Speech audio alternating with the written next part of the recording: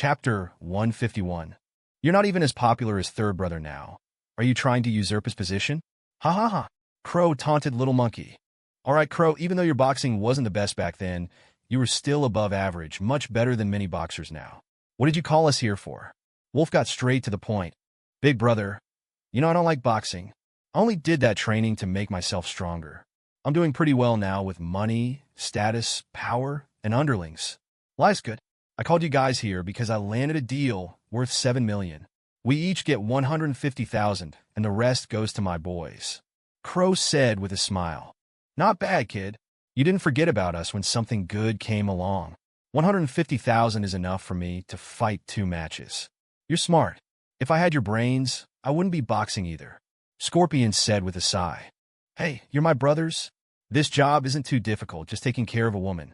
But the people around her aren't easy to deal with. A few of my guys went and got their asses handed to them. Crow said, somewhat ashamed, You idiot. Can't you teach them anything? They just mess around all day. See if you dare slack off in the future, or you might get taken down one day. 7-Step Snake taunted Crow.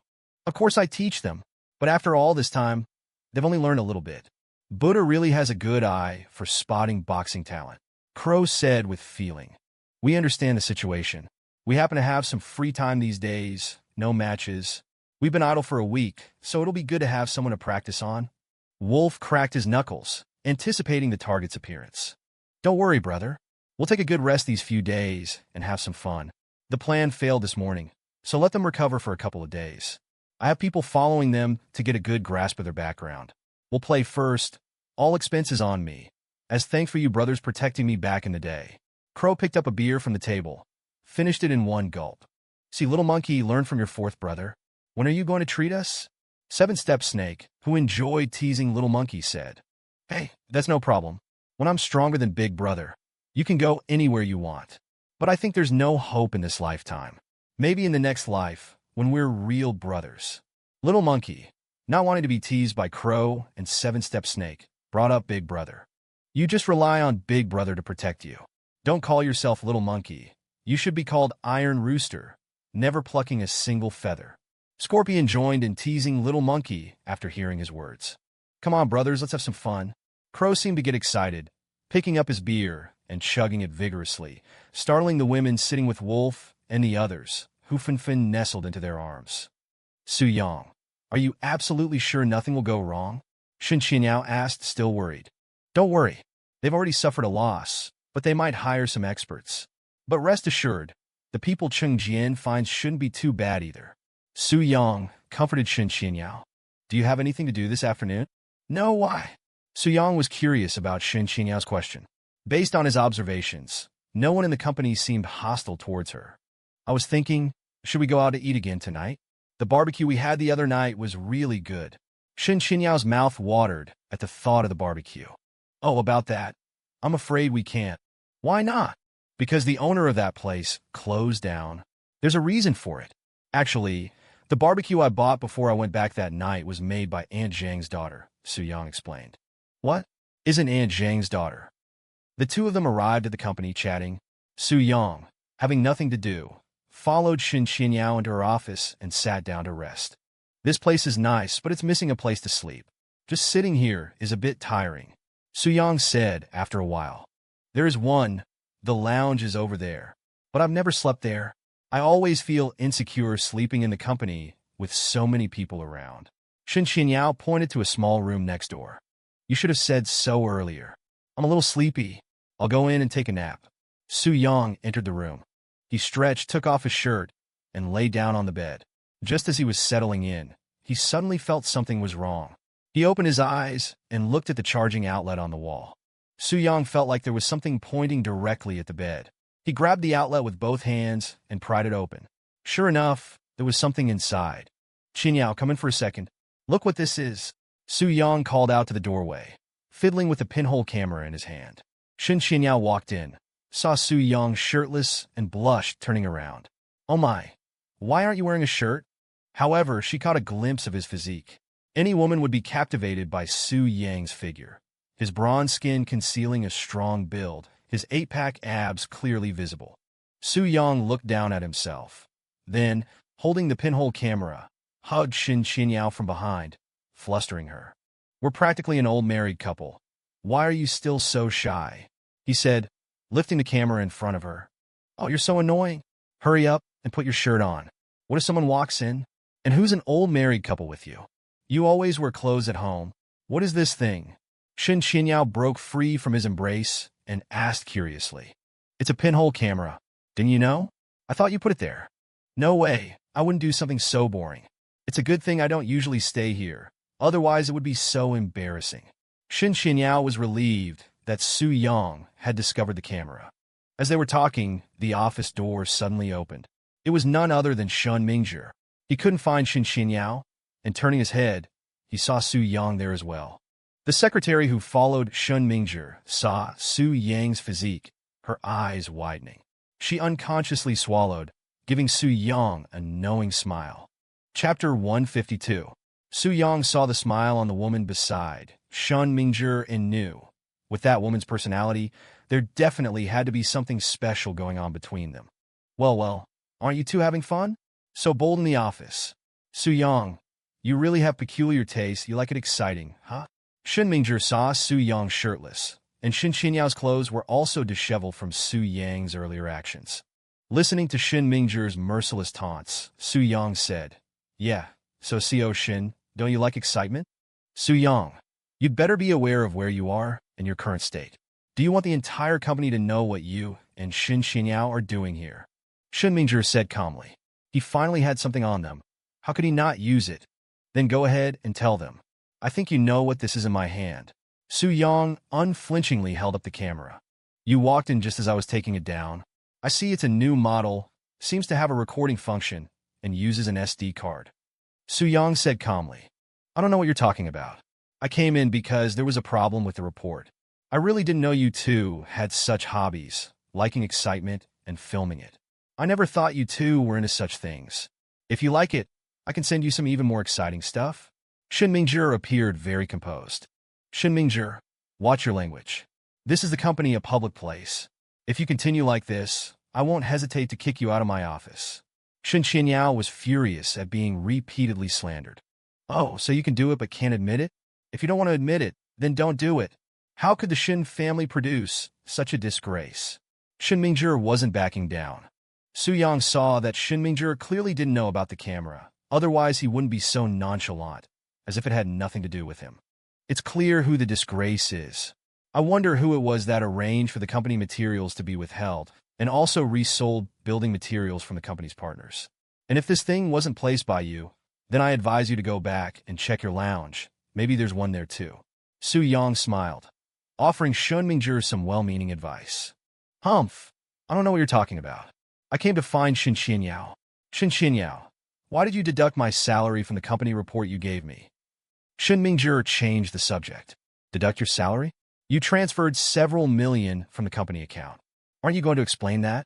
I just deducted your salary to fill the company's deficit. Considering you're my cousin, I didn't expose you. Be grateful. Shen Qinyao was furious with Shen Mingzhi. You're talking nonsense.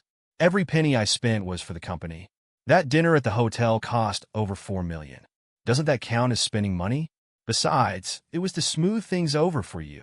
Shen Mingzhi retorted angrily. Oh really? Shen Mingzhi, you're shameless. I remember you said you were paying for that meal yourself. And I saw the bill. The meal and drinks were only a little over 1 million. How did it become over 4 million? Where's the invoice? Su Yang didn't hold back. How dare you? If it wasn't for us, would your family have been able to afford that much? You wanted to take the blame? No way. Shen Mingzhi raged, like a cornered animal. You're despicable.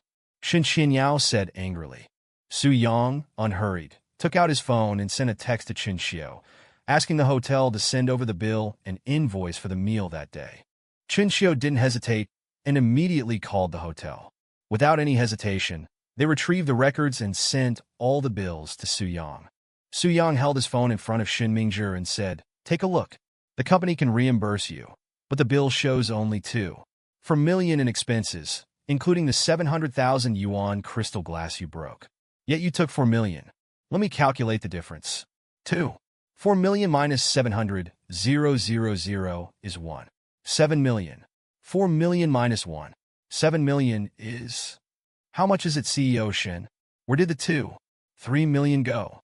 Shen Mingzhi saw the bill and was furious, but since Su Yang had presented the evidence, he couldn't avoid repaying the money. Fine, Su Yang, you win. I'll return the 3 million in full, he said angrily and left Shen Qianyao's office.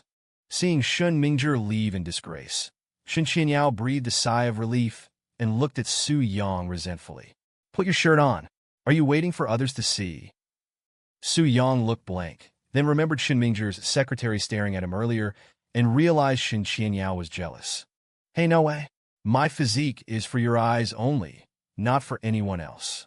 Su Yang only acted shamelessly in front of Shen Qianyao. Shen Qianyao ignored him and returned to her desk to continue working. Seeing her ignoring him, Su Yang smiled helplessly. Shen Mingzhi returned to his office and angrily threw the documents in his hand to the floor, standing by the window looking at the scenery outside.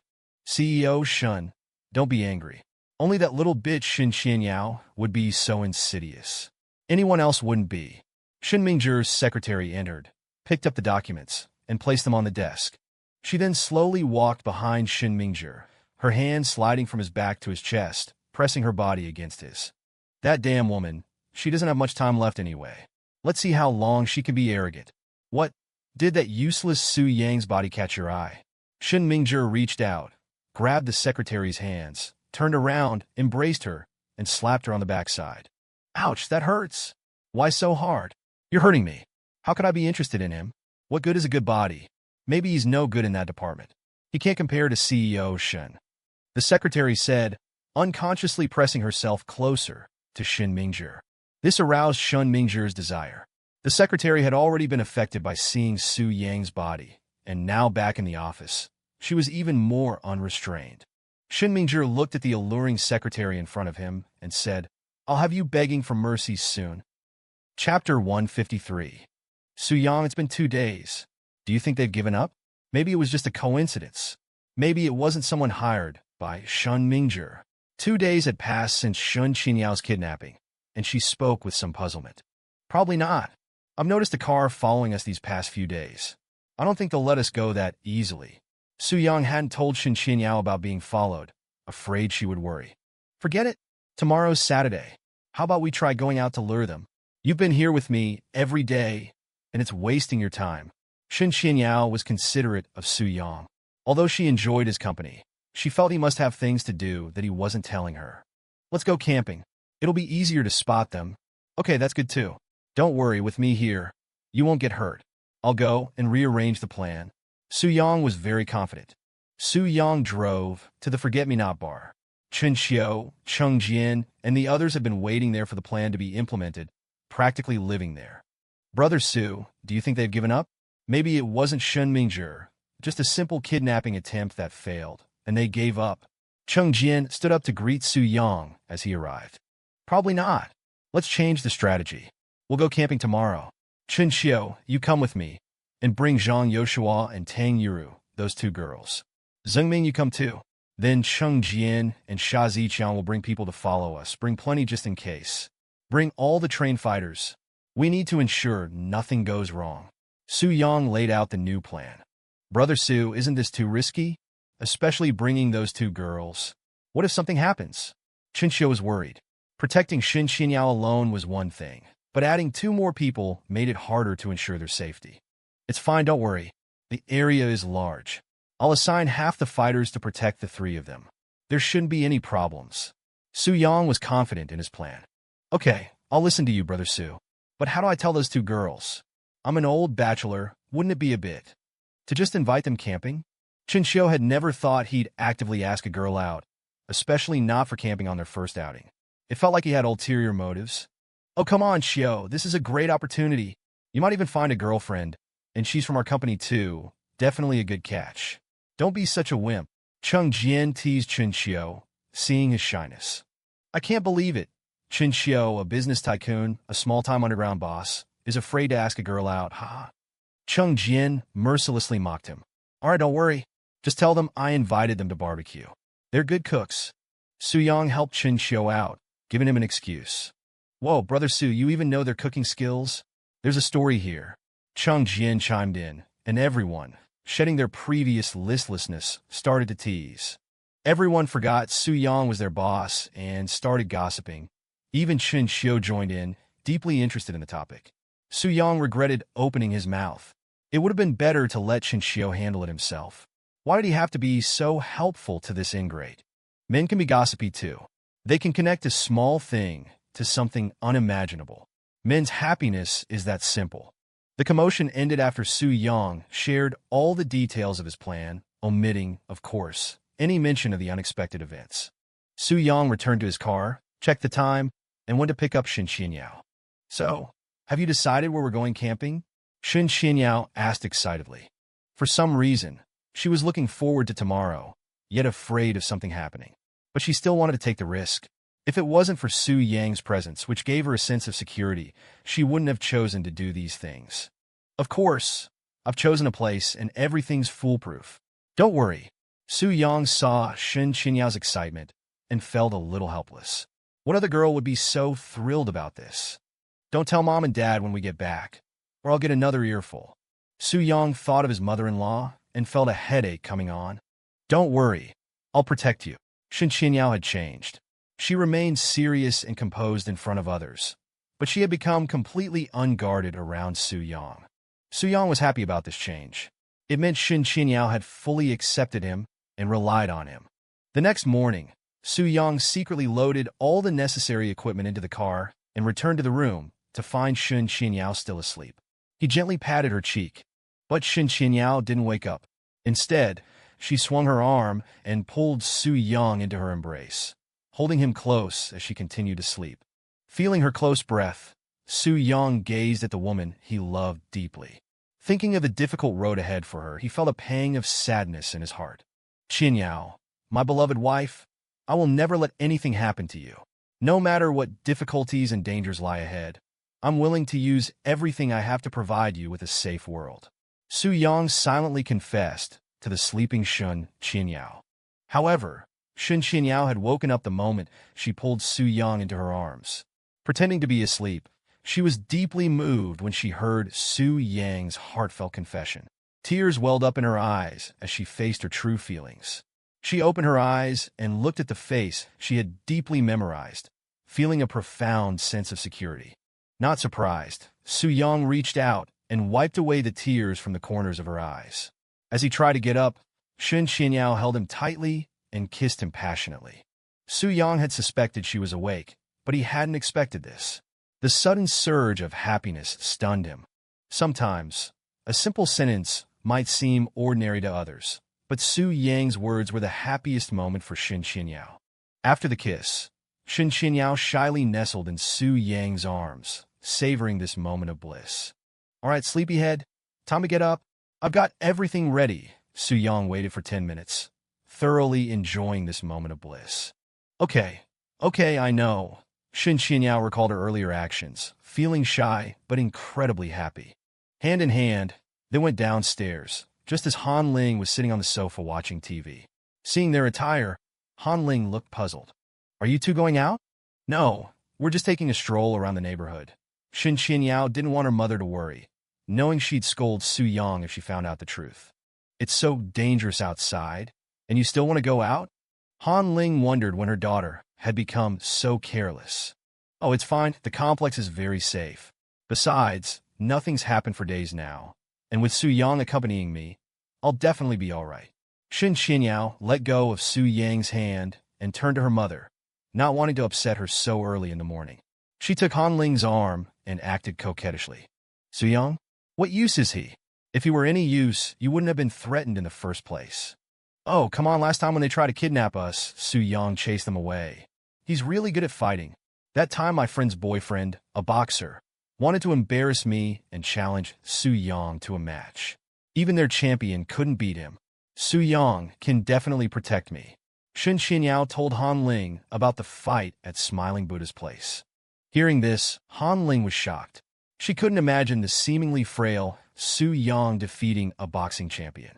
Maybe that's what got you hurt in the first place. Su Yang, look at you. All you do is cause trouble.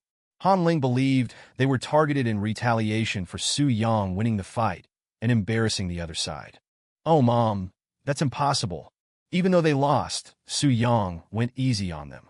They admired him and didn't seem like they wanted trouble. Mom, don't worry, we'll just take a short walk and be back soon, Shen Qinyao pleaded. Finally, unable to resist Shen Qinyao's coaxing, Han Ling agreed, turning to Su Yang. You better protect Qinyao. If a single hair on her head is harmed, don't bother coming back to this house. Han Ling wanted to say more, but Shen Qinyao, acting like a child again, pulled Su Yang towards the garage. Only after they got in the car did Han Ling realize something was amiss. Why drive for a stroll within the complex? She felt tricked. She rushed out but couldn't catch up to Su Yang and Shen Qinyao. Watching the car speed away, Han Ling yelled, You little rascal! You tricked me again? Be careful! Su Yang, you must protect Qinyao. In response, Shen Qinyao waved to her from the car window. Sitting in the car, Shen Qinyao felt like she was in a young romance, sneaking out with her boyfriend after her mother forbade them to go. Su Yang drove, dialing Chen Qiu to arrange their meeting point. Seeing Shen Qinyao's happy smile, he said, You're acting like a child. Your mom's going to scold me again when she gets back. Don't worry, I'll protect you. Shen Qinyao reached out and placed her hand on Su Yang's. After they left the complex, another car began to follow them.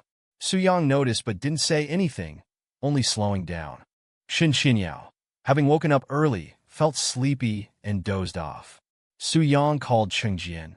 Are you ready? We'll be there soon. Mr. Chen, why did you bring us along for Su Yang's meeting? Tang Yuru, outgoing and friendly, asked.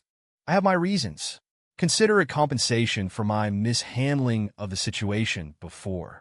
And we're not at the company now, so you two don't have to call me Mr. Chen. Just Chen Qiu is fine. Chen Qiu didn't mind Tang Yuru's familiarity. He found it eased the awkwardness. Oh, Mr. Chen, don't tell me you've fallen for both of us. Pursuing one is enough. I'm telling you, casting a wide net will only bring you trouble. Tang Yuru knew Chen Qiu wasn't like the HR manager and actually liked him quite a bit, playfully shaking her fist. They soon arrived at the meeting point. Su Yang didn't wake Shen Qinyao. Seeing only Chen Qiu and Tang Yuru, he frowned. What's the meaning of this? Where's Zheng Ming? Su Yang was puzzled by Zheng Ming's absence from such an important meeting. He came earlier. It was just the two of us waiting at first. Then he went to buy some supplies. As Chen Qiu spoke, Zheng Ming returned, carrying bags. He didn't notice Tang Yuru and Zhang Yoshua. Just then, Shen Qinyao woke up as the car stopped and hurriedly got out, seeing Chen Qiu. Hey, sister-in-law, don't be like that. Su Yang and I are good friends. Don't give me a hard time, or he'll beat me up later. Chen Qiu skillfully navigated the situation, neither overly deferential nor disrespectful, using a playful tone to reassure Shen Qinyao. Hearing this, Shen Qinyao smiled, relieved. All right then, I'll call you Chen Qiu. Don't worry, if Su Yang gives you any trouble, let me know and I'll deal with him. Wow, you're Su Yang's wife? You're so beautiful. Tang Yuru and Zhang Yoshua were also struck by Shen Qinyao's beauty. Not at all. You're beautiful too. Shen Qinyao also liked Tang Yuru's easygoing nature, finding it comfortable. However, seeing Zhang Yoshua, Shen Qinyao was shocked by her resemblance to Aunt Zhang. Noticing her surprise, Su Yang explained, He's surprised, right? Let me tell you, she's Aunt Zhang's daughter, the high-achieving student. She works at Chen Qiu's company now. That's why I asked him to bring them along. Hello, sister-in-law. I'm Zhang Yoshua. Nice to meet you. Zhang Yoshua greeted her. Chapter 155. Hi, don't call me sister-in-law anymore. Call me Qinyao. And you're Aunt Zhang's daughter. Aunt Zhang has always taken good care of us, so don't be so formal. Shen Qinyao was very approachable, looking at Zhang Yoshua like her own younger sister. Okay, I thought you'd be really arrogant, but you're so kind. Tang Yurua grabbed Shen Qinyao's arm and said, You mean you thought I'd look down on you? Shen Qinyao was very casual. Oh, no way. Tang Yurua seemed to have her thoughts guessed, unusually embarrassed. Tang Yurua's behavior undoubtedly lightened the atmosphere. At this time, Zheng Ming also came over carrying bags. As he approached, he said, Brother Su, you're here. This is sister-in-law, right? Yes, Qinyao, this is also my brother, Zheng Ming. Su Yang pointed at Zheng Ming and introduced him. Hello, I'm Shen Qinyao. Shen Qinyao politely introduced herself. But Zheng Ming froze in place. Shall we? Xiaoli, is that you? You're alive. That's great. That's really great. Zheng Ming ignored Su Yang and Shen Qinyao, extremely agitated, grabbing Zhang Yoshua's arm. This scene frightened Zhang Yoshua, who had been standing there, and she didn't dare to move.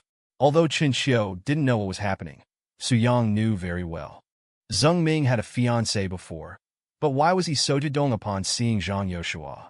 Seeing Zhang Yoshua's bewildered look, he stepped forward and restrained the agitated Zheng Ming, saying, Zheng Ming, calm down. Her name is Zhang Yoshua. Pulled by Su Yang, Zheng Ming was stunned for a moment. Then after slightly regaining his composure and seeing Zhang Yoshua's frightened look, he calmed down. Hey, who are you? Why are you grabbing Yoshua? Tang Yura said angrily, very protective of Zhang Yoshua. I'm sorry, this lady looks so much like my wife. I mistook her. Zheng Ming finished speaking, looking somewhat lost, but still kept looking at Zhang Yoshua. Okay, everyone's here, let's go. It's so hot, the food might spoil later. Chen Xiu spoke up. He pinched Zheng Ming's arm, signaling that there were important things to do today. Remembering the important matters at hand, Zheng Ming composed himself and said, Sorry, I have a mini fridge in my car. Let's put the food in there. Then let's go. It'll get even hotter later. Su Yang also sighed, fearing they'd miss this opportunity. Sister Qinyao, let's ride in your car. Tang Yura pulled Zhang Yoshua and said to Shen Qinyao. Shen Qinyao was also very happy to ride with them, so they could get to know each other better. Chen Xiu also pulled Zheng Ming into his car. The two cars started driving again, one behind the other.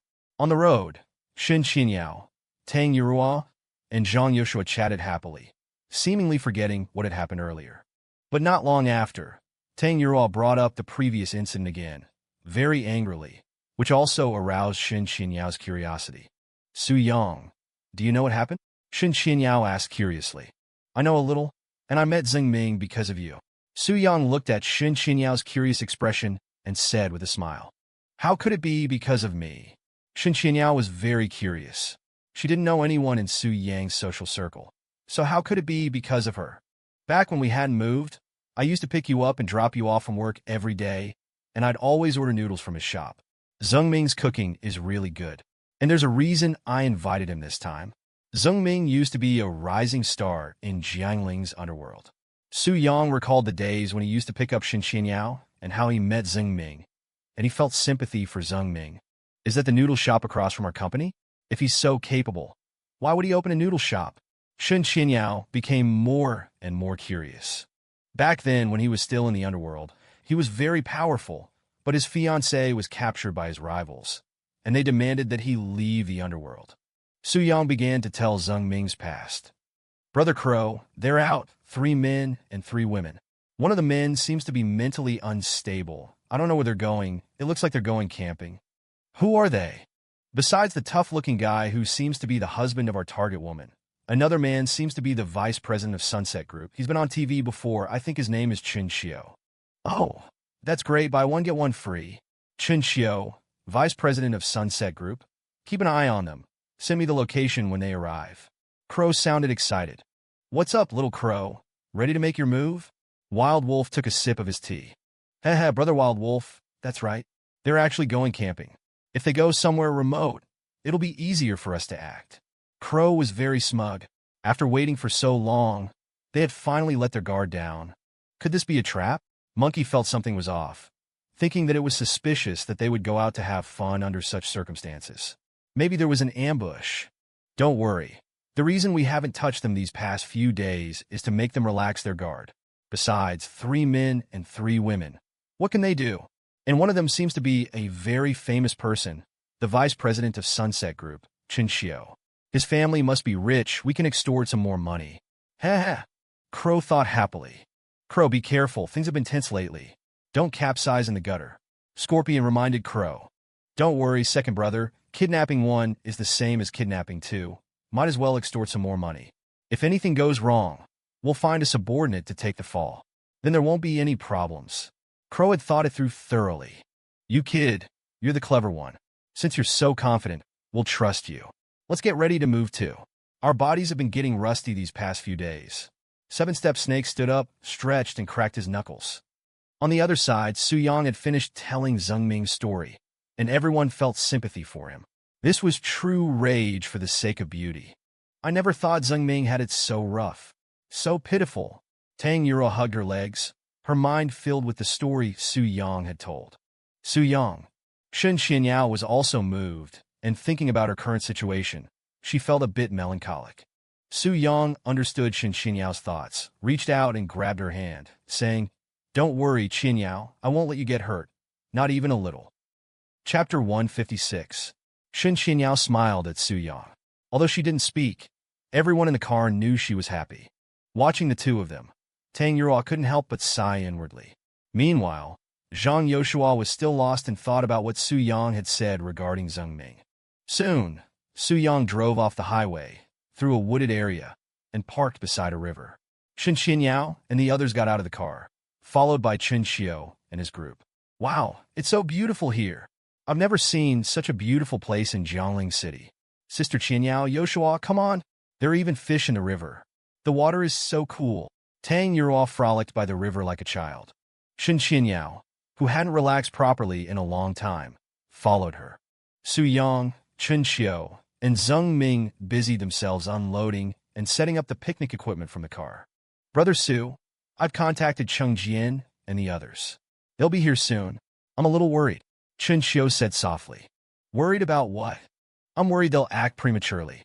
We can handle a few small fries, but if some big shots show up, I'm afraid it will be difficult to protect Qianyao and the others." Chen Xiao voiced his concerns. "Don't worry. I saw the car following us. There were only 3 or 4 people at most, and I've crossed paths with them before. They shouldn't dare to act rashly." Su Yang was very calm. Just as Chen Xiao was about to speak again, Shen Xianyao called out to them. "Su Yang, come and play. The water feels so good." Shen Xianyao and Tang Yuro waded into the water, enjoying the embrace of nature. "Okay, we'll be there as soon as we're finished," Su Yang replied. Seeing Su Yang's composure, Chen Xiao stopped worrying, and the 3 of them began setting up the barbecue grill and arranging the ingredients. Soon, everything was ready, and all that remained was to wait. "Let's go and play for a while. I have fishing rods and nets in the car. Let's unwind a bit," Su Yang said to Chen Xiao and Zheng Ming. Agreeing, they grabbed the equipment and headed towards the river. Sitting by the river, the 3 men felt at peace as they took in the scenery. "It's been a long time since I felt this relaxed. Ever since coming to Jiangling City, every day has been about preparing to take down the Su family," Su Yang said with a sigh, thoroughly enjoying the moment. "Yeah, but thinking back, I'm also very grateful. Back then, I was just a small salesman, capable but unappreciated. When you wanted to pull me in on your big plan, I couldn't believe it.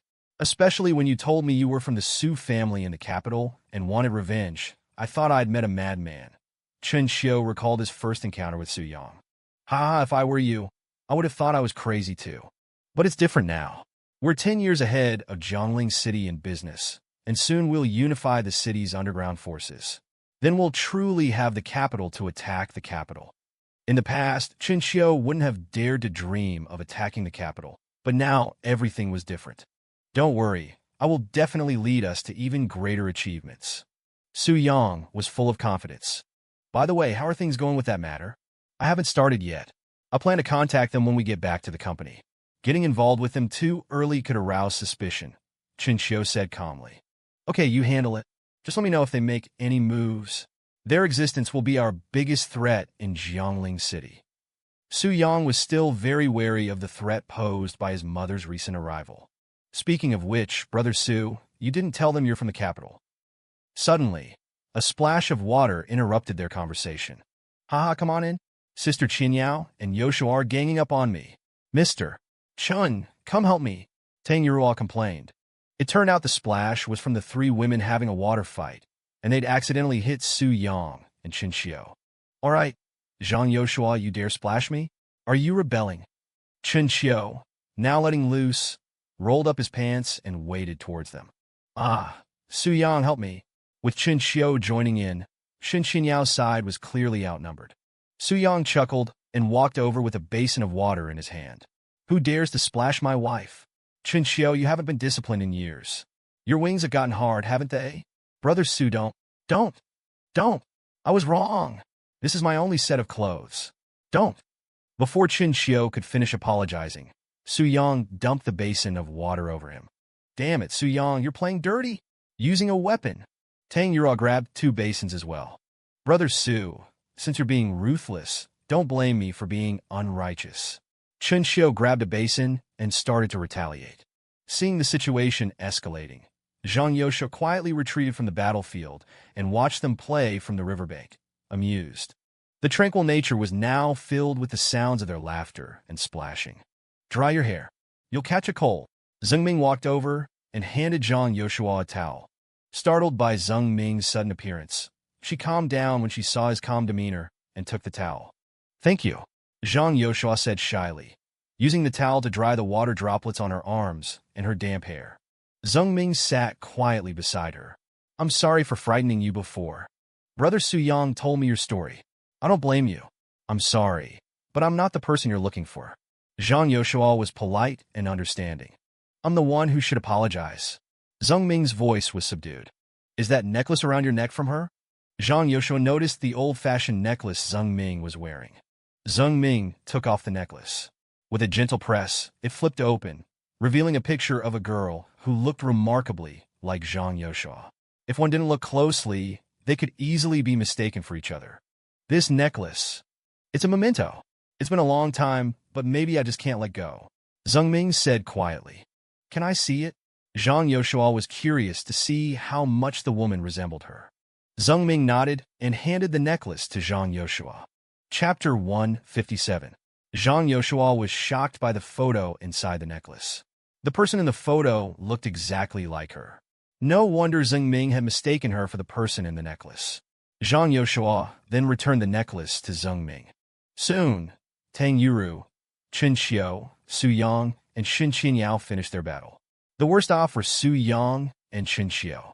Originally, it was a man and woman versus a man and woman, but Shen Qinyao and Tang Yuru had betrayed them and started splashing water on Qiao and Su Yang. Brother Su, I told you, this is my only outfit, and it's all wet, Qiao said resentfully. It's all right, it's hot. I have a few sets of clothes in the car. These will dry quickly in the sun, Su Yang laughed, seeing Qiao looking like he had just taken a shower. Tang Yuru and Shen Qinyao laughed even harder. Traitors, I helped you, and you betrayed me. Qiao pretended to be angry at Tang Yuru. However, Tang Yuru laughed heartily and made a face at Qiao. Brother Su, they're done over there. We can almost start the barbecue, Zheng Ming said, standing up as he saw everyone return. All right, let me tell you, these 2 girls are great cooks. Qinyao, didn't you want to eat? They were the ones who cooked last time, Su Yang said to Shen Qinyao. Hearing Su Yang's words, Shen Qinyao couldn't help but look at them with envy. No worries, leave this kind of thing to us. Tang Yuru really enjoyed this kind of thing, and Zheng Ming had thoughtfully prepared all the seasonings. Tang Yuru pulled Zhang Yoshua towards the barbecue grill. Curious and wanting to learn, Shen Qinyao followed them. Now only Zheng Ming and Su Yang remained.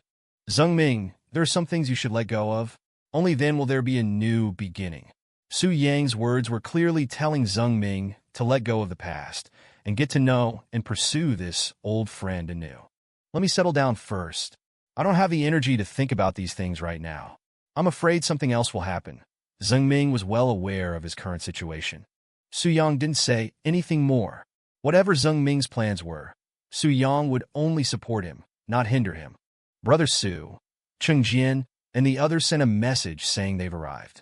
Only the big fish is left to catch, Qiao said, looking at his phone and relaying Chengjian's message to Su Yang. Let's go and see if our fish have taken the bait, Su Yang said, walking towards where they had left their fishing rods. Just then, the fishing rod started to shake violently. Su Yang and the others quickly walked over and started reeling them in. After a while, they heard Shen Qinyao and the others calling them. Su Yang and the others had a great harvest, catching more than a dozen large fish. Look at our harvest. I caught the most, Qiao boasted incessantly. He was no match for Su Yang in the water fight earlier, but he had caught more fish. Wow, you guys are amazing. But Brother Su is still the best. His fish are so big, and fresh fish like this are the best for grilling. I just don't know what to do with these scales, Tang Yuru exclaimed in admiration. This kind of fish is called gui fei fish. Others call it scaleless fish. It doesn't have scales. Just clean out the guts, and it's ready to cook, Su Yang said, looking at the fish in the bucket. Great. I was worried the meat was too greasy. These fish are perfect. Tang Yuru was very excited, as this was her first time grilling fish. Zheng Ming took the bucket from Su Yang, indicating that he would handle the fish. After all, Zheng Ming had been a chef for 4 years. Not long after, everything was ready. Even the last grilled fish were on the table. Come, let me make a toast. I'll use this drink in place of wine. To Brothers Su and Mr. Chun, to thank you for proving our innocence and bringing us to such a fun place, Tang Yuru said, finishing her drink. Zhang Youshua was still not good at talking, silently drinking her beverage. You even know how to thank us? Traitor. Chen Xiu mocked Tang Yuru, but still drank. Everyone burst into laughter. Brother Su, this plate was specially grilled for you. Try it. How's my cooking? Tang Yuru handed Su Yang a plate of barbecue with a lot of meat. This action scared Chen Xiu and Zheng Ming into silence. Was she flirting with Su Yang in front of Shen Qinyao? But Shen Qinyao seemed very calm, just watching silently. Su Yang picked up a skewer of meat and ate it without hesitation. Oh, this tastes even better than before. Your skills have improved. Hearing Su Yang's praise, Shen Qinyao beamed. Chen Xiu also picked up a skewer and ate it. Although it was delicious, it wasn't as exaggerated as Su Yang had said. Then he picked up one from Su Yang's plate, and it tasted better than the one he had just eaten. That's not right. These weren't grilled by the same person. Why is Brother Su's tastier than mine? Chen Xiu's words made Tang Yuru unhappy. If it doesn't taste good, don't eat it. Brother Su, that plate was made by Sister Qinyao. What are you eating? Tang Yuru revealed the source of the food in front of Su Yang. After hearing this, Su Yang glanced at Shen Qinyao beside him and smiled, picking up a skewer and handing it to her. Shen Qinyao was also very happy that Su Yang liked the food she made. After everyone had eaten and drunk their fill, they enjoyed the coolness under the shade of the trees, spreading out mats to rest. You guys are really leisurely. A voice came from the distance, breaking the peaceful atmosphere. Wu Ye, with nearly 20 men, arrived at Su Yang's resting spot. Chen Xiu and Zheng Ming stood up vigilantly, looking at the newcomers. We've been waiting for you for a long time. You're really patient, only showing up now. Su Yang lazily stretched and sat up, looking at the few people standing opposite him. Was it you, brat, who beat up my men? Wu Ye was annoyed to see Su Yang still calmly sitting under the shade of the tree. Su Yang's behavior was a serious insult to them, as if he didn't take them seriously at all. Tell me honestly, who sent you to kidnap Shen Qinyao? I can spare you. Otherwise, Su Yang stopped mid-sentence, but the consequences were self-evident. What right do you have to know? I just took a fancy to the chick behind you, so what? Wu Ye said arrogantly. Who would have thought? It's Little Crow. You're getting more and more arrogant. Who the hell is that calling me that? Do you want to die? Wu Ye turned around angrily, searching for the source of the voice. Chapter 158. Don't you even recognize me? Cheng Jian emerged from behind a group of people. So it's Brother Cheng. What brings you to this backwater place? Are you also here for that woman? Crow's attitude shifted upon seeing Cheng Jian. Wild Wolf and the others, following Smiling Buddha, naturally knew Cheng Jian as well. You're not wrong. Tell me, who sent you to find that woman? Cheng Jian scratched his head, trying to find out who was behind it all. Brother Cheng, you know loyalty is paramount in our line of work. Asking me who my boss is. That's asking me to be disloyal, Crow said, sensing something was amiss, but not backing down. This is tricky then. You've brought so many people just for one woman. That doesn't seem right. Brother Cheng, you've brought quite a few people yourself. I doubt your intentions are pure. I call you brother out of respect. Without it, you wouldn't even be worthy of licking my shoes. I'm not like that useless mad dog, so easily taken down by you. Crow seemed to have figured out Cheng Jian's purpose, his attitude changing completely, showing up neither early nor late, but precisely when he was about to make his move. Something wasn't right. Since you've said so, I won't beat around the bush. Su, what do you think we should do? Cheng Jian stopped pretending and brought Su Yang to the front. If they won't talk, we'll find a way to pry their mouths open. Su Yang stood up, looking at the menacing Crow and his crew.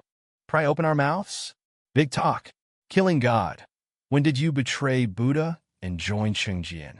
This is quite a surprise, Wild Wolf said, surprised to see Sandstorm standing beside Su Yang. Who are you? Do I know you? Who the hell are you? I've never followed Smiling Buddha. I fought for him as a favor. Sandstorm didn't remember Wild Wolf at all. You have quite the short memory. But I haven't forgotten you. You're the only one who ever defeated me. But I heard you were injured. I wonder if you can still fight. I guess Buddha considered you useless and tossed you aside, Wild Wolf taunted. You can try me. Sandstorm stepped forward with an air of defiance. Wild Wolf also stepped forward, taking off his shirt to reveal a muscular physique. Boss, why waste your breath? Just take them out. Crow laughed, addressing Wild Wolf. I don't care about anything else, but this guy is mine. I want revenge. Wild Wolf finished speaking, walked up to Sandstorm, and threw a heavy punch. Come on, boys, let's get to work. Crow shouted, leading his men forward, weapons in hand. Although Shen Xinyao was mentally prepared, she was still terrified by the scene. She took Tang Yuru and Zhang Yoshua to the side. As planned, several men were assigned to protect them and stayed close. Cheng Jian's men were not to be outdone and charged with their own weapons. The scene erupted into chaos. Tang Yuru was thrilled by the sight, although she didn't know what was happening. Her excitement made even her protectors speechless. She seemed either oblivious or incredibly fearless. While Sandstorm and Wild Wolf were locked in combat, Scorpion, Seven-Step Snake, and Monkey were also skilled fighters, easily dispatching a few thugs. Chen Xiu, Zheng Ming, and Cheng Jian, seeing their own men being beaten, couldn't sit still any longer, and each found an opponent.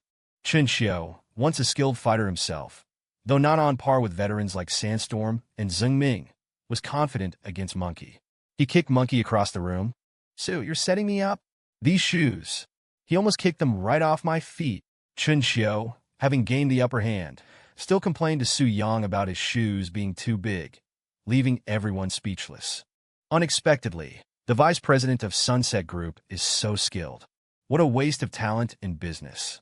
Having found their own opponents, Crow was left without one. After taking down a few men, he looked at Chen Xiu, wanting to help Monkey. Fourth brother, step aside. I want this guy dead. Monkey, enraged after being kicked, roared at Chen Xiu. Chen Xiu, not one to back down, smirked at Monkey and waved his hand tauntingly, a humiliating gesture. Hearing this, Crow was unconcerned. Apart from the few fighters, no one could stop him. He walked straight towards Su Yang. You're that girl's husband, aren't you? I want you to watch. Watch as your woman is played with beneath us. Ooh. Just thinking about it is exciting. Crow became feverish with anticipation. Su Yang took another bite of the food and sip of water Shen Xinyao had prepared for him, calmly placed them on the table, and took off his jacket. Wearing a tank top, he revealed a muscular physique. Some words once spoken must be answered for. Don't regret them. Su Yang was enraged. Shen Xinyao was his bottom line. Oh no, little monkey, right? You better go persuade your fourth brother. My brother's angry. He's probably not going to make it. Chen Xiu threw little monkey to the ground with another over-the-shoulder throw and kicked him away. By now, Cheng Jian and his group had a slight advantage. He couldn't resist taunting. Chen Xiu, I never knew you were so talkative and annoying. You better focus. Fighting is a serious matter. Scorpion, having been kicked back by Cheng Jian earlier, was furious. He punched Cheng Jian in the face. Damn it, you think I don't know how to fight? Fuck you. Cheng Jian grappled with Scorpion again. Cheng Jian, less talking, finished quickly. We need to help. Can't drag this out too long. I ate too much, indigestion, stomach hurts. Zheng Ming, a veteran, was handling Seven-Step Snake relatively easily. I remember you. You're Zheng Ming, the one who quit 4 years ago. I didn't expect you to be back. I'm glad. If I took you back, Buddha would be thrilled. Seven-Step Snake was thrown a considerable distance by Zheng Ming, landing hard. He got up and looked at Zheng Ming. Crow ignored the surrounding chaos. Playing with a switchblade, he lunged at Su Yang. Chapter 159. Su Yang calmly reached out, grabbed Crow's attacking hand, and twisted it. Crow cried out in pain and released his switchblade. As the knife fell, Crow grabbed it with his other hand and lunged at Su Yang. No! Shen Xinyao cried out in alarm and tried to rush forward, but the guard stopped her. They knew Su Yang's capabilities, but their mission was to protect the women. Su Yang reacted swiftly, kicking Crow 2 meters away. Whoa, haven't fought in a while. My body's rusty. Didn't expect you to be so tough. Ha ha, come again. Crow got up and charged at Su Yang again. All talk, no action, Su Yang said calmly. His side clearly had the upper hand. Only Sha Ziqiang and Wild Wolf were evenly matched. Crow attacked recklessly, his knife flashing, but his skills were no match for Su Yang. Whoa, go Su Yang. Kick him. Ouch, that bad guy is playing dirty, attacking below the belt. Be careful, Su Yang, or Sister Qianyao will suffer for the rest of her life. Tang Yuyu shouted excitedly, saying whatever came to mind. Su Yang, who had just lifted his foot, almost stumbled at Tang Yuyu's words. Tang Yuyu, stop talking nonsense. You almost distracted Su Yang. Shen Qianyao grabbed Tang Yuyu, worried. Oh, I'm just cheering him on? I want to distract that bad guy. Tang Yuyu stuck out her tongue. Su Yang, kick him in the groin too. What goes around comes around. Tang Yuyu continued to yell. Shen Qianyao, initially tense, was now speechless thanks to Tang Yuyu. The guards also felt speechless and subconsciously closed their legs, fearing the young lady behind them might get excited and kick them too. That would truly be a loss they couldn't afford. Even more surprisingly, Su Yang actually lifted his foot and kicked Crow in the groin. Crow's legs clamped shut, and the switchblade fell to the ground. Sorry. Tang Yuyu, please shut up. I lost control. My instep hurts. Are you wearing iron underwear? Su Yang pretended to rub his instep. The scene fell silent. Only Crow knelt on the ground, clutching his groin, his face contorted in pain. Tang Yuyu was astonished. She hadn't expected Su Yang to actually kick Crow there. Frightened, she hid behind Shen Qianyao. That kick was powerful. I felt the pain, Tang Yuyu whispered, still hiding, her legs involuntarily clamping shut. Zhang Yoshua, beside her, was speechless. Her best friend was a trouble magnet. Everyone on the field stopped fighting and shuddered at Crow's state. Crow, Wild Wolf, Seven-Step Scorpion, and the others, seeing Crow's condition, abandoned their opponents and rushed to his side. Crow was in too much pain to speak. Wild Wolf knew they were defeated and quickly ordered a retreat. Cheng Jian and the others returned to Su Yang. Some of the smaller thugs had been captured. Only a few of Crow's men escaped. Glancing at the blood where Crow had knelt, Chen Xiu, Sha Ziqiang, and the others gasped, instinctively crossing their legs and taking a step away from Su Yang. The remaining men were shocked. Their boss's boss was ruthless. That kick probably shattered a couple of eggs. Brother Su, we have rules in this business, but sometimes there are accidents. Cheng Jian, furthest from Su Yang, commented. Brother Su, how much force did you use? Chen Xiu was grateful that Su Yang hadn't miskicked during their previous sparring. Worthy of the diamond leg. Simply astonishing, Sha Ziqiang said sarcastically. Damn it, I said I lost control. No, I miskicked. Tang Yuyu, get over here.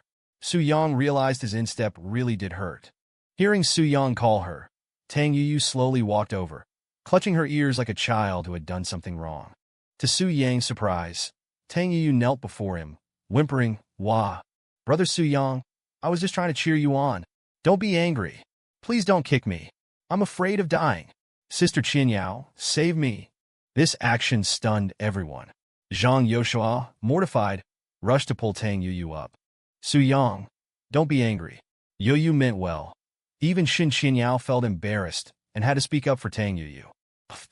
Su Yang burst out laughing, and the others joined in. Damn it, what's so funny? Stop laughing. Clean up the battlefield and find out where their lair is. We're going to wipe them out. Su Yang found Tang Yuyu's theatrics overwhelming. Su Yang sat down, still rubbing his foot. Chen Xiu and the others stopped laughing and began organizing the cleanup. Shen Qianyao walked over, frowning at Su Yang's pained expression. It seemed like he had crippled someone else, but ended up hurting himself. Are you okay? Does it still hurt? She asked with concern, gently removing his shoe to examine his injury. When Su Yang took off his shoe and saw his red and swollen instep, he wondered if he'd kicked too hard. Wow, Brother Su Yang, did you have a grudge against Crow? Look, it's even bleeding. Tang Yuyu, unabashed, walked over to where Crow had knelt. The guards, though used to Tang Yuyu's personality, found her words piercingly direct. Get lost. If it wasn't for you, I wouldn't have miskicked. I wanted to capture him alive, but now they've all run away. Su Yang was exasperated. Chen Xiu, seeing this scene, felt awkward. After all, Tang Yoyu was someone he had brought along. Xiu, that girl is something else. Silly and cute. I think you should take her. It would be a public service. Cheng Jian said to Chen Xiu, sweating as he watched Tang Yoyu mimicking Su Yang's kick. Chapter 160. Chen Xiu glanced at Tang Yoyu, who was putting on a one-woman show, completely speechless, and ignored Cheng Jian. Even Zhang Yoshua was speechless, and simply walked off to the side. Hey, stop embarrassing yourself. Chen Xiu finally couldn't stand it anymore and walked over, pulling Tang Yoyu. Brother Su, should we just go and grab them now? Otherwise, it might be hard to find them later. Cheng Jian worried that Crow would run and become a threat. It's fine. This matter is over. Give all the brothers who were here 10,000 each, 50,000 for the seriously injured, and 20,000 for the lightly injured. As for Crow, he probably won't be able to run far for a while. Su Yang was very calm, giving orders to Cheng Jian and the others. Thanks, Brother Su. Thanks, sister-in-law. The younger brothers present were all very happy, thanking Su Yang and Shen Xinyao. Su Yang wasn't used to it, but he didn't say anything. Shen Xinyao, on the other hand, felt very embarrassed and was very curious about Su Yang. Just who was he? Let the brothers go back and get their injuries treated. We'll go after them tonight. Since we're out, let's not waste the opportunity. Let's change locations. I'm a bit hungry after all that exercise. Su Yang stood up, putting his arm around Qian Yao, and spoke to Cheng Jian. All right, sister-in-law, Brother Su is in your hands. Cheng Jian happily went to take care of things. The other younger brothers were also satisfied and got into the cars. On the other side, Crow was grimacing in pain in the car. Though he was a tough guy, he didn't yell or scream, just clutched a large handful of gauze to his groin. Brother Crow, let's go to the hospital, a younger brother asked with concern. What the hell are you talking about? Where else would we go besides the hospital? Wild Wolf was furious. He felt humiliated by this latest defeat at the hands of Sha Ziqiang. No, don't go to the hospital, Crow said, fighting back the pain. Not go to the hospital? Crow, what are you planning to do? Wild Wolf couldn't control his temper. Brother, I know my own situation. One of them is crushed. It's too damn embarrassing to go to the hospital. I, Crow, am a man of some reputation. I can't go. Crow spoke with difficulty. Brother, I know you care about your reputation, but you can't just ignore this. Wild Wolf was helpless. Why was he still worried about face at a time like this? Brother, you boxers don't understand. Go back, get a doctor, get some medicine, and have him take care of it for me. After speaking, Crow didn't say anything more, just tried his best to suppress the pain. Cheng Jian and the others found a new spot. Shen Xinyao and Tang Yoyu joined Zhang Yoshua in preparing food for Su Yang and the others. Sister Qianyao, did you know Brother Su Yang was so awesome? So powerful. That kick was earth-shattering. There was even blood, Tang Yoyu said excitedly. Oh, a young lady shouldn't talk about such things. Be careful, or you won't be able to get married. I know. Su Yang defeated an underground boxing champion before. Shen Xinyao was used to Tang Yuru's words and spoke like an older sister advising her younger sibling. Wow, an underground boxing champion. That champion must have been crippled by Brother Su Yang. Was it worse than Crow? Tang Yuru's voice wasn't quiet, and it reached Sha Ziqiang's ears. Everyone naturally knew that Sha Ziqiang was once the champion of the Smiling Buddha's underground boxing ring, and they all laughed. Cheng Jian laughed so hard his stomach hurt. What are you talking about, girl? Do you want me to teach you a lesson? Sha Ziqiang pretended to threaten Tang Yoyu. Kiangzi, stop it. The little girl doesn't know any better. Don't bother with her. Chen Xiu couldn't stop laughing. Humph, big guy, I wasn't talking about you. Why are you getting so excited? Tang Yoyu wasn't afraid at all, knowing that these people wouldn't hurt her. Shen Xinyao, speechless, pulled Tang Yoyu and said, he is the former underground boxing champion. Shen Xinyao felt very embarrassed. Sha Ziqiang's face turned green when he heard Tang Yuru's words, and Cheng Jian and the others laughed even harder. All right, hurry up and barbecue. I'm really hungry. My dear wife, grill me more meat. Su Yang stopped Tang Yoyu and called out to Shen Xinyao in a flattering voice. You, Chen Xiao and the others couldn't help but react to Su Yang's words and started to tease him. Shen Xinyao, who was already grilling meat for Su Yang, blushed when she heard him call her dear wife, especially with others teasing them. She glared at Su Yang. After learning that Sha Ziqiang was the boxing champion, Tang Yuru stuck out her tongue and obediently stopped talking. Soon, Shen Xinyao and Tang Yuru brought over a large pile of delicious food and placed it in front of them. Su Yang naturally took the plate of grilled meat from Shen Xinyao's hand and placed it in front of himself. Su Yang took the meat Xinyao grilled and ate it in big bites. Brother Su, aren't you worried that Crow will run away? Cheng Jian also started eating, having been craving the barbecue while they waited. He's so badly injured, he probably won't run, and he wouldn't dare go to the hospital. Su Yang handed a piece of meat to Shen Xinyao, who was pouring him a drink. Why? Shen Xinyao took the meat and asked curiously. People in this line of work care a lot about face. And think about it. If he's carried into the hospital, it'll definitely attract a lot of attention. Then, word will spread, and how could he still survive in this business? So he definitely wouldn't dare go to the hospital. He'll just find a doctor to treat him. Su Yang spoke with certainty. Xing Ming, a veteran in this line of work, nodded in agreement. Seeing that everyone was eating, except for Zhang Yoshua who was busy, Su Yang handed Xing Ming a plate of barbecue and a drink, gesturing towards Zhang Yoshua. Xing Ming looked a little embarrassed. But in the end, he took the food from Su Yang and walked toward Zhang Yoshua. Tang Yuru wanted to go with him, but Chen Xiao stopped her. Let's go. I have kites in my car. Let's go fly them. Chen Xiao, afraid Tang Yuru would cause trouble, pulled the pouting Tang Yuru towards the parking lot to get the kites. The others, seeing Shen Qianyao staring curiously at Su Yang, tactfully excused themselves. Xiangzi, let's go fishing. It's good for the soul. Cheng Jian, for once, showed some tact and pulled Sha Ziqiang up to leave. On the other side, Xing Ming was helping Zhang Yoshua, chatting occasionally, paying no attention to Su Yang and Shen Xianyao. Watching everyone leave and busy themselves, Su Yang stretched and lay down, quietly waiting for Shen Xianyao's questions. Shen Xianyao also lay down, silently enjoying this hard-won peace. Chapter 161. Seeing Shen Xianyao lie down and fall silent, Su Yang waited patiently for her questions.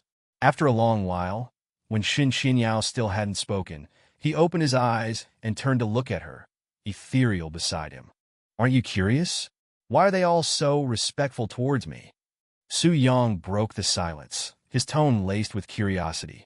Shen Xianyao, who had been lying quietly, opened her eyes at his words. Looking at the azure sky dappled with tree shadows, she said softly, Everyone has their secrets. If you wanted to tell me, I wouldn't need to ask. If you don't want to tell me, any answer I get would just be a pretense. So, you're waiting for me to confess. Su Yang had grasped her intentions. She clearly wanted to know, but was waiting for him to tell her. Well, are you going to tell me or not? Shen Xianyao replied calmly.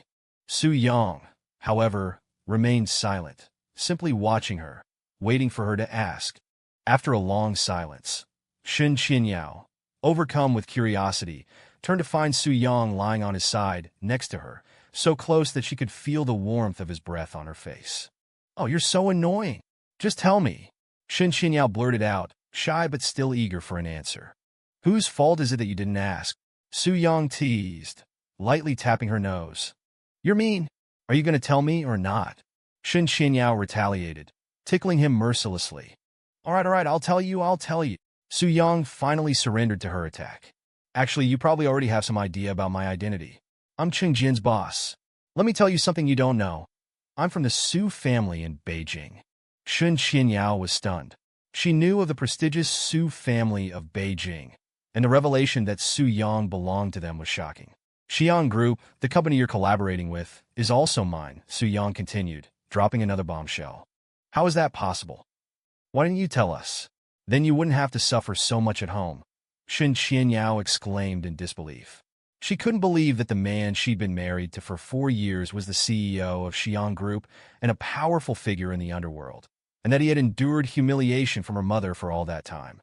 4 years ago, my father passed away. My uncle, his own brother, used some underhanded methods to seize everything that rightfully belonged to me when I was still naive. But I should thank him. Otherwise, I wouldn't have married you, Su-yang said quietly, stroking her hair. When I first arrived in Jiangling City, I used the remaining 200,000 yuan I had to establish Xi'an Group. I then sought investments and met Chen Xiu. Together, we propelled the company into the top ranks of Jiangling City within just 3 months. My identity didn't allow me to be too public, so I entrusted the management of the company to Chen Xiu. And then, Shen Xinyao prompted when he paused. And then I met you. It was fate. Not long after we met, your grandmother fell ill and needed a lucky marriage. And so your family married me into the family, Su-yang said calmly. Oh, you. Shen Xinyao recalled her initial displeasure at her hastily arranged marriage, though she was now grateful for Su Yang's love. So, you knew I'd secure the contract with Xi'an Group because you were helping me behind the scenes? And Cheng Jian, the underworld boss, helping me with the missing documents was also your doing? The commercial street contract with Xi'an Group, the family loan, and the engineering quality issue last time. You helped me with all of them. Shen Xinyao recounted all the difficulties she had faced. Who else would help you if not me?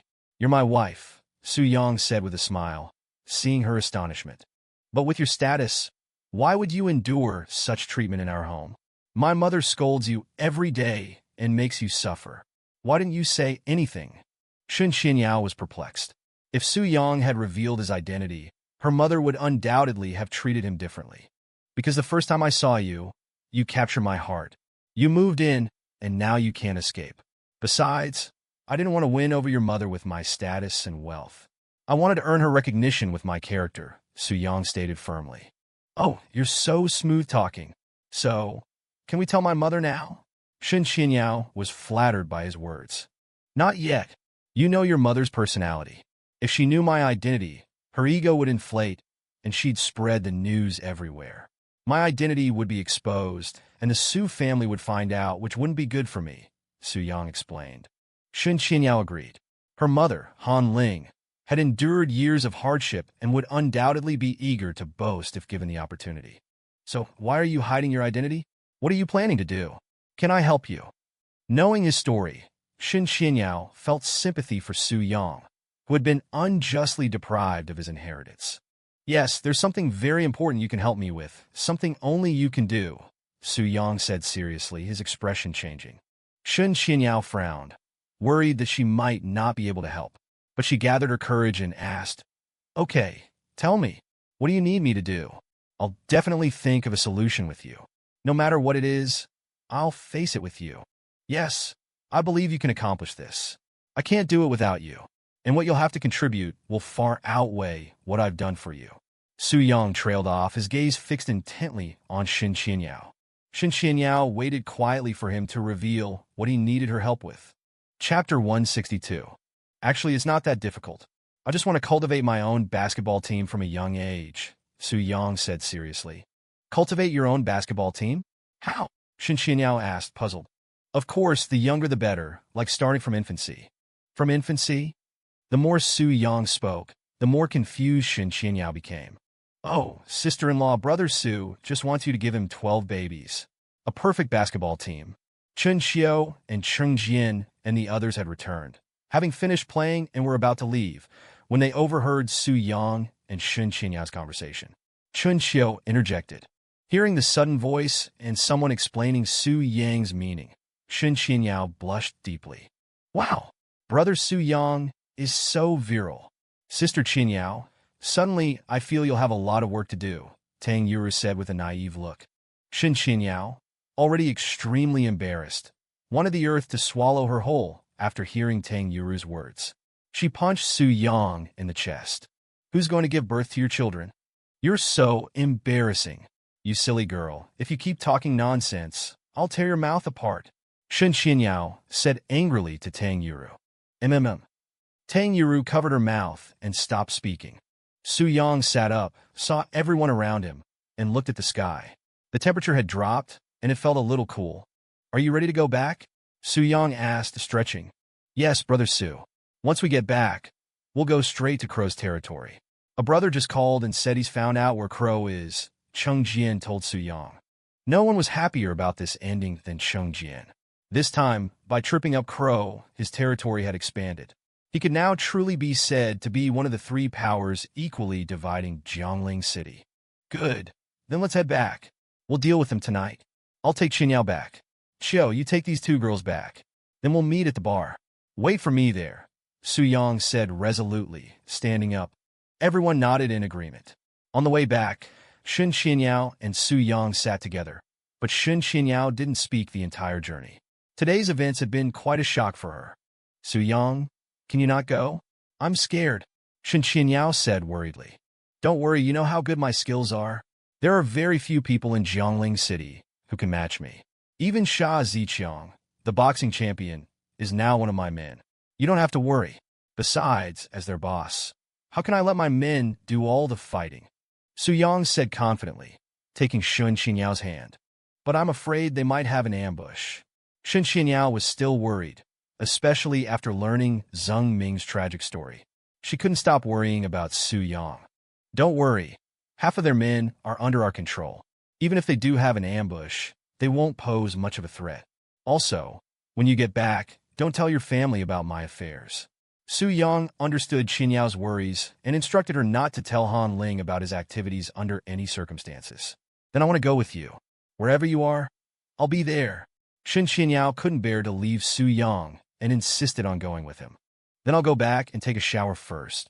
Do you want to join me? Su Yang was happy to hear Shen Qinyao words and teased her. Yes, whatever you do, I'll go with you, Shen Qinyao said firmly. Seeing Shen Qinyao resolute expression, Su Yang fell silent.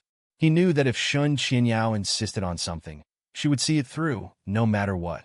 All right, you can come, but when we get there, you can only wait for us at the bar.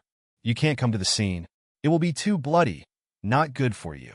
Finally, Su Yang compromised. Shen Qinyao was still disappointed, but since Su Yang had compromised, if she continued to insist, it would seem unreasonable. Moreover, if she went along, Su Yang would be distracted by worrying about her. Seeing that Shen Qinyao no longer insisted on going with him, Su Yang felt relieved. Having such an understanding wife was a blessing, but it was a shame his mother always made things difficult for her. He sighed inwardly. Su Yang drove to the Forget-Me-Not bar, but Tang Yuru and Zhang Yosha unexpectedly followed them there. Su Yang frowned and looked at Chen Xiao as he got out of the car. Brother Su, let me explain. Tang Yuru refused to go back in the car, and she threatened to go to the company tomorrow and say I was sexually harassing her if I didn't take her. Chen Xiao said helplessly, worried that Su Yang would think he hadn't handled things well. Brother Su Yang, I want to go with you. It's so exciting today. We promise we won't cause any trouble, Tang Yuru said, putting her hands together and acting cute. No, that kind of place isn't suitable for you, Su Yang said firmly. But isn't sister-in-law Qian Yao going too? Tang Yuru said worriedly, ly. Your sister-in-law is waiting for me at the bar, so we can go home together. What about you? What are you going to do? Su Yang was getting angry. He was stopping them for their own good. If anything happened and he couldn't protect them, they could easily be used against him. Let's wait for them to come back here together. I'll be a little bored by myself anyway. Yuri, let's not go. If we go, we don't have any self-defense capabilities. If there's any danger, they won't be able to protect us, and our opponents might even use us to threaten Su Yang and the others, Shen Qinyao said, displaying an older sister's demeanor as she persuaded Tang Yuru. Yeah, Yuru, let's just wait here for them. It's too dangerous over there. Zhang Yoshua, who rarely spoke, also joined Shen Qinyao in persuading Tang Yuru.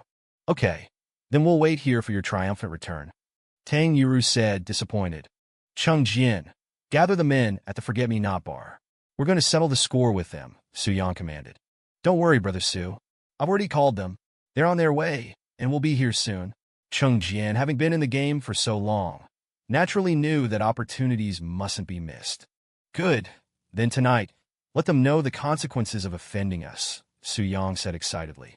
Afterwards, Zheng Ming called a waiter and asked him to arrange the best spot for Shen Qinyao and the others, with everything on the house. Chapter 163. Su Yang, be careful, Shen Qinyao said as she hugged Su Yang. Everyone looked at Shen Qinyao with envy. Zhang Yoshua glanced at Zheng Ming, who smiled frankly.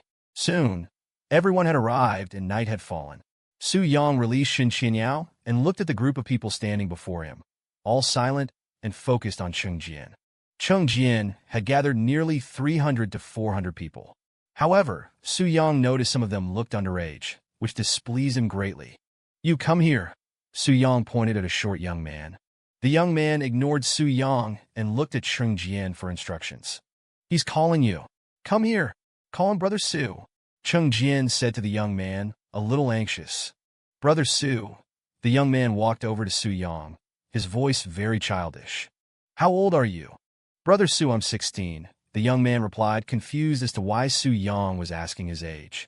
Jian, "These are the people you recruited? There are even children?" Su Yang was angry. "I'm sorry, Brother Su. Whose man is this? Step forward."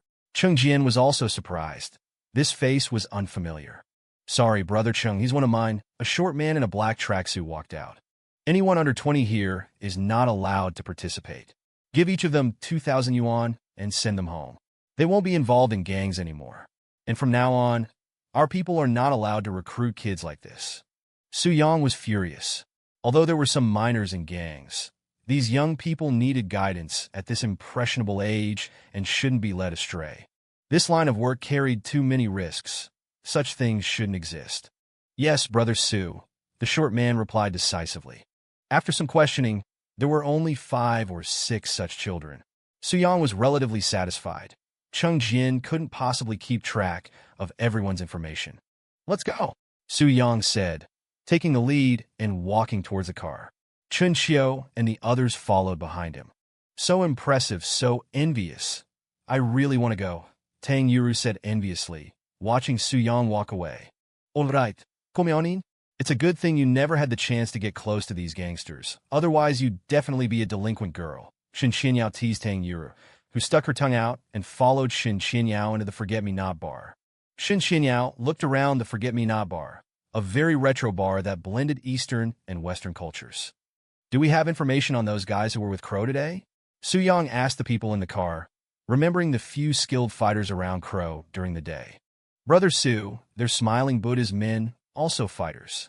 I fought Wild Wolf, Chung Jian fought Seven-Step Snake, Zheng Ming fought Scorpion, and Qin Xiu fought Monkey.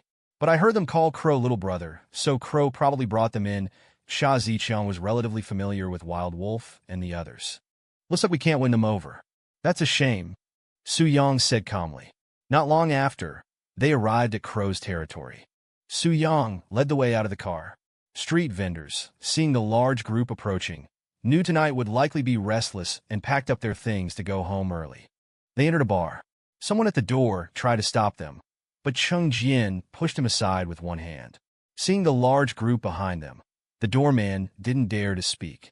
The people inside the bar, seeing this menacing group, got up and detoured out of the bar, leaving only Crow's men. Some of them emerged from various directions, weapons in hand. At this moment, Wild Wolf and the others came over. Crow, severely injured, couldn't arrive immediately. "Say, brothers, do we really have to be so ruthless? Leave some leeway for future encounters." Crow walked out slowly, his eyes full of anger, but given the current situation, he could only compromise. Seeing Jian and the others, he knew this wouldn't end well. "Fine, get out of Zhongling City, and I'll spare your lives," Su Yang said calmly. Xiu pulled a chair over from the side, and Su Yang sat down. "We're willing to pay 200,000. Please let this matter go. Give us some face." Crow's eyes widened at Su Yang's words. Then he spoke calmly. "To be honest, we're very poor. So poor that all we have left is money." Su Yang looked at the bar's decor, finding it quite nice. "Brother, please give Buddha some face. 500,000. Let Crow go." Although it was painful, the territory Crow controlled belonged to Smiling Buddha. As long as there's life, there's hope. This money could be earned back sooner or later. Buddha? Even if Buddha himself came today, he couldn't save him. "I've spoken." Su Yang stood up and smashed a glass on the bar. "Fuck you. I'll fight you to the death." "Kill them," Crow said, his body trembling as he ordered his men to attack. "Wipe them out." Jian also gave the order to his men. Wild Wolf and the others couldn't just watch Crow be defeated, so they joined the fight. Despite their help, the difference in strength between the two sides was too great. Seeing his men gaining the upper hand, Su Yang silently stood up and walked towards the battlefield. A group of small-time thugs, seeing Su Yang enter, attacked him, hoping to claim credit. But they were no match for Su Yang. One came, he took down one. Two came, he took down a pair. Seeing Sha Ziqiang and Wild Wolf fighting evenly, Su Yang intervened. Go grab Crow. Don't let him escape. I have something to ask him. Su Yang kicked Wild Wolf onto a table. Wild Wolf flipped over due to the momentum. Sha Ziqiang looked at Wild Wolf and nodded, walking towards Crow. Crow, seeing Sha Ziqiang approaching, knew that even at his peak, he was no match for Sha Ziqiang, let alone in his current state, and began to run. Wild Wolf stood up and looked at Su Yang. You're Diamond Leg, the one who defeated the god of slaughter. Wild Wolf was kicked away by Su Yang before remembering that Su Yang had defeated Sha Ziqiang in the fighting arena, causing quite a stir. Sha Ziqiang's old injury had flared up afterward, leading to Smiling Buddha dismissing him. Oh, you know me? And you still dared to attack me? Then you should know the consequences. Su Yang brushed off the spilled alcohol from his clothes. Chapter 164. Diamond Leg, please show mercy. This Buddha will reward you handsomely in the future. Wild Wolf, knowing he was no match for Su Yang, pleaded. I can let you go. Tell me, who ordered you to kidnap me and Shen Qianyao? Su Yang wanted to extract some useful information from Wild Wolf. Sorry, we brothers only responded to Crow's call for help. We don't know who wants you dead. Wild Wolf looked troubled, but still revealed what he knew. Then there's nothing more to say. Two choices. Stay here, or get out of Zhongling City and never return. Su Yang declared domineeringly. Then there's no need for further discussion. Let me experience how powerful Diamond Leg really is. Wild Wolf flipped a nearby table, grabbed a chair, and swung it at Su Yang. Su Yang dodged the attack, grabbed a nearby bottle, and hurled it at Wild Wolf. Wild Wolf dropped the chair and crossed his arms to protect his head. Good. Very good. Ha. Exhilarating. I haven't felt this exhilarated in a long time. Wild Wolf started to become somewhat manic. Are you crazy? Getting beaten up, and you're still this wild? Then let's continue, Su Yang said, raising his leg and sweeping it towards Wild Wolf's head. This kick was aimed at Wild Wolf's temple. If he failed to block it, he would likely lose consciousness and collapse. Wild Wolf realized Su Yang's attacks were extremely precise, targeting the body's weakest points. He could only raise his arms in passive defense. Seeing his boss struggling, Seven-Step Snake pushed Chengjian aside and rushed towards Wild Wolf. Chengjian tried to pursue, but was surrounded by a dozen thugs and couldn't break free. Boss, I'll help you. Seven-Step Snake charged at Su Yang, his punches equally precise, aiming straight for Su Yang's eyes. However, for Su Yang, though Seven-Step Snake's attacks were precise, his style was too simple and easily predictable. Su Yang calmly sidestepped, raised his elbow, and using the momentum, slammed it into the center of Seven-Step Snake's sternum. Seven-Step Snake suddenly found it difficult to breathe. His face turned red, his eyes bulged slightly, and he gasped for air. Seeing his brother taken down with a single blow, Wild Wolf became even more frenzied. He grabbed anything within reach and threw it at Su Yang. Regardless of what it was, even his own men, Su Yang remained calm, quickly taking down anyone who charged at him. Third! Are you all right, Third? Wild Wolf cried, cradling the gasping Seven-Step Snake. Seeing Seven-Step Snake's labored breathing, Wild Wolf had a flash of inspiration. He knew his brother's breath was knocked out of him. He helped Seven-Step Snake sit up and struck him in the center of his back, expelling the trapped air. Seven-Step Snake finally recovered, greedily gulping the bar's air. Boss, I'm all right. Seven-Step Snake stood up, staring intently at Su Yang, but with newfound caution. The two brothers looked at Su Yang and charged together. But Su Yang still held the upper hand, easily handling their attacks. Crow, where are you running? Sha Ziqiang pursued Crow. Crow ran, knocking down anything that could obstruct Sha Ziqiang. But Sha Ziqiang was undeterred, easily vaulting over the obstacles. Finally, Crow reached the bar's kitchen, grabbed a handful of flour, and stopped running, panting heavily.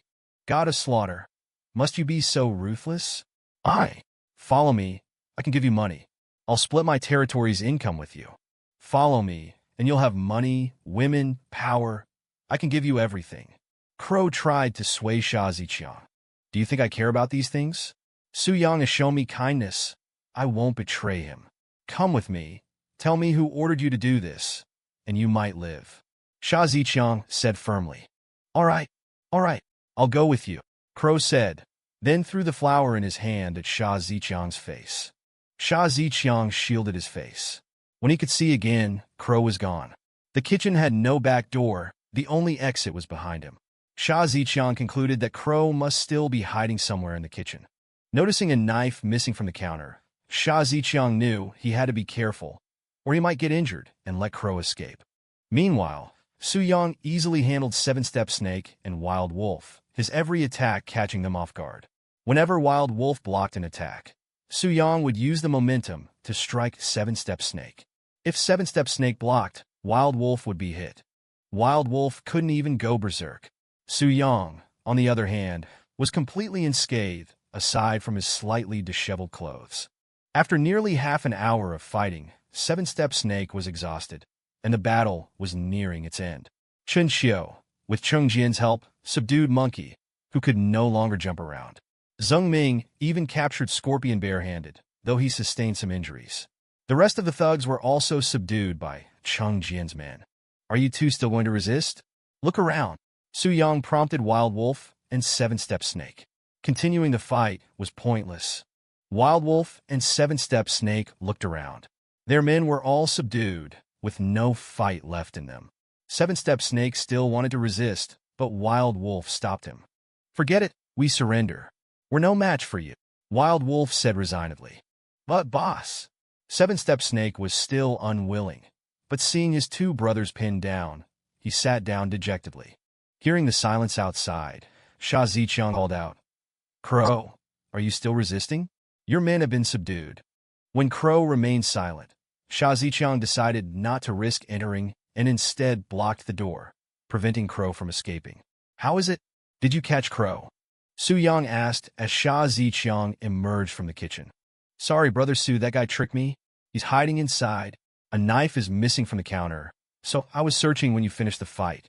I thought I'd wait for you. Sha Ziqiang apologized. Hearing this, Crow panicked. He spotted a pile of oil, poured it all over the floor, grabbed a propane tank, placed it nearby, and slightly opened the valves of the other tanks, releasing a slow leak. He then waited for Su Yang and the others to enter. Damn it, if I'm going down, none of you are surviving. Crow shakily pulled out a cigarette, but didn't light it. It's all right, as long as you're okay.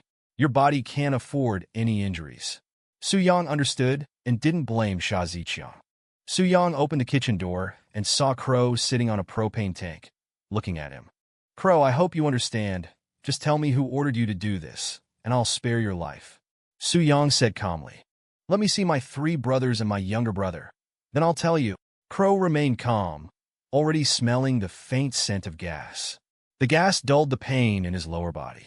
Su Yang paused, thinking, if he released Wild Wolf and the others, they would definitely tell Smiling Buddha what happened. But he intended to eliminate Smiling Buddha eventually anyway, so what was there to fear?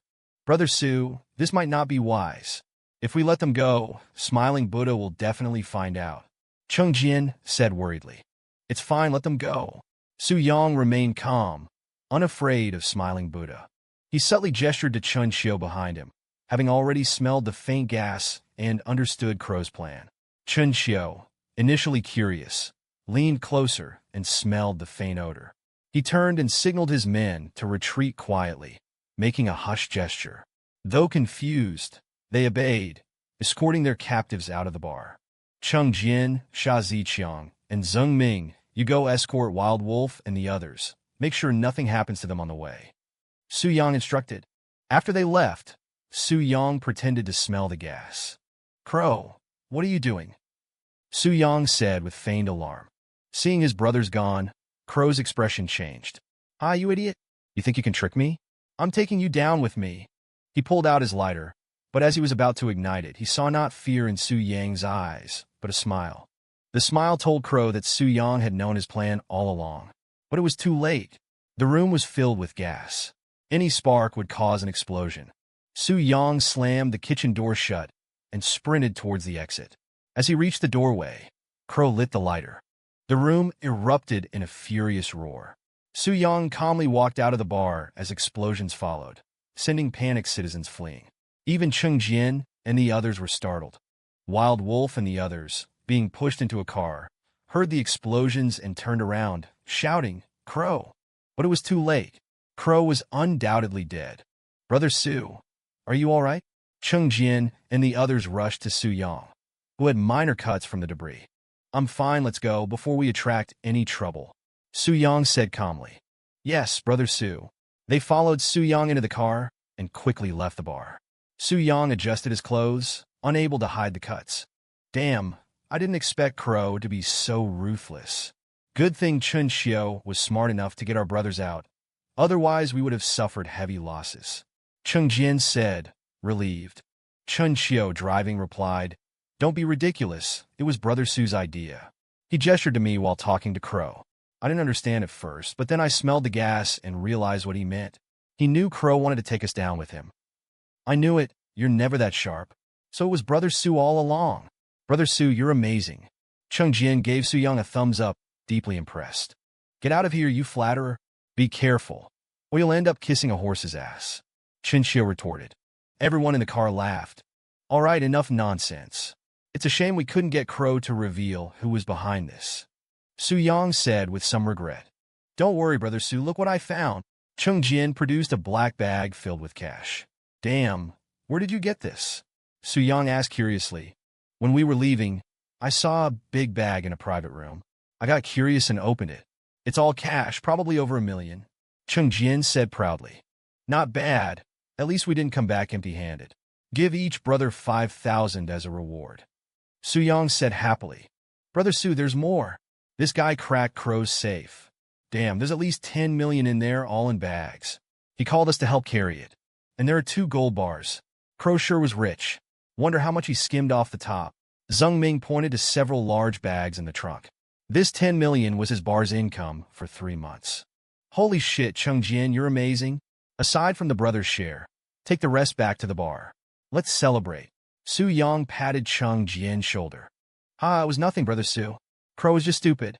His safe code was 666. That made me laugh. Any thief could have cleaned him out.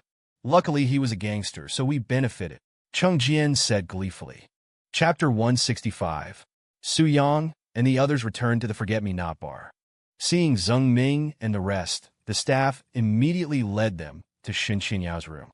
Upon entering, they saw Tang Yuru singing, with drinks and fruit on the table. Shen Qianyao looked towards the door and noticed Su Yang's return.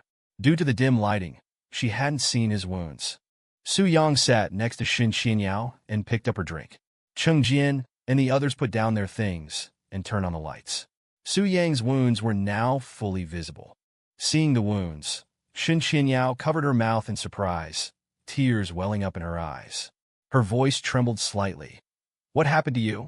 Hearing the distress in her voice, Su Yang glared resentfully at Cheng Jian. "It's nothing, just a little accident. Just superficial wounds." "Still saying it's nothing? Look at you. You're bleeding so much. The first aid kit. Quickly get the first aid kit," Shen Qianyao shouted at Cheng Jian and the others. This startled Cheng Jian, who hurried out to retrieve the kit. Shen Qianyao disinfected Su Yang's wounds with alcohol and applied iodine and bandages. Although they were minor wounds, Shen Qianyao bandaged his entire arm. After finishing, she remembered her previous harsh tone with Cheng Jian. "I'm sorry, Cheng Jian. I was too anxious just now. My attitude was bad." Shen Qianyao apologized. However, Cheng Jian and the others were still preoccupied with Shen Qianyao's bandaging skills, impressed by how she had completely wrapped Su Yang's arm.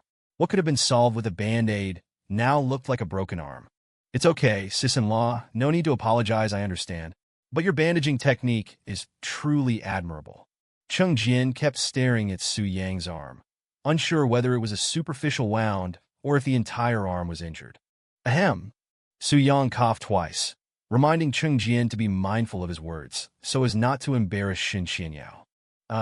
Let's open up these things and see what we got." Cheng Jian moved the drinks and fruit aside and placed several bags on the table. "Qianyao, it's all right. Could you open the bags for me?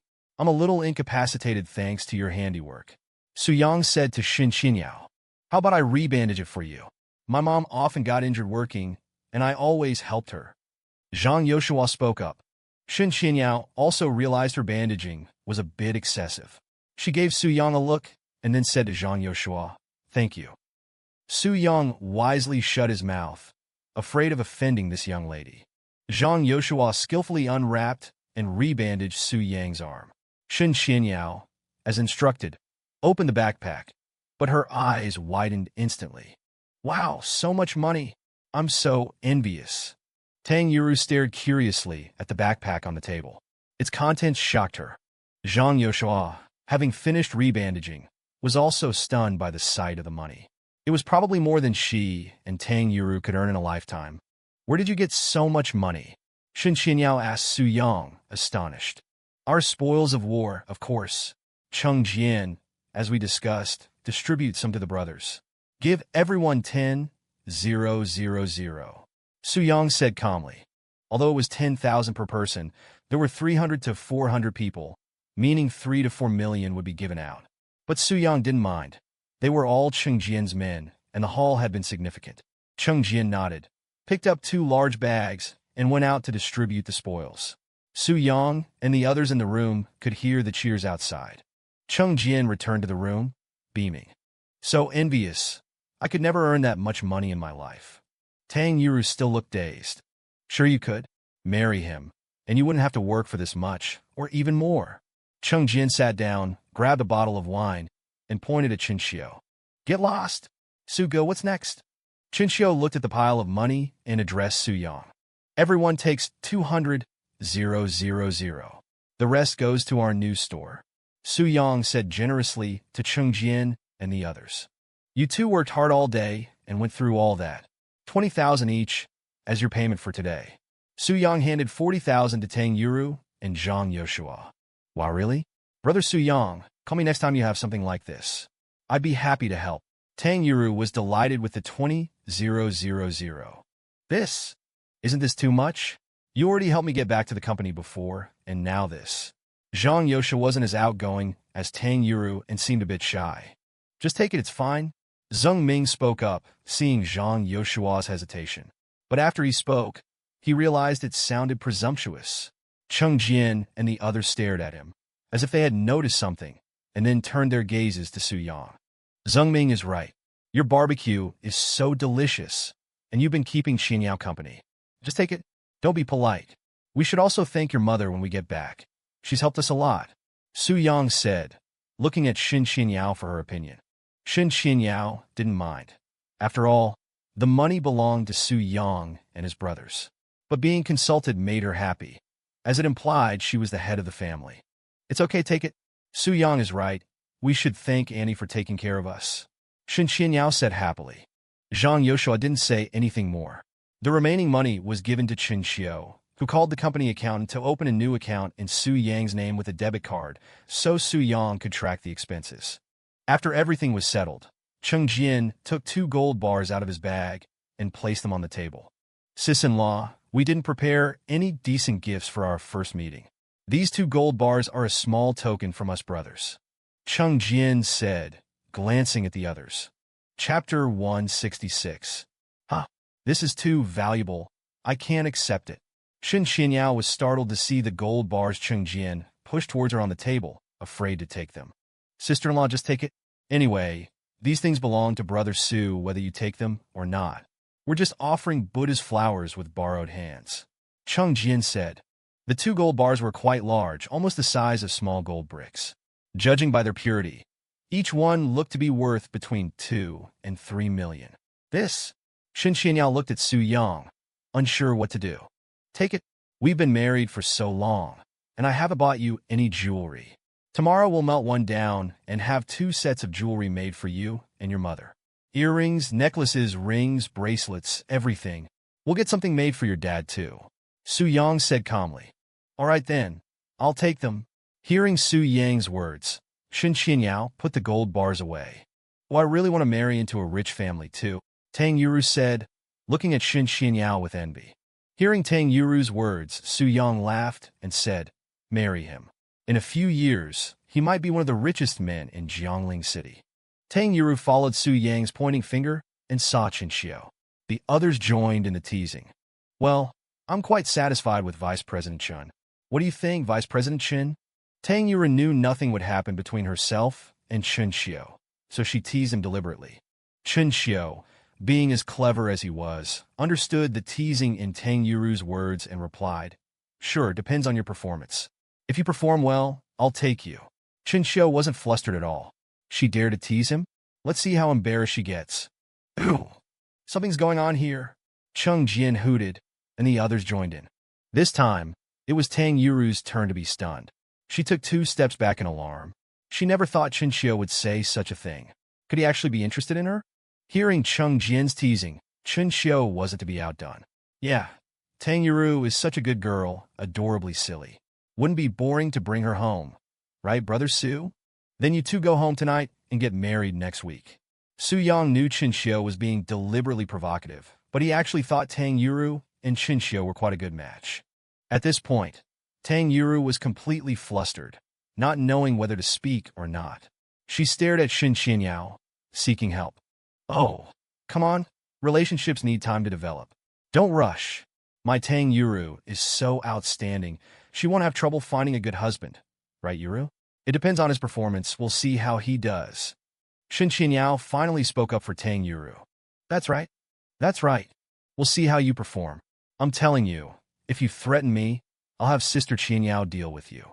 Tang Yuru, now seemingly having found her backing, grabbed Shen Xianyao's hand. Seeing that Tang Yuru had found an ally and brought out Shen Xianyao, Chen Xiu could only turn to Su Yang for help, but Su Yang pretended not to see him.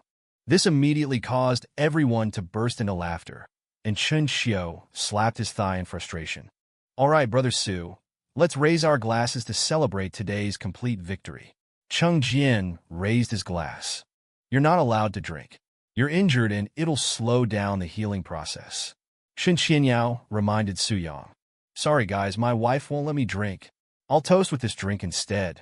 Su Yang said proudly, not minding showing off his affection in front of everyone. This, however, only elicited a chorus of groans. What happened after you left? I didn't see. I'm so curious. Tang Yuru asked, curious about their victorious return. Come on, let me tell you, it's all thanks to Brother Su this time. Otherwise, Cheng Jian excitedly began to recount what happened after they arrived, naturally embellishing the story a bit. Before long, Chen Xiu kicked Cheng Jian's butt. Go to hell. You were the one who fell flat on your face. Your opponent ran over to Brother Su, and you were stuck with a bunch of punks. You couldn't even keep track of your own men. How embarrassing. Despite the exaggerations, the banter between Cheng Jian and Chen Xiu made everyone roar with laughter, especially when they talked about how Su Yang told everyone to retreat during his conversation with Crow. It made Su Yang seem incredibly heroic. Wow, Brother Su Yang, you're so amazing. Tang Yuru, who had been listening most intently, really wished she could have seen it. Don't do anything so dangerous again. What if you couldn't escape? Shen Xianyao whispered in Su Yang's ear, glaring at him reproachfully after hearing the story. Don't worry, my dear wife. I definitely won't. Su Yang enjoyed Shen Xianyao's current state. It felt very real to him. With the story over, the party ended. Tang Yuru, now drunk, started acting up, and everyone took the opportunity to leave, leaving the most difficult task to Chen Xiu. Chen Xiu was speechless, but had no choice but to prop up Tang Yuru and take her home.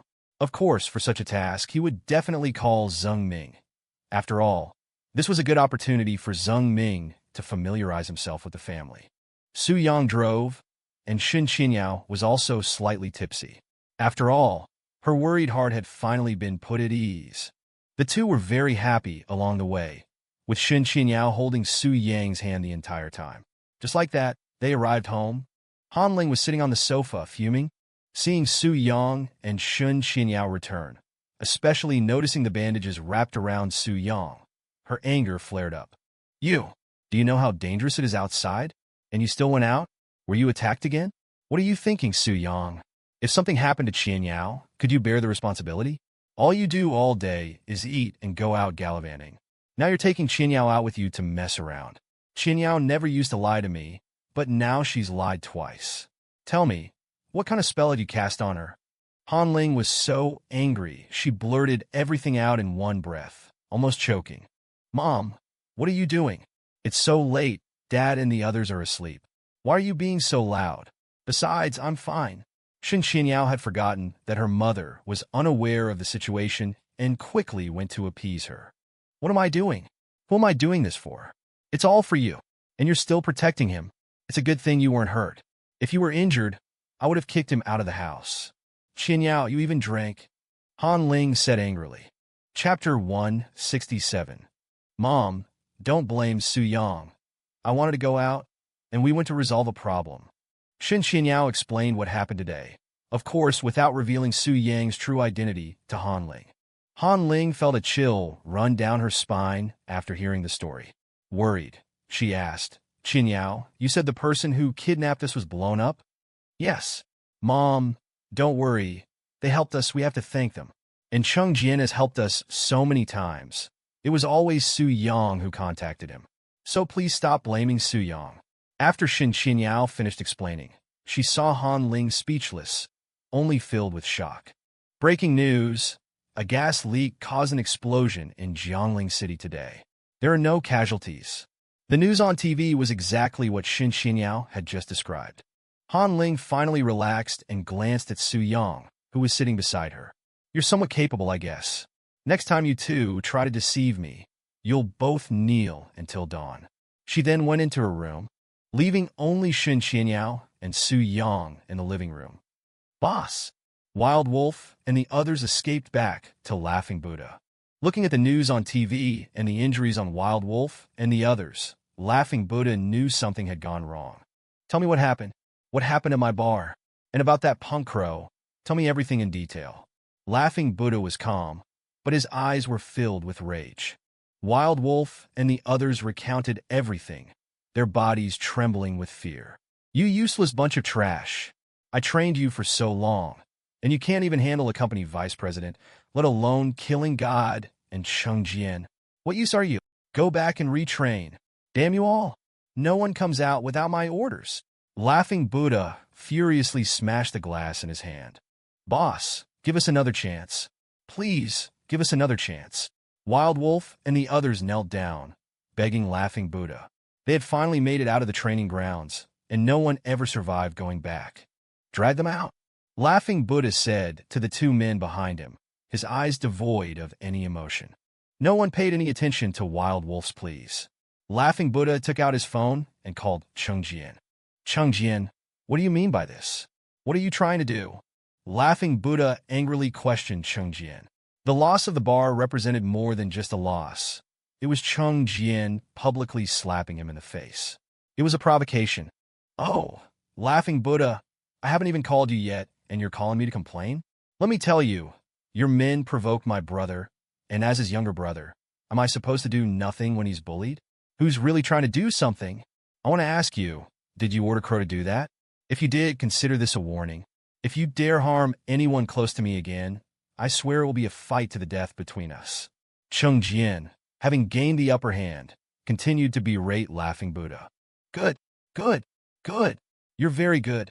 Laughing Buddha repeated the word good 3 times before furiously smashing his phone on the ground. Idiot. Cheng Jian enjoyed seeing Laughing Buddha's frustration and hung up the phone. Shen Mingzhi sat at home, watching the news on TV, completely broken down. Killing Shen Qianyao was his last resort, but seeing the explosion at Crow's bar, he knew his plan had failed again. From now on, he could no longer target Shen Qianyao. Shen Mingzhi laughed, a crazed laughter, and fell into complete despair. Chen Xiu took Tang Yuyu and Zhang Yoshua home. Before leaving, Zheng Ming gave Zhang Yoshua a card and his phone number. Do you need me to drive you back? Chen Xiu asked Zheng Ming. No, I'll walk back. There are some things I need to think about to let go of the past. Zheng Ming's words were filled with sadness and desolation. As soon as Chen Xiu got home, he received a call from Su Yang. Chen Xiu was curious why Su Yang would call him so soon after they parted, but he answered anyway. Brother Su, what's up? Xiu, I think it's time you contacted them. Su Yang had a plan and contacted Chen Xiu to tell him. Huh? Contact who? Chen Xiu didn't react for a moment, unsure what Su Yang was talking about. Can you think a little? Who do you think I'm talking about contacting? Su Yang was speechless, feeling the urge to slap Chen Xiu. Oh, I remember. Isn't it too early to contact them now? It's fine. Shen Mingzhi can't cause any more trouble. They're about to abandon him anyway, so it's better for you to get a head start and gain some trust. Su Yang said calmly. Okay, Brother Su, I'll contact them right away. Chun Xiao hung up. Su Yang, who are you talking to? Contacting who? Shen Xianyao happened to walk in and overheard Su Yang's conversation. Nothing. By the way, didn't you say you'd follow me everywhere? I'm going to take a shower now. Want to join me?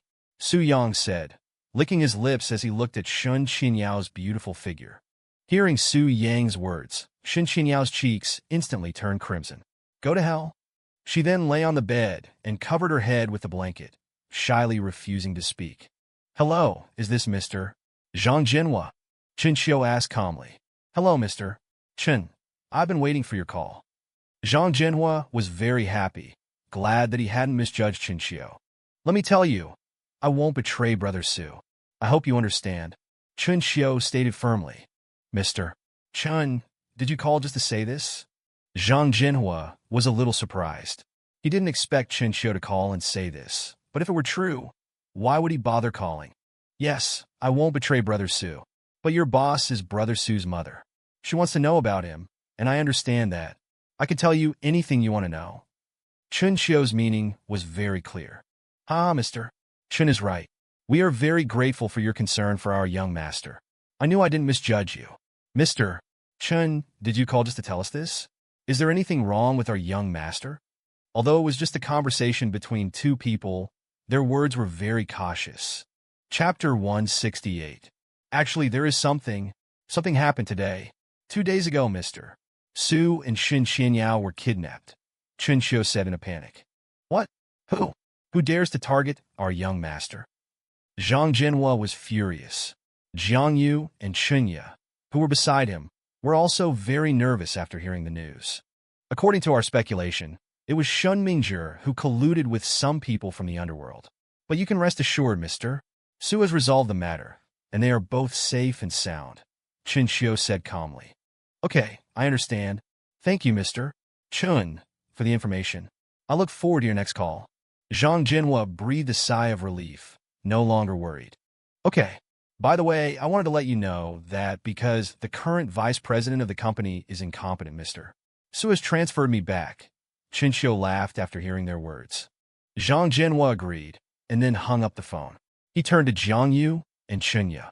Aunt Jiang, this Shen Mingzhi is really going too far, actually daring to target Brother Su Yang, Chunya said angrily. Kick Shen Mingzhi out of the company in a few days. He has such intentions. It's unforgivable. Jiang Yu decisively gave the order. Chunya also fully agreed with Jiang Yu's decision.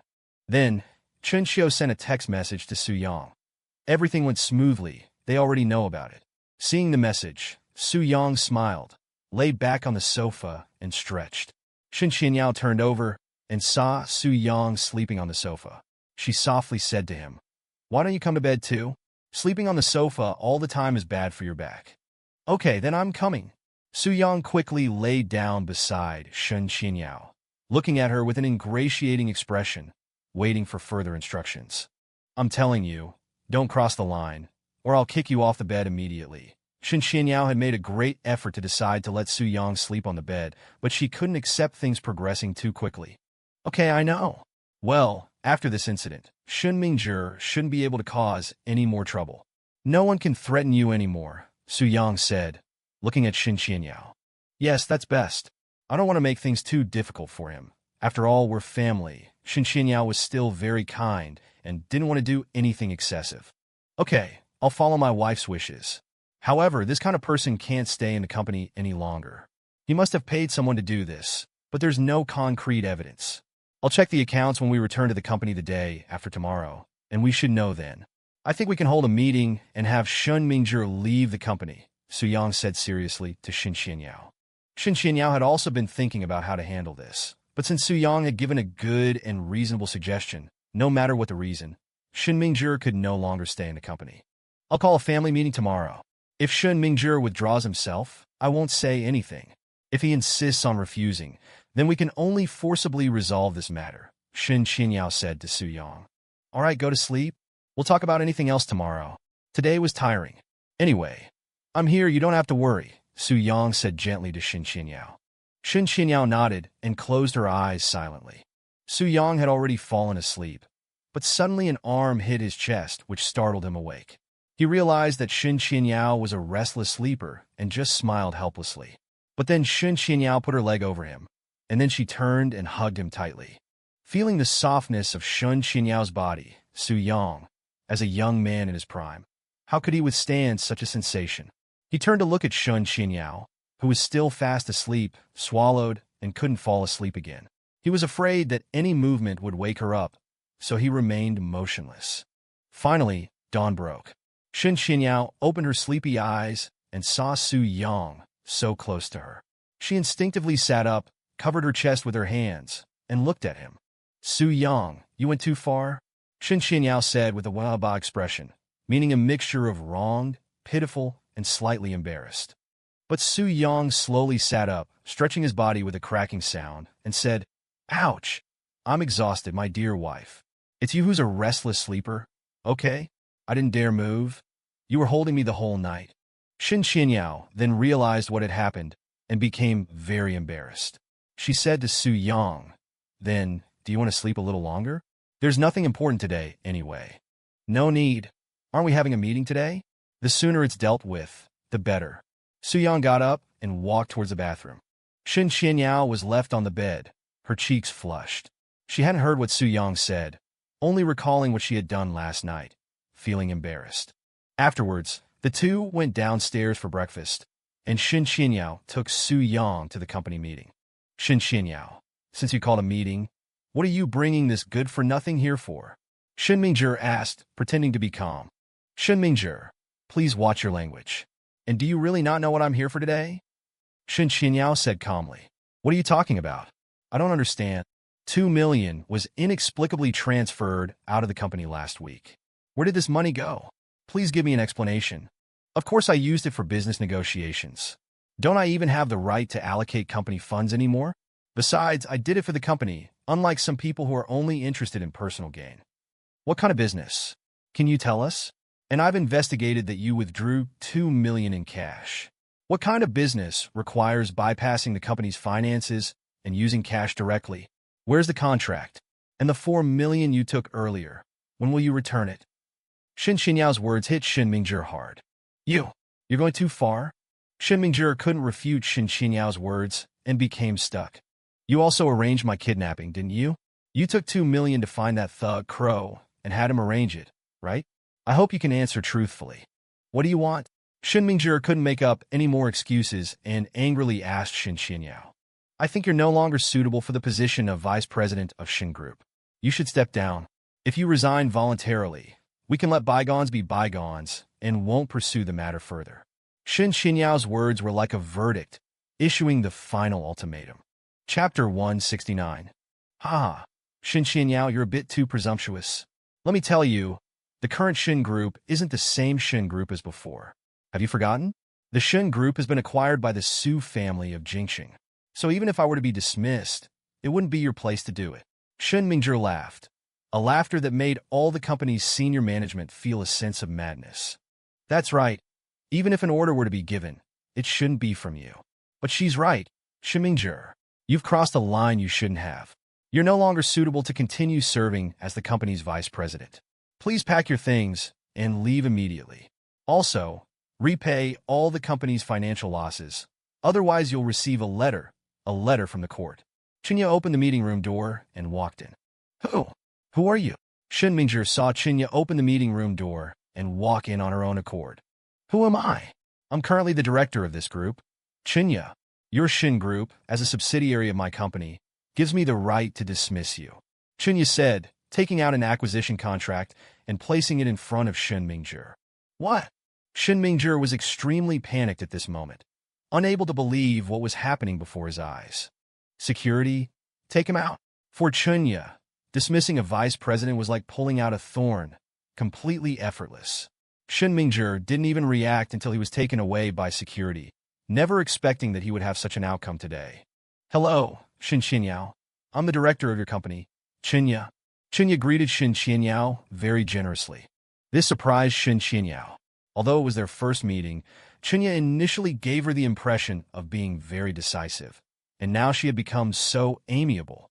Then Chunya turned her gaze to Su-yang. Although she didn't speak, Su-yang clearly sensed Chunya's intention. I'm not here for anything special today. Please rest assured.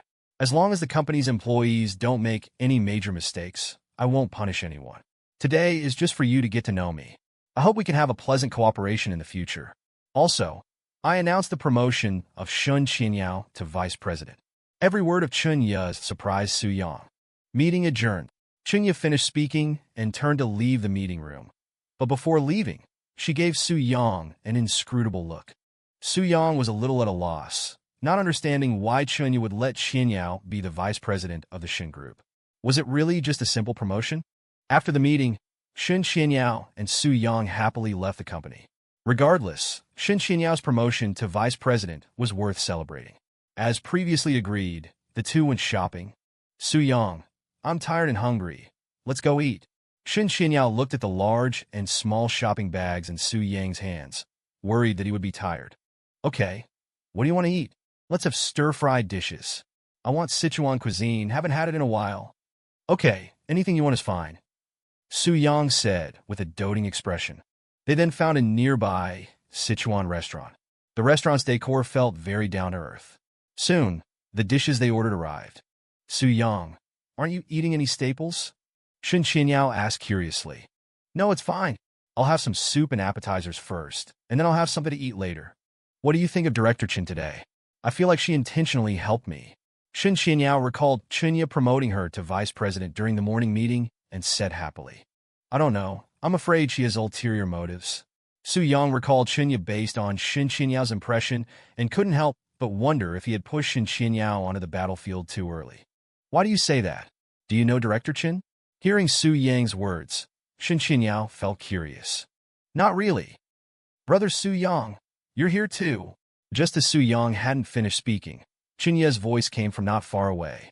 Chunya quickly came to Su-yang's side and naturally linked her arm with his. This, Brother Su-yang, and Chunya's action stunned Shen Qinyao. Su-yang had told her about his family, but she hadn't heard him mention having a younger sister. Moreover, this behavior was too strange. Even real siblings wouldn't act like this. Why are you here? Su-yang was just about to tell Shen Qinyao that he didn't know her, but Chunya showed up herself. How could he finish the rest of his sentence? He quickly pulled his arm away. Of course I'm here to eat. What else could I be doing? Chunya saw Su-yang pull his arm out of her embrace and wasn't angry, but spoke very naturally. You know each other? Shen Qinyao was very surprised. Why did Chunya call Su-yang brother? Of course we know each other. Brother Su-yang and I have known each other since we were young. We're childhood sweethearts. Chunya glanced at Shen Qinyao, not caring about her identity at all. Oh, so you're Su-yang's childhood friend, and also my boss. Nice to meet you. Shen Qinyao didn't think much of it and shook hands with Chunya happily. Haha, that's right. I'm Brother Su-yang's childhood friend, but I'm also his fiancé. Chunya looked at Shen Qinyao innocent and naive appearance and laughed heartily. Why would such a naive opponent require so much effort? This point Chunya really couldn't understand. After hearing Chunya's words, Shen Qinyao's outstretched hand froze. Chunya was Su-yang's fiancé. Then what was she? What nonsense are you talking about? When did you become my fiancé? And I'm already married. Qinyao is my wife. Su-yang was even more agitated than Shen Qinyao, very afraid that she would misunderstand him. How am I talking nonsense? It's by our parents' orders, a matchmaker's words. Our two families have an agreement, a childhood engagement arranged since we were young. So, what if you have a wife? You can get a divorce. I don't mind, Brother Su-yang. Chunya was very calm. What are you saying? Miss Chen, what era is this? There are still arranged marriages? Parents' orders and matchmakers' words are things of the ancient times. Now it's about free love. Moreover, Su-yang and I are already married. In terms of our relationship, you should call me sister-in-law. Shen Qinyao didn't know where the courage came from, but she directly interrupted Su-yang and spoke to Chunya with great firmness. Chunya was stunned after hearing Shen Qinyao's words. Even Su-yang hadn't expected Shen Qinyao to say such a thing. In fact, even Shen Qinyao hadn't expected that one day she would compete for Su-yang, and the object of this competition was Su-yang himself. You don't understand. The relationships between families like ours aren't something you can explain in a few words. Besides, are you even worthy of Suyang? Marriage is about being well-matched.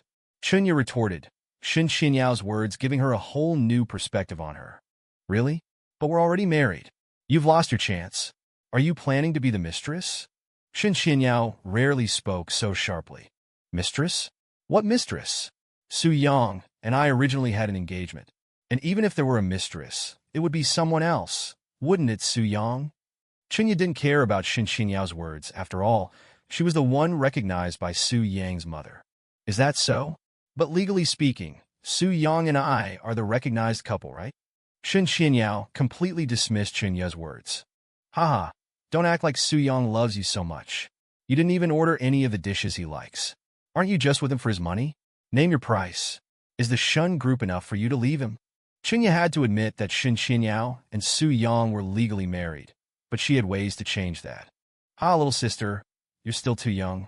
Su Yang ordered these dishes for me. We were worried about ordering too much and wasting food. Money can't buy everything. And let me tell you, we've been married for 4 years, and I've never spent his money. I'm financially independent. Shen Xianyao found it amusing. If she had married Su Yang for his money, she would have had amazing foresight back then. What's wrong with being a little sister?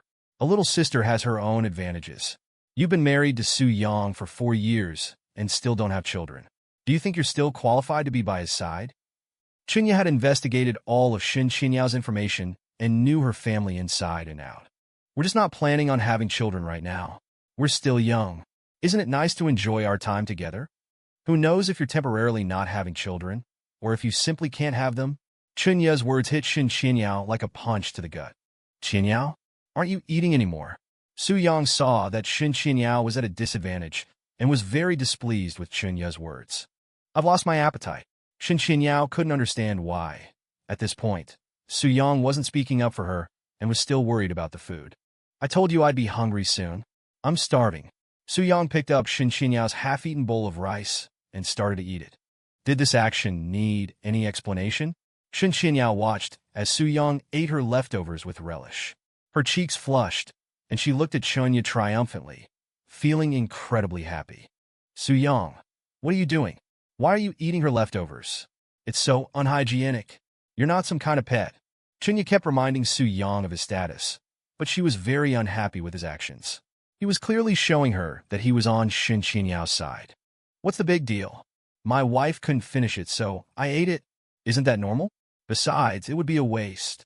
Don't you know every grain of rice is hard-earned? Su Yang calmly and clearly told Chunya he didn't mind. That's right, we're husband and wife. What's wrong with that? Besides, are you implying I treat Su Yang like a dog eating scraps? I eat his leftovers too. We're husband and wife.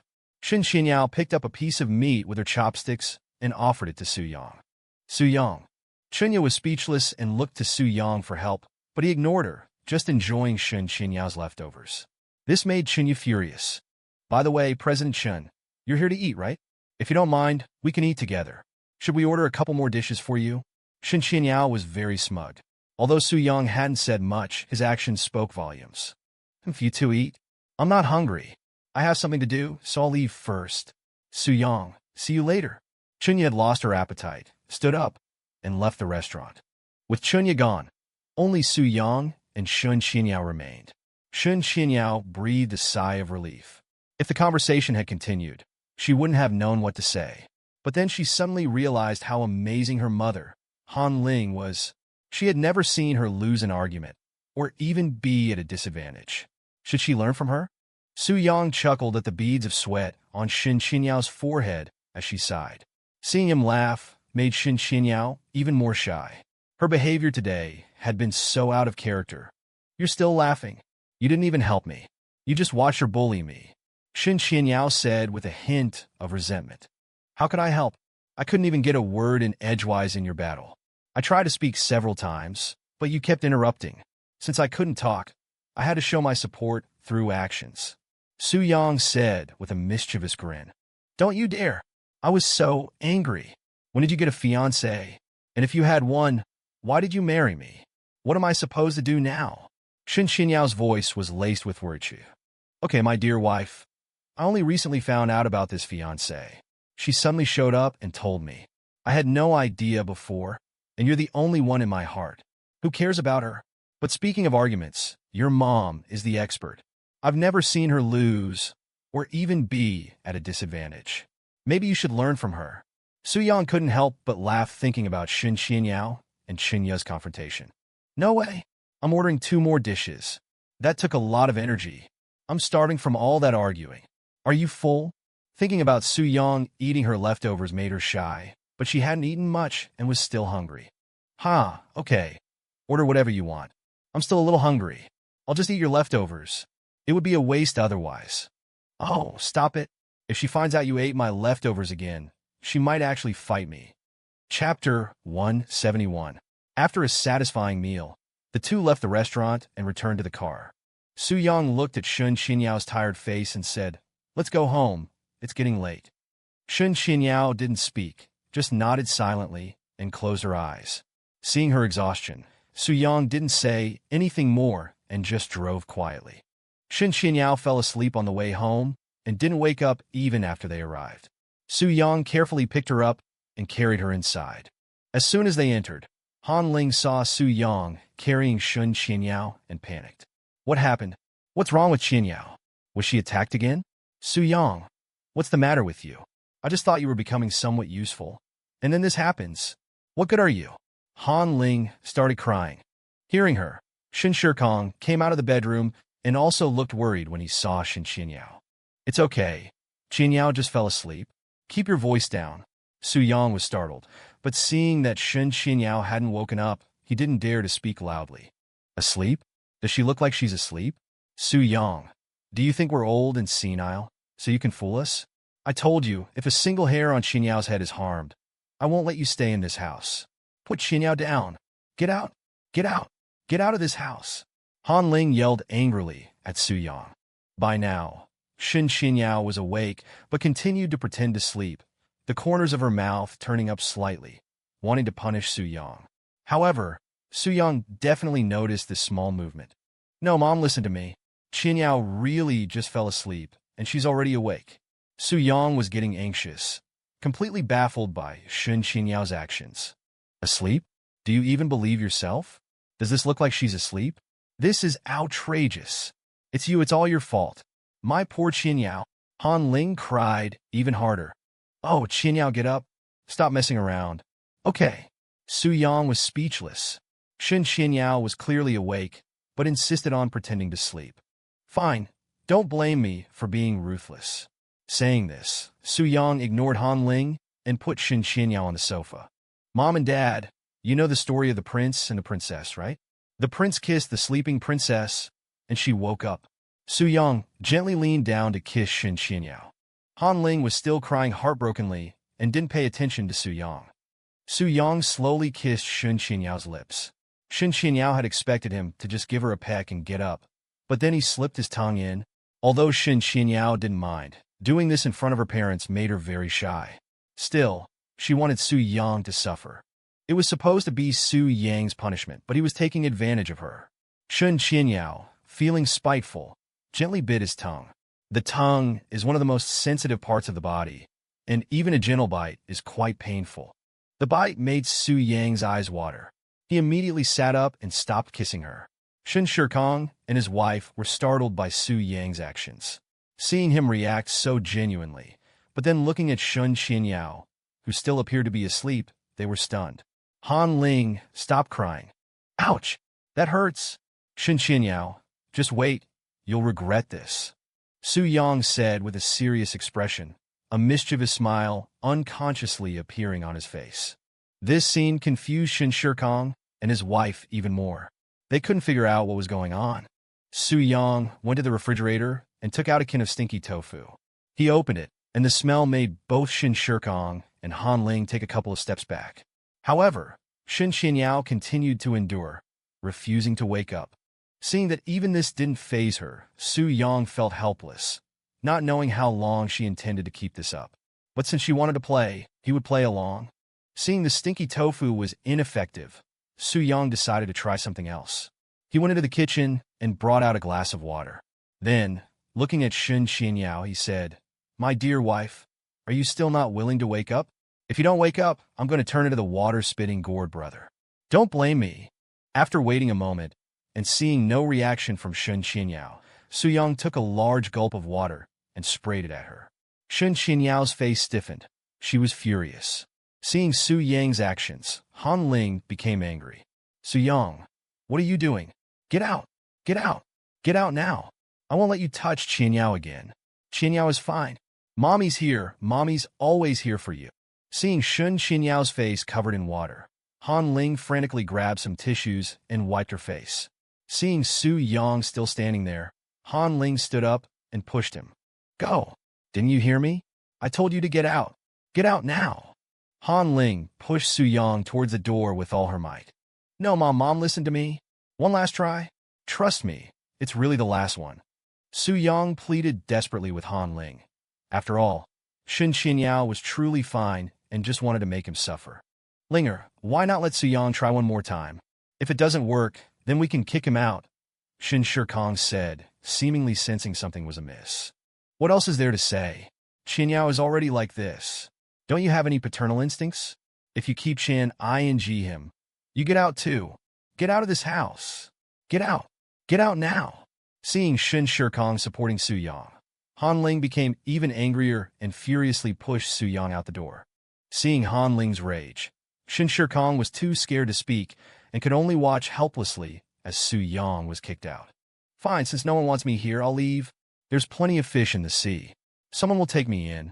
Su Yang spoke loudly, deliberately letting Shen Qinyao hear him. Only Shen Qinyao could understand the underlying meaning of his words. Then, they heard the door slam shut with a bang. Only Han Ling's sobs remained in the room.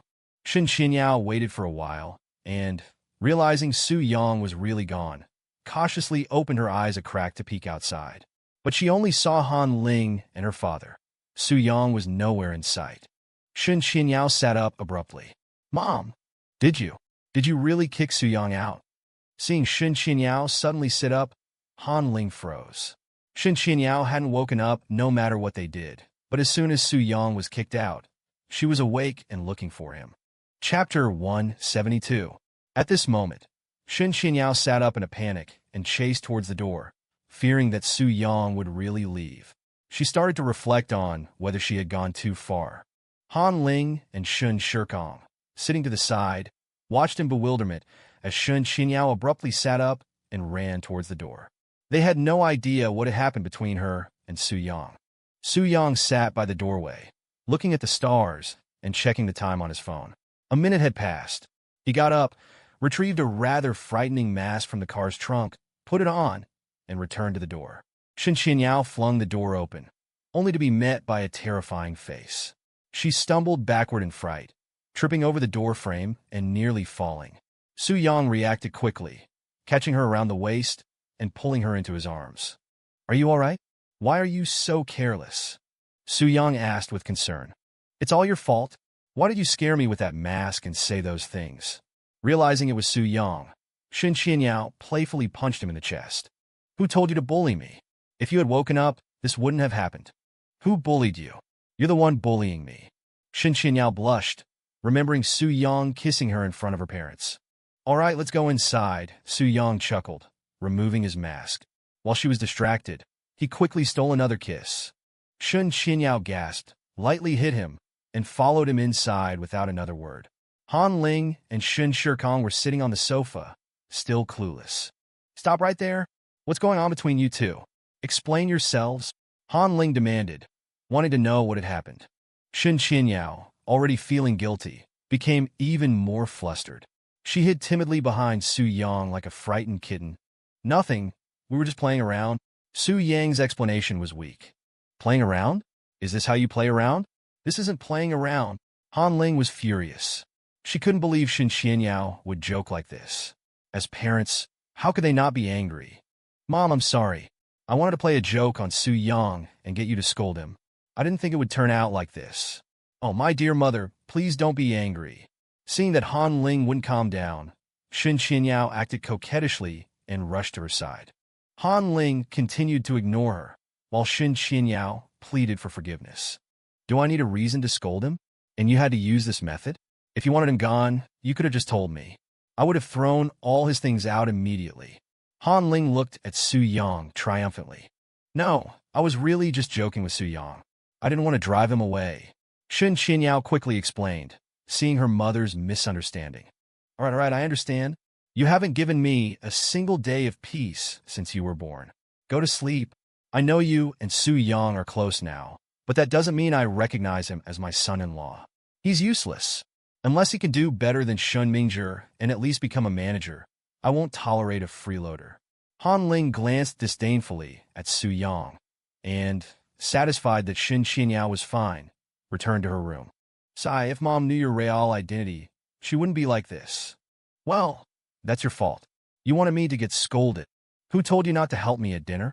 Shen Qinyao said resentfully, remembering how her attempt to get Su Yang scolded had backfired. She went upstairs to her room. I showed my loyalty with my actions. Wasn't that enough?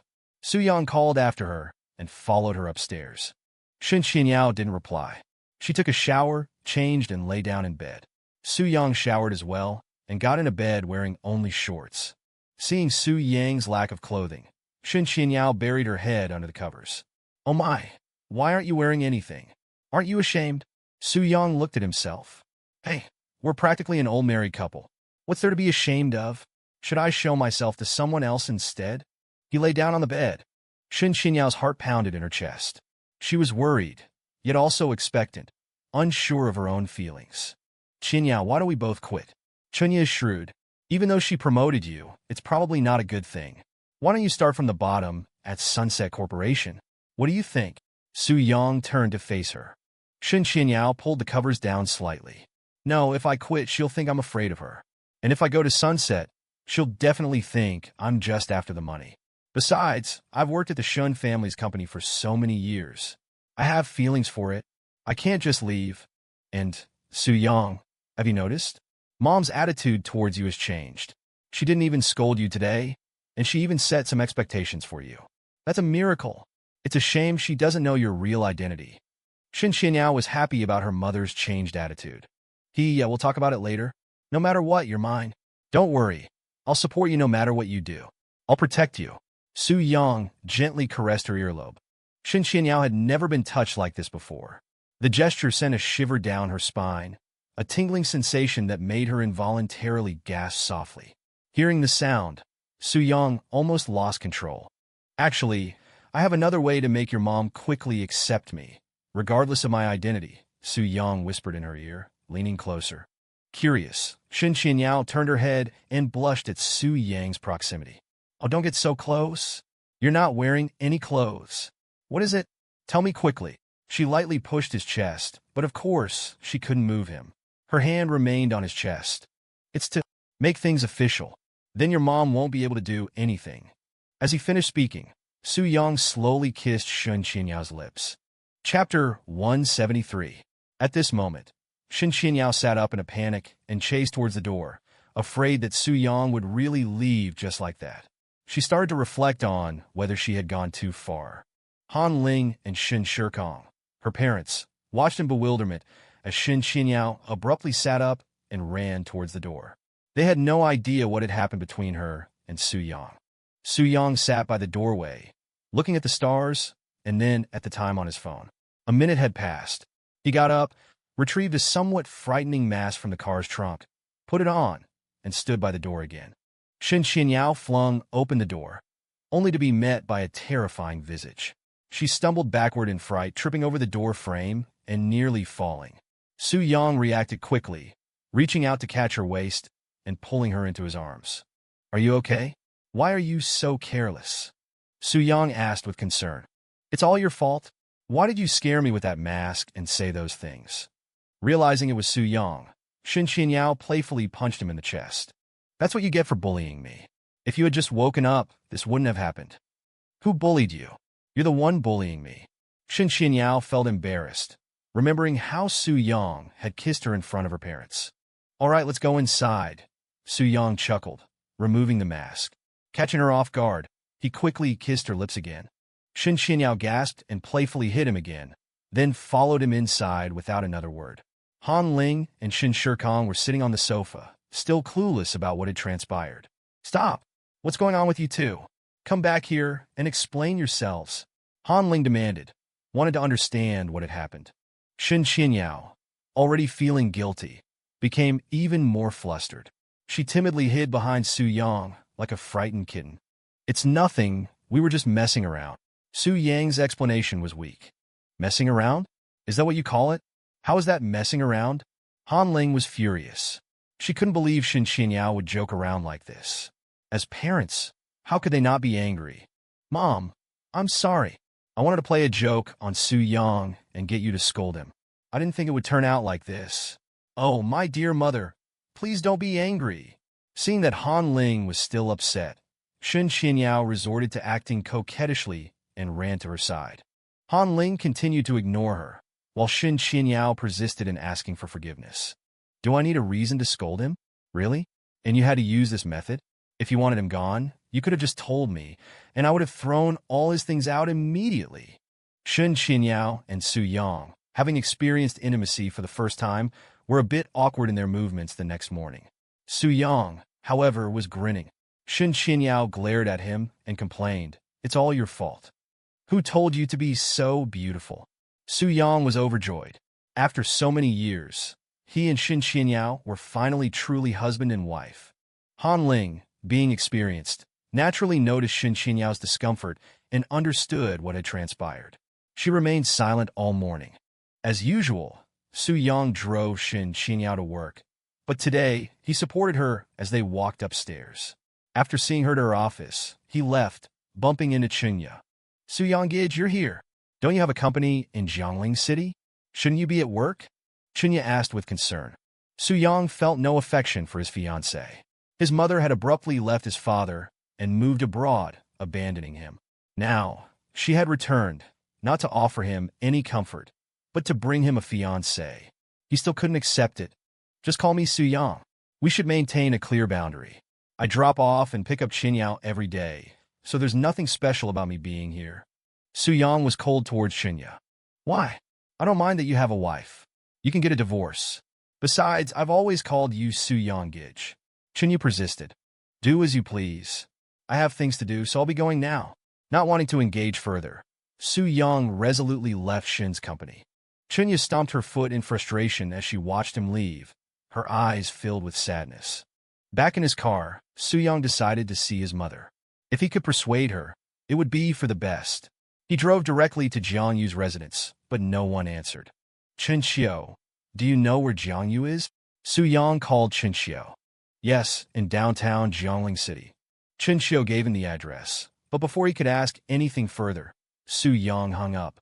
Chen Xiu knew Su Yang might go looking for Jiang Yu. Switching to a different SIM card, he contacted the only number saved on it, Zhang Jinhua, and texted him that Su Yang might be going to see them. Intrigued, Zhang Jinhua replied, asking how young master Su Yang knew their location. As expected, Su Yang's decision made Zhang Jinhua curious and wary of Chen Xiu. Chen Xiu assured Zhang Jinhua that he had nothing to do with it. Su Yang had asked him to find information about Jiang Yu in Jiangling City that morning, and after receiving the information, Su Yang had left.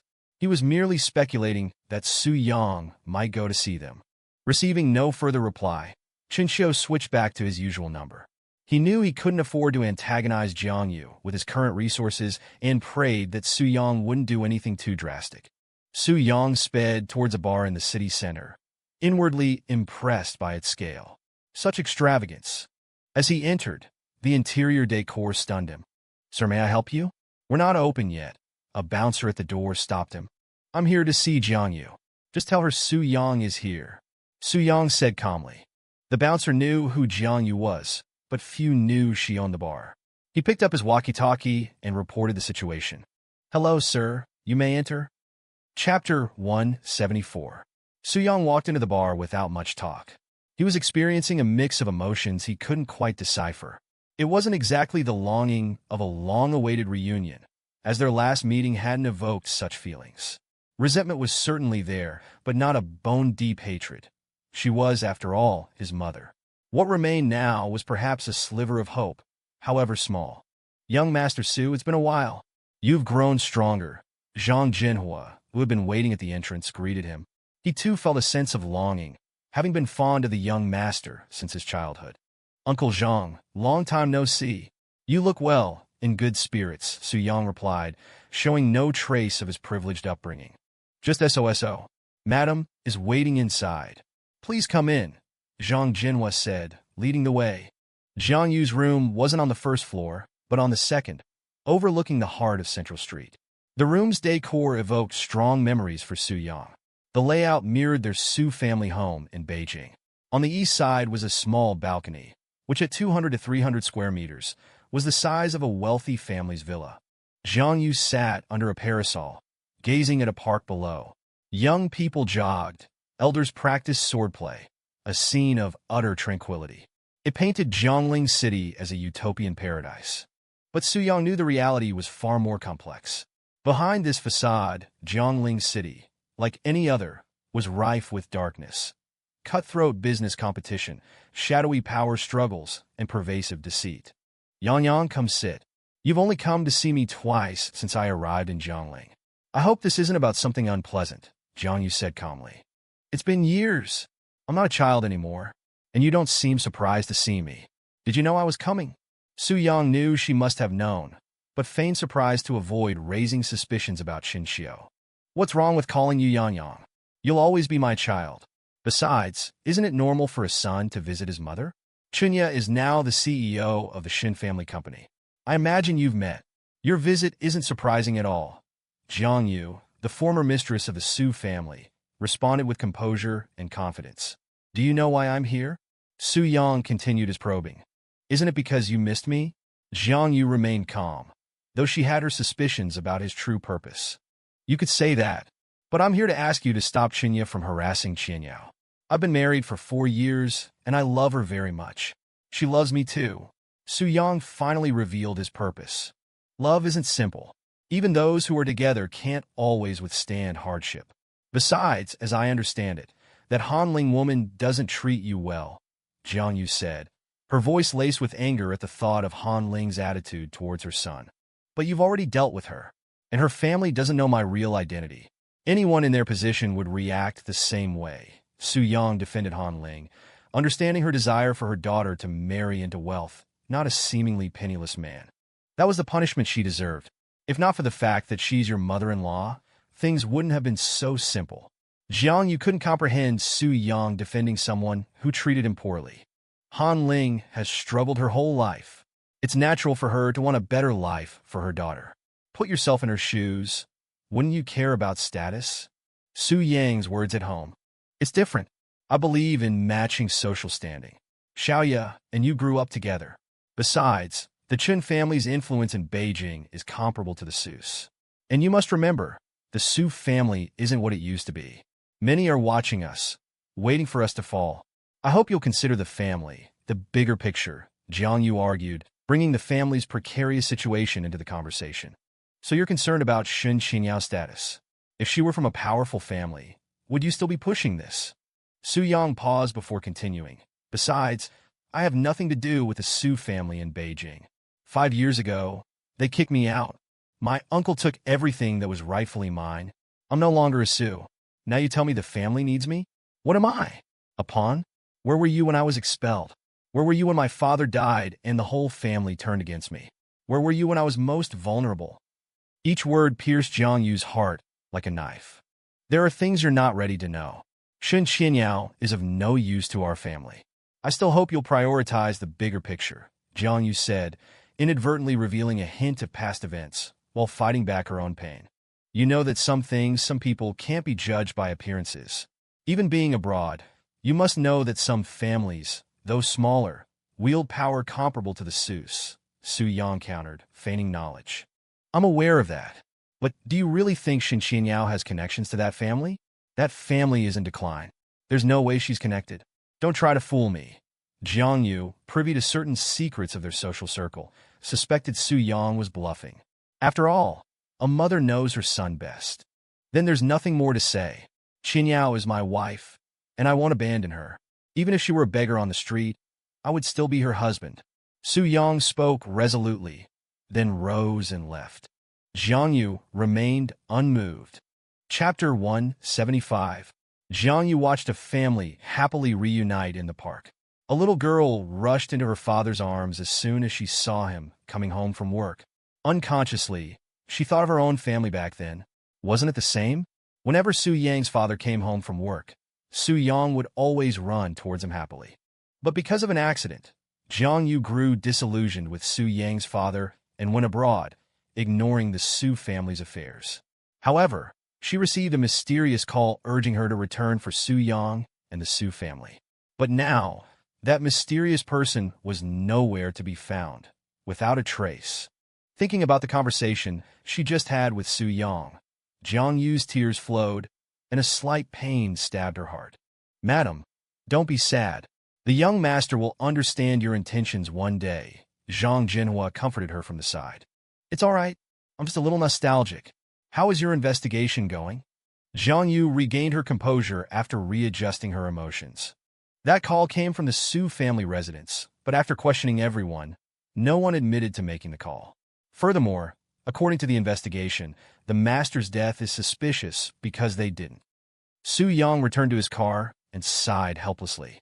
Based on his conversation with Jiang Yu, he had gained some useful information, but his intuition told him that once this matter was thoroughly investigated, it would shock the entire Su family and even everyone in the capital.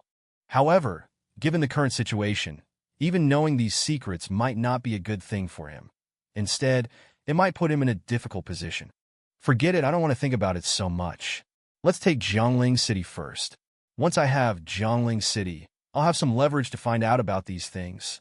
Su Yang knew he had to take things one step at a time. He couldn't rush. Half a month had passed since Su Yang and Shen Qinyao's kidnapping. During this time, Qinya had been remarkably calm and hadn't made things difficult for Shen Qinyao. "Su Yang, is Chen Zong really your fiancée? But if she is, why hasn't she done anything to me? Could this just be a coincidence?" Shen Qinyao asked doubtfully while lying in Su Yang's arms. "I don't know either. I'm afraid it's the calm before the storm. But it's good this way. If she doesn't do anything to you, I don't have to focus all my attention on this. The construction in the new district is finished, and the decoration of my shop is underway. It won't be long before Jiangling City changes." Su Yang was very calm. Everything was going too smoothly, so smoothly that it made him uneasy. The next day, Su Yang took Shen Qinyao to her company as usual, but then he received a call from Zheng Ming. "Brother Su, everything is ready. I've contacted the owner. He's waiting for you at the boxing gym," Zheng Ming said excitedly. Since meeting Zhang Yosho, Zheng Ming had become more cheerful, no longer carrying his usual worries. "Okay, I'll be right there." Su Yang hung up the phone, but for some reason, he felt uneasy. Coming to the street again, Su Yang was preoccupied. Looking at the sparse crowd, he parked the car, took a deep breath, and walked in. Zheng Ming was chatting with a burly man. Su Yang's arrival attracted everyone's attention. "Brother Su." Zheng Ming stood up to greet him. "Brother Su, this is the owner of this place, Zhang Zihua." Zheng Ming introduced him. Zhang Zihua stood up, glanced behind Su Yang, and then a look of relief flashed in his eyes. He said, "Hello, Mr. Su. I've heard so much about you." "Oh, you know me?" The look in Zhang Zihua's eyes made Su Yang feel something was wrong. He should have been expecting him, but he had that look in his eyes. "I've heard about your matches at Smiling Buddha's boxing arena a while ago. Moreover, you managed to deal with Smiling Buddha's men trying to kidnap you and Miss Shen, and Smiling Buddha couldn't do anything about it. Isn't that enough?" Zhang Zihua flattered Su Yang. "Mr. Zhang is really well informed. You even know about this." Su Yang became even more suspicious of Zhang Zihua. It was normal to have heard about the incident at Smiling Buddha's arena, since they were both in the same business. But to know that he and Qinyao had been kidnapped and escaped unharmed, almost no one knew about this except those involved. How did Zhang Zihua know? Just a coincidence. "Come, mister. Su, please sit down." Zhang Zihua invited Su Yang to sit beside him, deliberately pulling out a chair. After Zhang Zihua sat down, Su Yang waited but didn't hear him mention anything about selling the boxing gym. He calmly took out his phone and sent a text message to Cheng Jian. "Get the men ready. If anything happens, bring them in immediately." Then he put his phone on the table and said, "I'm curious about something, Mr. Zhang. Why did you open this boxing gym in Smiling Buddha's territory?" "That's a long story. As you should know, I used to box with Smiling Buddha. I made him a lot of money, but that ungrateful bastard forced himself on my woman and told me he was drunk and that she was willing. But my woman told me that Smiling Buddha forced himself on her. She didn't throw herself at him at all. When Zhang Zihua said this, it was as if he were talking about someone else's story. Although he tried to hide his emotions, it couldn't fool Su Yang. I'm so sorry. I didn't mean to offend you. What happened later? Su Yang had already deduced that the person in front of him might not be Zhang Zihua, or that this person might have been acting from the beginning. From the offer to sell the boxing gym, it was a trap. If that was the case, then Smiling Buddha's men must be lying in wait. Since things had developed to this point, leaving rashly would certainly accelerate the situation, which was very unfavorable to Su Yang. Whether it was the number of opponents or their strength, he didn't know who they were. Later, my woman suddenly disappeared, and I couldn't find her anymore. But knowing Smiling Buddha, she's most likely dead. Zhang Zihua feigned a look of sadness. Is that so? Smiling Buddha is truly a scumbag. If that's the case, why are you still following him? Su Yang stopped pretending because he received a message from Chengjian that everything was ready outside. Chapter 176. Huh? Mr. Su, I don't know what you're talking about. I left Smiling Buddha a long time ago, and I've been suppressed by him ever since. I don't understand what you mean by that. Zhang Zihua's heart was in turmoil, unsure why Su Yang seemed to have guessed something. Really? Then where is Zhang Zihua? Su Yang asked calmly. Zheng Ming, standing to the side, was completely bewildered. Could this person in front of him not be Zhang Zihua? A bad premonition suddenly arose in Zheng Ming's heart. Mr. Su, what are you trying to say? Zhang Zihua's composure broke, and anger showed on his face. What am I trying to say? I want to know who you are. Are you one of Smiling Buddha's men, or someone sent by Zhang Zihua? But what's certain is that you're not Zhang Zihua himself. Su Yang remained calm, quietly waiting for this Zhang Zihua to give him a reasonable explanation. Mr. Su, watch your words. I am Zhang Zihua. Zhang Zihua was furious and extremely displeased. Sigh, we've come this far, and you still want to keep up the act? The story you told is indeed very good, but the way you presented it is completely like you're narrating someone else's story. Also, from the moment I walked in, your eyes kept glancing behind me. When you saw I didn't bring anyone, a look of relief flashed in your eyes. And yes, you heard I'm Diamond Leg, likely because you were present at the time. But as for the kidnapping of my family and me, only a few of my brothers, my family, and I know about it. So, how did you learn about it? Su Yang pointed out all the flaws revealed by the man in front of him, without any mercy. What? You're not Zhang Zihua. Zheng Ming was shocked, having been completely unguarded around this person. This, in turn, put Su Yang in a dangerous situation. Then, applause and laughter came from upstairs. Huh, Mr. Su, you really surprised me. I originally wondered what kind of person the Mr. Su that the good-for-nothing Zheng Ming spoke of was, someone who could make the former underworld boss submit. But I never expected that the Mr. Su in his mouth was you. Smiling Buddha slowly walked down the stairs. Seeing Smiling Buddha come down, Zhang Zihua stepped aside to make way for him and said, I'm sorry, Buddha. I failed you. Faced with the scene before him, Su Yang wasn't surprised at all. He had been feeling uneasy these past few days, and it turned out that something unexpected had indeed happened. However, Su Yang wasn't afraid of Smiling Buddha. Useless. Get lost. Smiling Buddha simply cursed his underling and then turned to look at Su Yang. Smiling Buddha, I wonder why you made such a big fuss. This has been your scheme from the beginning. You've really gone to great lengths. I wonder what your purpose is. Su Yang remained calm, looking at Smiling Buddha without a trace of fear, even appearing to disregard him. Insolent. You dare call him Smiling Buddha? Do you want to live or die? The guard behind Smiling Buddha was enraged, glaring at Su Yang and rebuking him. It's fine. The man behind the underworld Dark Horse and the commercial Dark Horse of Jiangling City indeed has the qualifications to be on equal footing with me. Smiling Buddha didn't mind Su Yang's attitude. In his eyes, Su Yang was still a young man, and it was normal to have some spirit. As for why I set up such a big trap, it's to lure you in. Just before, I was still shocked that it was you who subdued Zheng Ming. If I'm not mistaken, Sha Ziqiang is also following you, right? Smiling Buddha, as a veteran of the underworld, was naturally very clear about the current situation. Ginger is indeed hotter when old. Tell me, you went through all this trouble just to see me? I don't believe you would bring such a large group just for a simple meeting. After finishing his words, Su Yang put his feet up on the table. At this moment, Zheng Ming was full of regret, feeling that he hadn't handled things well, and silently stood behind Su Yang, protecting him. As expected, young people are smart. I've also gained a certain understanding of you. Now, Jiangling City has 3 dominant forces. Breaking this pattern is probably not an easy task. Are you interested in cooperating with me? Smiling Buddha changed his attitude after learning that Su Yang was the boss behind Cheng Jian and the others. The people he painstakingly trained were no match for Su Yang, so Su Yang's strength couldn't be underestimated. Ha ha, I can't believe that Smiling Buddha, the second in command of the underworld, the leader of the second largest force in Jiangling City, would actually seek cooperation with me. This is truly unexpected.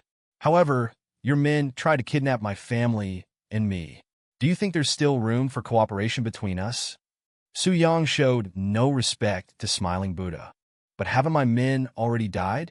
You're hiding behind the scenes, directing Cheng Jian and the others. I suspect your purpose isn't so simple. Do you think you can swallow the whole of Jiangling City? If I make a move now, I'm afraid you'll be leaderless, don't you think? Smiling Buddha wasn't a pushover either. He directly pointed out Su Yang's intentions. With his power, he wasn't afraid of Su Yang. Haha, Smiling Buddha, you're truly arrogant. Do you think you can touch my brother Su without our consent? At this moment, Cheng Jin walked in from the door with Sha Ziqiang and others. The entire situation instantly changed. Smiling Buddha, you're old. Do you think you still have the ability to continue sitting in this position? Su Yang picked up the wine glass on the table, looked at the wine inside, and spoke calmly. Surprise! Did you think I would really come here alone? Your men were testing me, but wasn't I also stalling for time? Do you think you can still take me down now? Why didn't the comrades of your dead, useless subordinate come? Su Yang was extremely composed. In the current situation, taking down Smiling Buddha wasn't impossible. Well played, Su Yang. Well played, Diamond Leg. Well played, Mastermind. It seems I really underestimated you. But do you really think you can take me down here? Smiling Buddha was furious. He had never failed in his schemes, but today he had actually lost to a junior. This was something Smiling Buddha couldn't tolerate, especially since Su Yang was now slapping him in the face. Whoa, whoa, whoa, how lively. So many people gathered here. I've long heard of the dark horse Cheng Jian, but I never thought I'd see him here. This is truly surprising. I say, Smiling Buddha, you're really useless. You can't even handle such a junior. How embarrassing. A powerful voice came from outside, surprising both Su Yang and Smiling Buddha. Chapter 177. Smiling Buddha and Su Yang both stood up immediately, looking at the person walking in at the door. Cheng Jian was also shocked, not expecting anyone else to come here. He led his men and quickly stood behind Su Yang. The person who walked in was about 1.78 meters tall with a beard on his face, but not long. He had a felt hat on his bald head and ignored everyone, walking straight in. Lord Ma, why have you come to my territory? Smiling Buddha asked angrily, staring at the very arrogant man in front of him. Smiling Buddha's words shocked Su Yang. Jiangling City was divided into 3 powers. Lord Ma was the strongest, Smiling Buddha was second, and Black Horse Cheng Jian was the weakest of the 3. However, Su Yang's information channels had never had any leads on Lord Ma. Now, Lord Ma suddenly walked in, making the whole situation uncertain for Su Yang. Judging from the current strength, Su Yang's men had no way to jointly confront the 2 old powers. It would be more harm than good. Yo-ho, you're the legendary Black Horse Cheng Jian? A bit green, huh? Zheng Ming, how did you end up as someone else's lackey? Do you want to follow me? Lord Ma was not afraid of anyone and spoke wildly here. Lord Ma, you are poaching my men right in front of me. Isn't that a bit out of line? Smiling Buddha was afraid of Lord Ma, but that didn't mean Su Yang was also afraid of Lord Ma. Oh, you have guts. Aren't they your men? Lord Ma looked at Su Yang with some curiosity, and then looked at Zheng Ming. So that's what's going on? Cheng Jian is just one of your underlings. Young man, you have potential. How about it? Are you interested in joining me to destroy Smiling Buddha, this son of a bitch? Lord Ma saw through the relationship between Su Yang, Cheng Jian, and others at a glance and joked. Lord Ma, that's not very ethical. Our two families have occupied Jiangling City for many years. Do you think it's appropriate for you to do this? Smiling Buddha was very angry and couldn't understand what Lord Ma was here to do today. Su Yang was very cautious. Even if he wanted to get rid of Smiling Buddha, it wasn't now. As the gang with the fewest people among the three forces, if he followed the strongest to destroy Smiling Buddha, then his own position would be insecure. Unknowingly, the relationship between Su Yang and Smiling Buddha was pushed to a tooth and lip relationship. As the saying goes, if the lips are gone, the teeth will be cold. I'm not ethical? Didn't I hear what you said before? Did you want to win this kid over and join forces to get rid of me? Smiling Buddha, oh Smiling Buddha, do you think I'm a pushover? Lord Ma's behavior became very exaggerated, and his whole aura became sharp. Su Yang saw Smiling Buddha and Lord Ma confronting each other. Unless Lord Ma's men were wiped out, it would be very unfavorable to his situation. But if Smiling Buddha had the ability to wipe out Lord Ma, he wouldn't be in this state now. But what surprised Su Yang was Lord Ma's attitude towards him, which was a bit unclear. Logically, anyone at their level who intervened would definitely be skinned alive, but Lord Ma was not hostile to him. However, for safety's sake, Su Yang said, Lord Ma, I won't participate in your old-school grudges. Whatever you have, you solve it yourselves. In addition, my martial arts gym will officially open in half a month. I hope everyone will grace us with your presence at that time. Goodbye. After speaking, Su Yang was about to leave with Cheng Jian and others, but Smiling Buddha stopped Su Yang and said, though. But Su Yang, aren't you curious about the person behind Lord Ma? Smiling Buddha's words shocked Su Yang. There was actually someone behind Lord Ma, the biggest underworld boss in Jiangling City? What does this have to do with me? Your own grudges, I won't participate. Although Smiling Buddha's words surprised Su Yang to some extent, Su Yang was confident that no matter who it was, he could face them. Ha ha ha ha, Smiling Buddha. Oh, Smiling Buddha, you really are old. You would rather offend me than win over this young man. What a pity. He doesn't even care about you. Su Yang, right? Don't worry, I will definitely visit your store properly. Since you're leaving, what am I still doing here? I'm out of here. Lord Ma showed a smile and left, following in Su Yang's footsteps. Su Yang led his men out, feeling very uneasy. If he hadn't seen through it completely, he would have capsized in the gutter. Back in the car, Zheng Ming sat beside Su Yang and dared not speak. After all of this was caused by him. Too much was exposed this time, and Su Yang's identity could no longer be hidden. Back at Forget Love Water Bar, Su Yang didn't speak either, and directly sat in the main seat of the private room. Cheng Jian and others also breathed a sigh of relief. They didn't expect to see Lord Ma today. Fortunately, Lord Ma didn't make any moves. Otherwise, among the three forces today, their camp would definitely be the worst, and their vitality would be greatly damaged. Sorry, Brother Su, it's my fault for not handling things well. Zheng Ming knew that he had done wrong. He was straightforward in admitting his mistake and taking responsibility, without too much explanation. Zheng Ming, you are also an old hand in the game. Why is your judgment of people so poor? Su Yang was very strange. As a former underworld boss, why would Zheng Ming's judgment of people be wrong? This was a problem that shouldn't exist. Zheng Ming didn't speak. Too much explanation was useless. Is it because of personal reasons? Zheng Ming, as someone who has been there, you should understand that in our line of work, you can't indulge in romance without strength. You need to have the ability to protect your own people. Believe me, it's less than a year away. I hope you can hold on. If you are willing to follow us to attack the capital at that time, welcome. If you are tired, then watch over our base camp for me. But I don't want you to cause the overall situation to be lost now because of these things. Seeing Zheng Ming's silence, Su Yang reprimanded him mercilessly.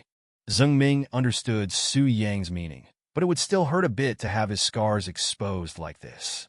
But Zheng Ming knew that Su Yang was right. If Zhang Yushua exposed that he looked very similar to his wife, and if Zhang Xiaoyu fell into danger, then he would be a sinner. Yes, Brother Su, I understand. I won't let things happen again. Zheng Ming took a deep breath, and his whole person's spirit changed. Cheng Jian saw that the atmosphere had eased and said, Brother Su, why would Lord Ma appear in smiling Buddha's territory? Su Yang also didn't understand this matter very well. Lord Ma's sudden appearance put the whole situation in a stalemate. But few people knew that he was going to buy that martial arts gym. Only Cheng Jian, Zheng Ming, and Sha Zichang and Qin Xiu, a few important figures. If Lord Ma's appearance meant that there was a mole, then the problem was probably with smiling Buddha's people, and Lord Ma's informant had appeared. Chapter 178. This isn't surprising. There are bound to be informants within the gangs. Someone must have leaked the information to Master Ma. Su Yang, having figured this out, no longer found it strange. Ah, Brother Su, you mean there's a mole among us? Cheng Jian and Zheng Ming were shocked. No, only our core members know about this. The others are completely unaware. I trust you all. There won't be a problem within our group. If there is a leak, it's likely one of your subordinates told someone. In that case, I'll kick that subordinate out immediately. If not, then it's someone from Smiling Buddha's side. It's normal for an established gang like his to have internal leaks. Su Yang voiced his thoughts. No, it goes without saying that we keep these matters confidential. We handle this personally. In that case, the leak must be from Smiling Buddha's people. Cheng Jian suddenly realized. Exactly, and the fact that Smiling Buddha knows Master Ma has a backer also suggests there's a mole by Master Ma's side, and someone high-ranking. Otherwise, such inside information wouldn't be leaked. Su Yang felt the situation was becoming increasingly difficult to control, but he remained confident. Currently, Smiling Buddha posed no threat in his eyes. However, a significant problem had emerged. How to break the tripartite peace in the three-way standoff. Brother Su, what should we do next? Cheng Jian asked helplessly. Proceed with the original plan. We can open fight clubs elsewhere. We also need to figure out how to break this three-way standoff. It's a delicate situation, Su Yang said with a headache. After listening, Cheng Jian frowned. Before entering this world, he believed whoever was strongest had the final say. But after meeting Su Yang, he realized only Su Yang mattered. Su Yang was Cheng Jian's brains. Today, however, Cheng Jian realized this business was also incredibly complex. Brother Su, have you noticed Master Ma's attitude towards you seems different? Zheng Ming pondered after recalling the previous situation and noticed a subtle difference. I know, but I don't think it's a good thing. Either he truly has no hostility towards me, even though I eventually want to unify Jiangling City, or Master Ma is powerful enough to consider me insignificant, seeing me as a joke. Su Yang was well aware of the point Zheng Ming raised. Damn it, Master Ma is too arrogant. We're a major force in Jiangling City, and he looks at Brother Su like that. Cheng Jian was furious, but he was level-headed and wouldn't provoke Master Ma. Then go fight him. If you win, we'll take over his people, and you'll run Jiangling City. If you lose, Zheng Ming will take over your business. Su Yang teased Cheng Jian. Damn, Brother Su, that's unfair. How can I beat Master Ma without any men? Cheng Jian complained. Fine, not no men. I'll give you 10 your pick. Go wipe out Master Ma today, and I'll give you Jiangling City in a year. I'll call you Brother Cheng. Su Yang, seeing Cheng Jian's jigo, spoke seriously. Forget it. Winning or losing against Master Ma isn't important. What's important is I still want to call you brother. Can't usurp your position. It's not right. Forget it. Cheng Jian knew Su Yang was joking, but it was still embarrassing with even just the core members present. No, go ahead. I don't mind. Right, Brother Cheng? Su Yang looked at Cheng Jian smugly. Damn, Brother Su, I was wrong. Truly wrong. I won't boast anymore. Seeing Su Yang's expression, Cheng Jian realized he couldn't get away with it, and, like a true man, admitted defeat. This caused everyone to burst into laughter. What's so funny? Damn it. Whoever can take 10 men and wipe out Master Ma, I'll call you Grandpa. Cheng Jian wouldn't let them tease him without retort. Oh, there's such a good deal? Fine, in a while I'll take 10 men and wipe them out. As for whether the other 10 are called men, that's up to them. Su Yang, like a bully, wouldn't miss a chance to tease Cheng Jian. Damn, Brother Su, you're bullying me. Cheng Jian, no longer maintaining his big brother composure, acted like a wronged woman and lunged towards Su Yang's embrace. Holy shit, get off, get off. I'm not into men. If you come any closer, I'll throw you into a pile of gay men, believe it or not. Su Yang said, quickly standing up and pointing at Jin, who missed his target. Ah, I was just kidding, Brother Su. Don't take it so seriously. The banter seemed to dissipate the previous tension. Su Yang wasn't the type to dwell on mistakes and lecture his brothers. Everyone makes mistakes. After all, nobody's perfect. All right, what's past is past. It's getting late. Your sister-in-law should be off work. I'm leaving, Su Yang said, heading for the door. Jin, Sha Ziqiang, and the others hooted behind him. Strip Jin naked. He dares to hoot at me. Su Yang, as he left, saw Jin hooting and couldn't resist a prank. Damn, Brother Su now? Damn it. You're actually stripping me? Hey, don't take my pants off. Jin struggled, but no one paid attention, everyone enjoying the horseplay. After a flurry of activity, Jin was down to his underwear. Everyone roared with laughter as Jin regretted joining in the hooting, especially since he was the only victim. He pitifully gathered his scattered clothes and grumbled, "Misjudged my friends, misjudged my friends. How did I end up with you bad eggs?" Jin, do you want to lose your underwear too? Ha! Sha Ziqiang teased, seeing Jin's regretful expression. No, you're all big brothers, don't do this. I was wrong. Jin apologized pathetically while dressing. Let's go eat. I haven't eaten all morning with all this going on. Jin's treating us today. Chen Xiu seized the opportunity to extort a meal. Damn it, why am I treating? I suffered such a great injustice, and I have to treat. Chapter 179. Do you want to go through that again? Wow, I didn't expect such a big-shot gangster to have this kind of hobby. We can satisfy you. Chen Xiu rubbed his hands together, his face beaming. Let's not. It's just a meal, let's go. Jin reluctantly compromised. Xiangzi, let's go to the place Brother Su treated us to last time. Let me tell you, the food there is amazing. Chen Xiu ignored Jin and enthusiastically told the person beside him about the restaurant where Su Yang had resolved the construction quality issue. Holy crap, Chen Xiu, you're shameless. One dish there costs tens of thousands. Jin struggled anxiously. All right, let's go there then. As Jin said, it doesn't matter if it's good or not, we just want expensive food. Sha Ziqiang cooperated with Chen Xiu. Su Yang drove to the bottom of Shen Qinyao's company building, arriving just as she was leaving. Seeing Su Yang's car, Shen Qinyao jogged happily towards it and got in. Are you hungry after a busy morning? Su Yang asked with concern. Of course. I woke up late today and didn't eat much for breakfast. I was starving in the office. Shen Qinyao said with a worried, aggrieved/pouty expression. Next time I'll prepare some snacks for your office. Don't let our baby go hungry. Su Yang reached out and touched Shen Qinyao's belly. Just as Shen Qinyao was about to swat Su Yang's hand away, Qinya unexpectedly opened the car door and sat down. Su Yang and Shen Qinyao looked at the back seat in disbelief. It was Qinya, who had never made a move on Shen Qinyao before. What are you looking at? Brother Su Yang, I have nowhere to go for lunch. You wouldn't leave me, right? Qinya looked at Su Yang pleadingly. No, how could you have nowhere to go? Jiangling City is so big, you can go anywhere. Su Yang was exasperated, unable to understand what Qinya was up to this time. I don't care. I just want to follow you. I haven't seen you for days, and driving myself is so tiring. I've been busy all morning, and I'm exhausted. I need to lie down. Qinya acted as if she were in her own car and lay down. Hey, don't take your shoes off. Don't cause trouble.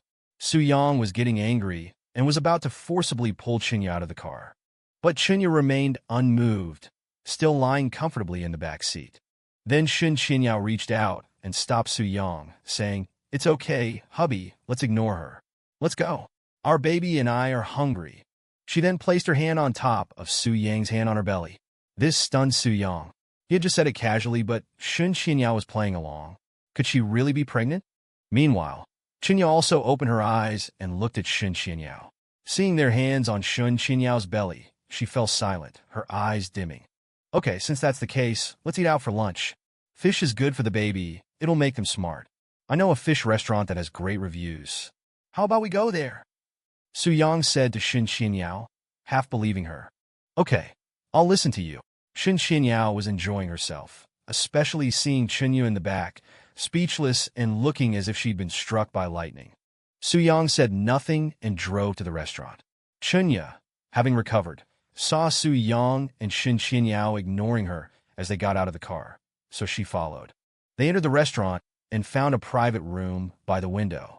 Su Yang sat down next to Shen Qianyao, and Chunya, uninvited, sat down as well. "What are you doing? You're following us even when we're eating." Su Yang was irritated. "Brother Su Yang, why are you angry? Haven't I always eaten with you before? It's been so long since we've seen each other. What's wrong with having a meal together? Do you dislike me that much?" Chunya felt as if a knife was twisting in her heart at Su Yang's attitude. "You. It's okay. Let's eat together." Shen Qianyao interrupted Su Yang, appearing magnanimous.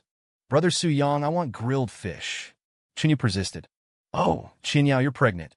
Maybe we should order fish soup, braised fish, and a large portion of rice." Su Yang asked Shen Qianyao cautiously. "Wow, so envious. Look at them. The woman is pregnant, and the man is so attentive. And you? You only care about yourself eating. You don't care about me at all." A couple at the next table, seeing Su Yang's attentiveness to Shen Qianyao, expressed their envy.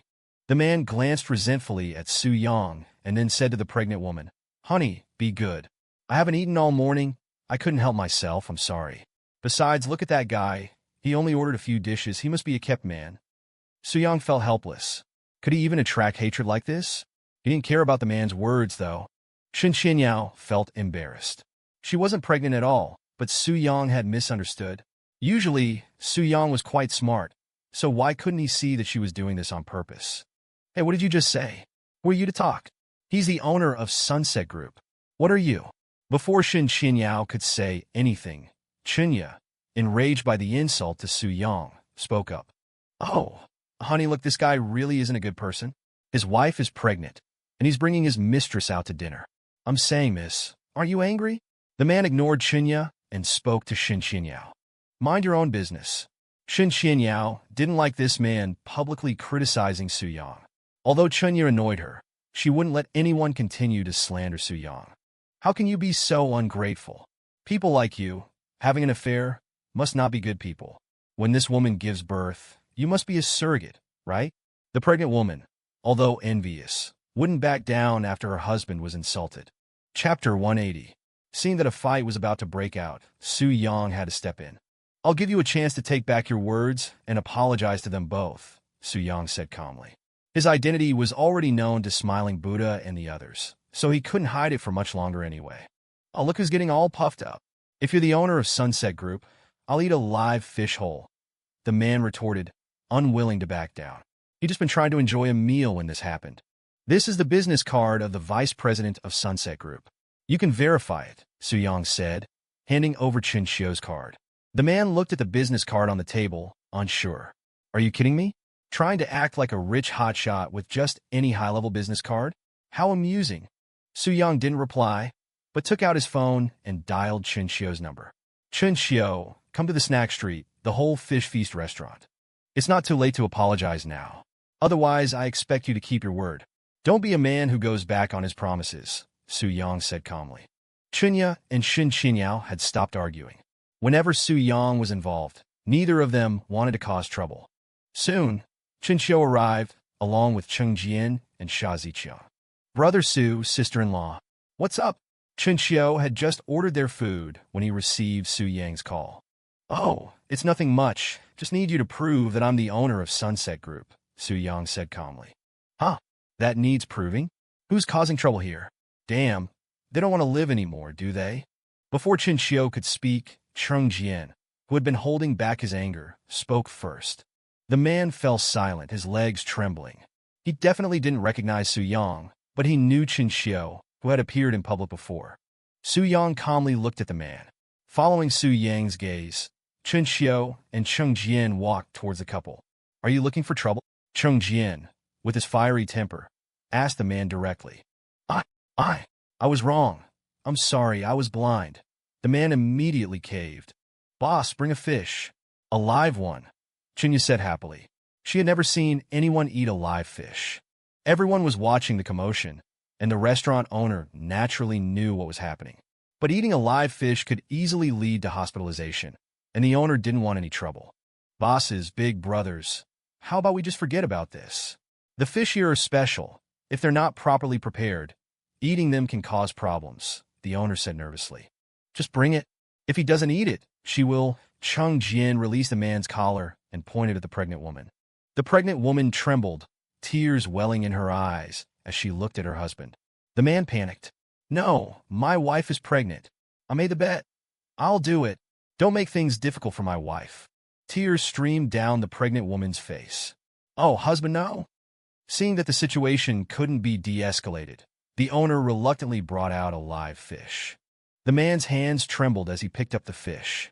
The raw, fishy smell made him want to vomit, but he forced himself to hold back. Just as he was about to eat the fish, Su Yang spoke.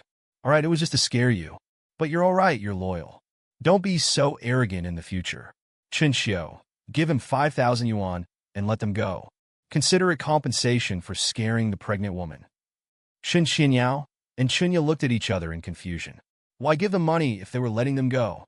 Not just them, but everyone watching was whispering amongst themselves.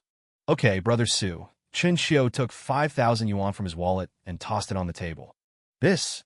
The man had felt relief wash over him after Su Yang's first words, but was surprised by the rest. He didn't understand what Su Yang meant. Look at their clothes, they don't seem well off. And look at the woman, her skin is dull. She has spirit, but her complexion is poor. That's malnutrition during pregnancy. Consider it charity. If it weren't for you protecting your wife, you would have had to eat that fish, Su Yang said calmly. Did you hear that? Don't cause trouble if you don't have the ability. Take the money and get lost.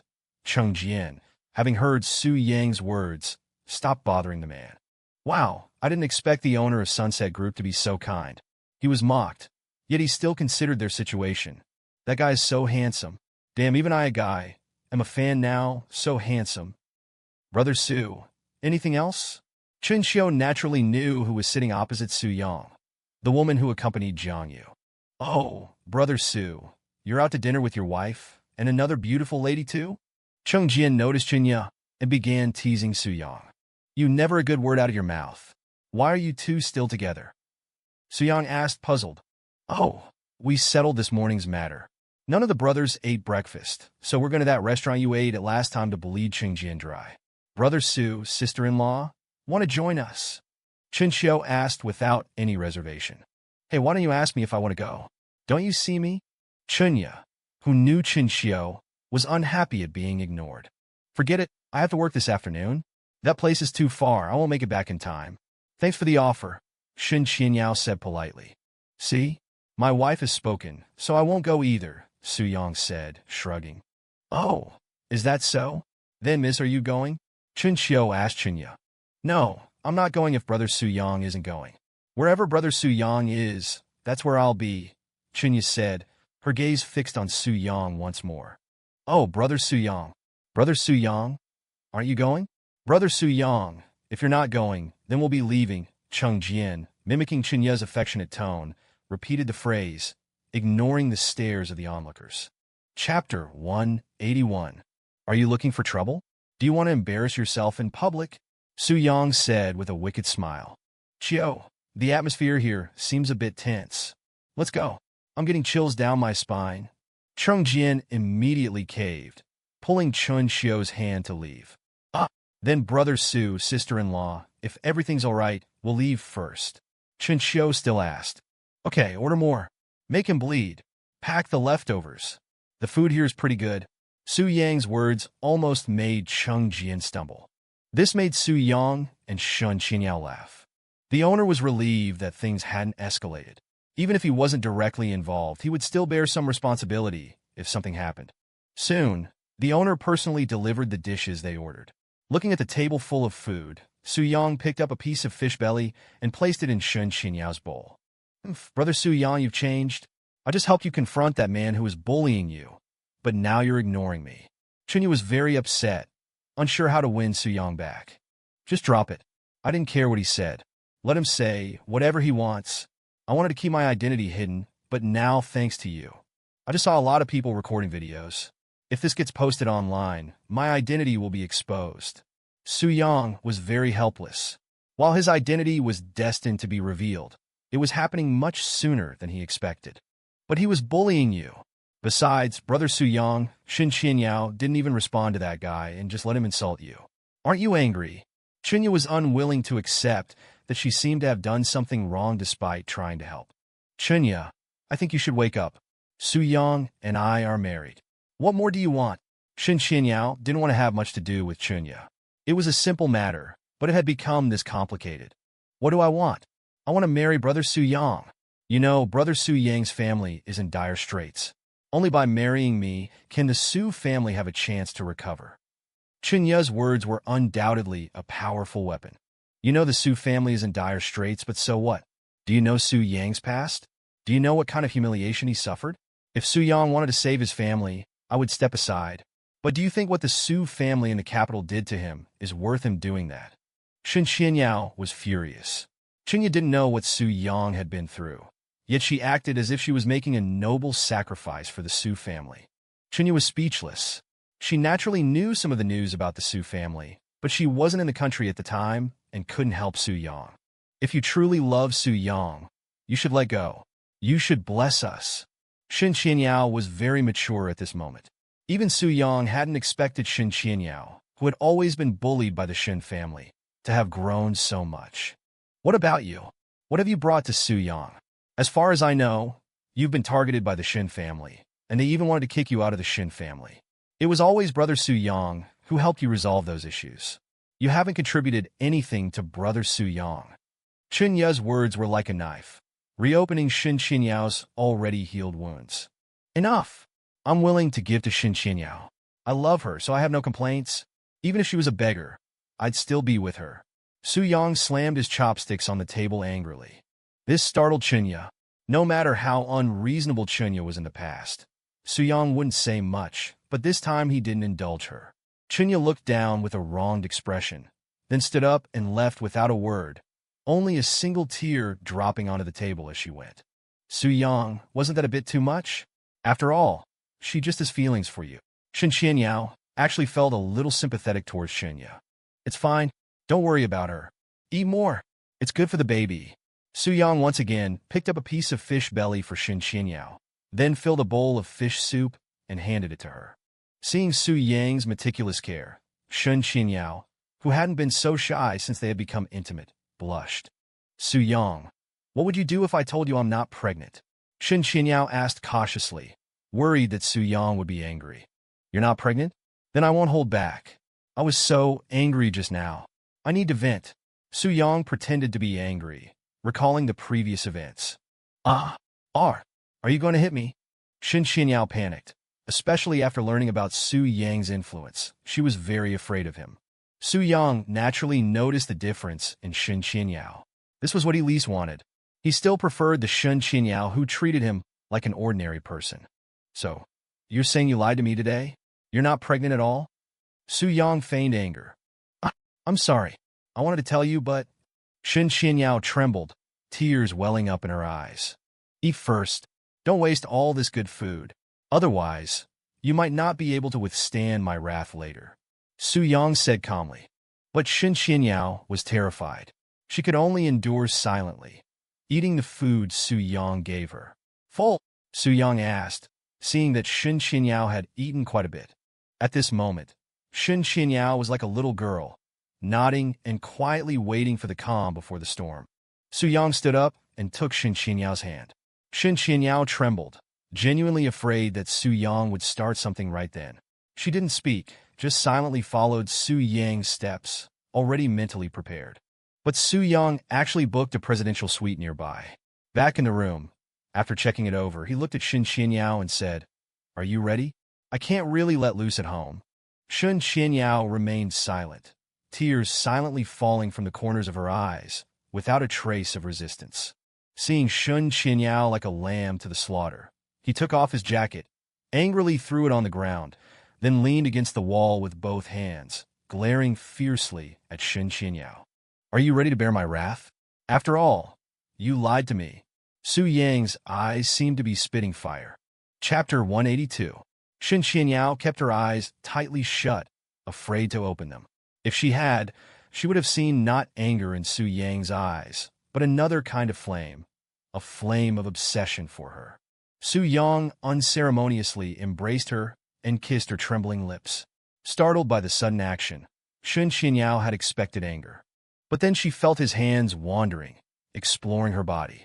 His passion slowly elicited a response from her. Soon the room was filled with Shen Qinyao cries. Over an hour later, it finally stopped. Shen Qinyao was now in tears, her makeup smeared.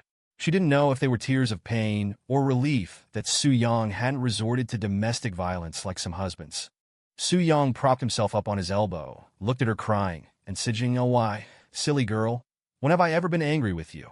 I love you so much. How could I hurt you? You didn't even open your eyes to look at me. I wasn't angry. So, what if you're not pregnant? We'll just keep trying. If once doesn't work, we'll do it more." Shen Qinyao's heart warmed at the first part of his words, but the second half made her eyes fly open in fear of further action. Seeing her speechless, looking at him like he was a wild beast with a hint of fear, Su Yang said exasperatedly, "What's with that look? What are you afraid of?" He reached out to wipe away her tears. Shen Qinyao instinctively dodged and said shyly, "Don't do anything. I haven't recovered yet. My legs are still weak. You took advantage of me." Hearing her concern, Su Yang was speechless. "What do you mean? Other people can't get enough of this happiness, and you're looking at me like I'm a beast. Besides, isn't there a saying, there's no such thing as a bad field, only a tired ox? Oh, I don't care. Anyway, don't do anything else. I hate you." Shen Qinyao blushed even more at his suggestive words and buried her head under the covers. Figuring she was tired, Su Yang left her alone. Half an hour later, feeling no movement from him, Shen Qinyao cautiously peeked her head out. Seeing this, Su Yang smiled and pulled her into his arms. Frightened, Shen Qinyao froze. Sensing her vulnerability, Su Yang sighed. "Qinyao, do you feel like you've changed?" He didn't want her to have any reservations or fear him. "Of course I've changed. I'm not as weak and helpless anymore. I can handle things on my own now." Shen Qinyao felt safe and relaxed. "No, that's not what I mean. Since you learned about my identity, you seem a little afraid of me. You seem to be afraid of my background, afraid I'll abandon you." Su Yang voiced the deepest fear she hadn't even realized herself. "No, I think I'm still the same. It's you. I think you're not as restrained as you used to be." Now recovered, Shen Qinyao voiced her own observations. "Things are different now. We're husband and wife. And I want to tell you, I don't want you to be afraid of me, afraid of my background. What I have is yours. You need to accept it because it belongs to you.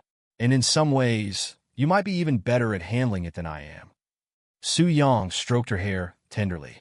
After hearing his words, Shen Qinyao felt a sense of security and instinctively hugged him back. "Yes, I know. I know you won't mistreat me." Su Yang didn't reply, just savored her softness, took a deep breath, and kissed her. Shen Qinyao thought it was just a loving kiss, but then she felt his hands wandering over her chest. She knew he was up to no good again. She struggled, but she was no match for his strength. Once again, her cries filled the room. After who knows how long, Shen Qinyao, somewhat recovered, felt almost numb with a burning pain. "Qinyao, get off me! Don't touch me! I hate you!" She cut him off, kicking him out of bed. His naked body made abrupt contact with the cold floor, the chill making him jump up. This made Shen Qinyao laugh. "What are you doing? I wasn't finished. You're almost off work, you know." Su Yang complained, crawling back into bed and covering himself. Shen Qinyao suddenly realized the sun was already setting. She checked her phone. In a little over an hour, she was supposed to be off work, and now it was too late to get back to the company. She wanted to cry. Su Yang had terrified her today. Maybe she should ask Qinya to join them next time. Otherwise, she really couldn't handle it. Shocked by her own inappropriate thought, she glared at Su Yang and started hitting him with her fists. "It's all your fault. I'm done for. This month's bonus is gone," she complained. Seeing her back to her usual self, Su Yang laughed, caught her fists, and pulled her into his arms. "You're from the Shen family worth billions. Why do you care about that little bonus?" "Of course it's different. This is money I earn myself. Yours is for business. Why wouldn't I care?"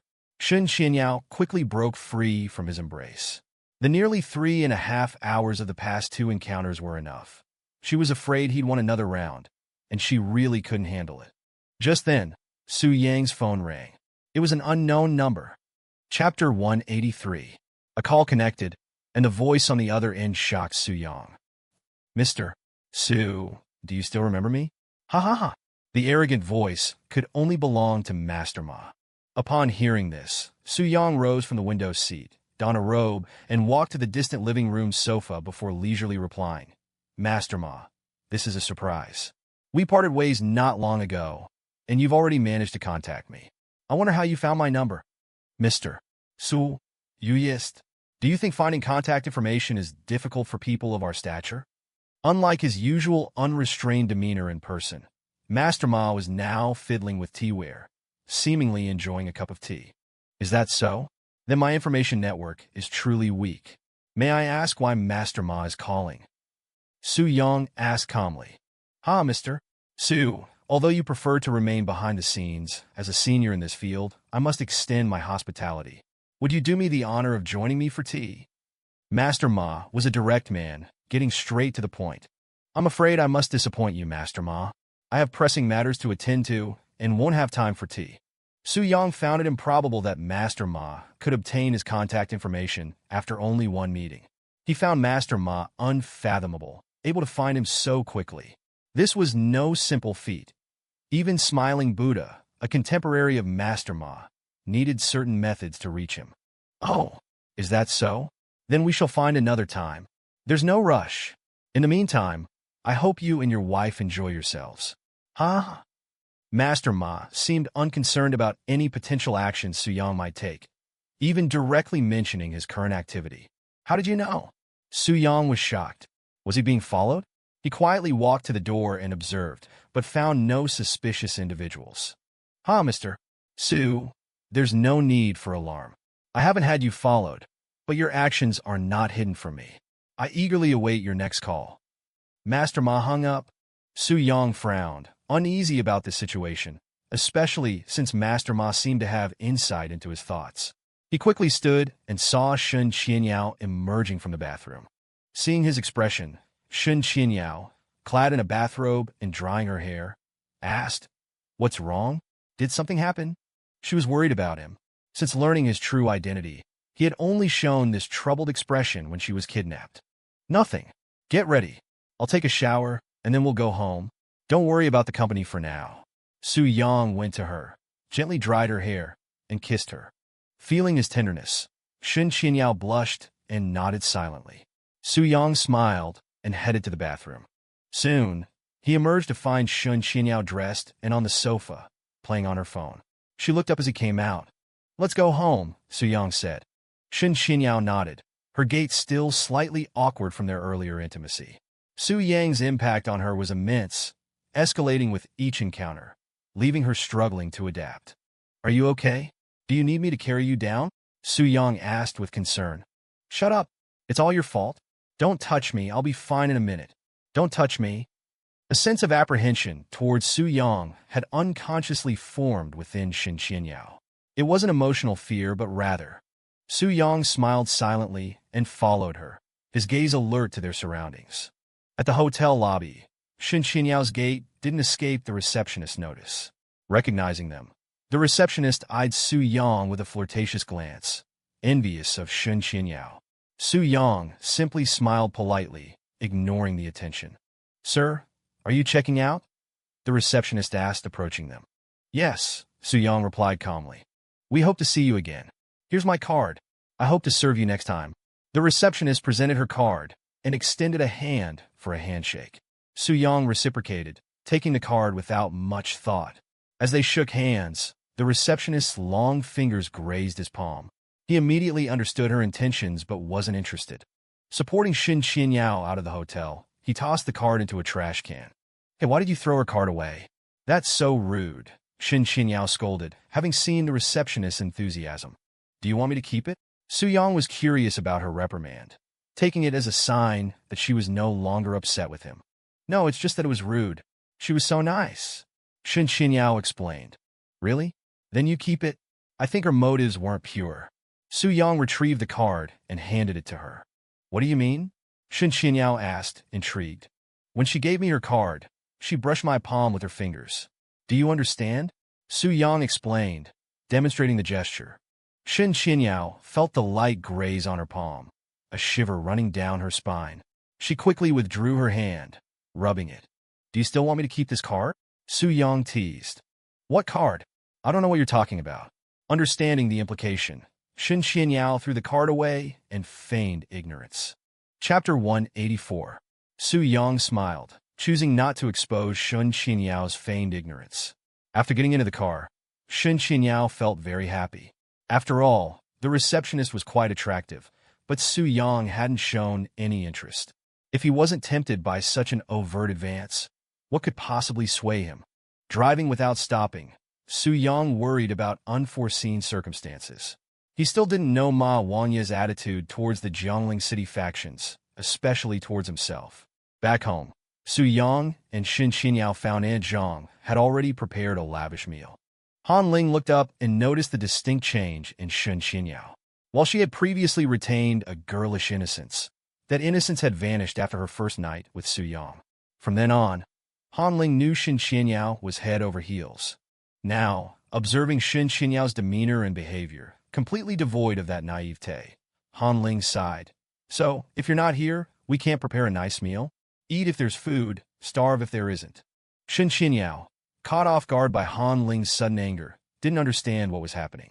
She turned to Su Yang, who also appeared clueless. Oh, Mom, what are you saying? We're working hard outside so you can eat well, live well, isn't that right? Shen Qinyao, ever resourceful, usually defused any conflict with a bit of sijao, acting like a spoiled child. But this time Han Ling remained unmoved. Aunt Zhang, please bring some good wine. Sit down and join us for dinner and drinks. Han Ling's demeanor was a stark contrast to her usual self. Su Yang and Shen Qinyao were both surprised by Han Ling's change. She hadn't been like this before, but now she seemed as if she had suffered some kind of blow. Mom, what's wrong? Did something happen? Shen Qinyao cautiously inquired. How can you talk like that? Do you think your mother is so heartless? Zhongli has worked hard to take care of us for 6 months. What's wrong with having a meal together? Han Ling glanced at Shen Qinyao with displeasure. Now Shen Qinyao felt at fault, as if she were the one who disliked Zhongli. At that moment, Shen Shikong emerged from his room. Su Yang, also surprised by Han Ling's transformation, quickly approached Shen Shikong, putting his arm around his shoulder and turning away from the dining table. Dad, what's with Mom?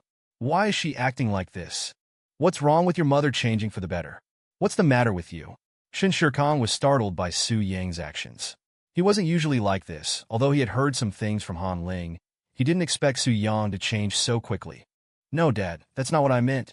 Is there something going on between you and Aunt Zhang that Mom has accepted? Su Yang, realizing Shen Shikong was also in the dark, switched to teasing. You Xiaozi, you can eat carelessly, but you can't talk carelessly. Be careful. I'll discipline you. Shen Shikong was frightened by Su Yang's words.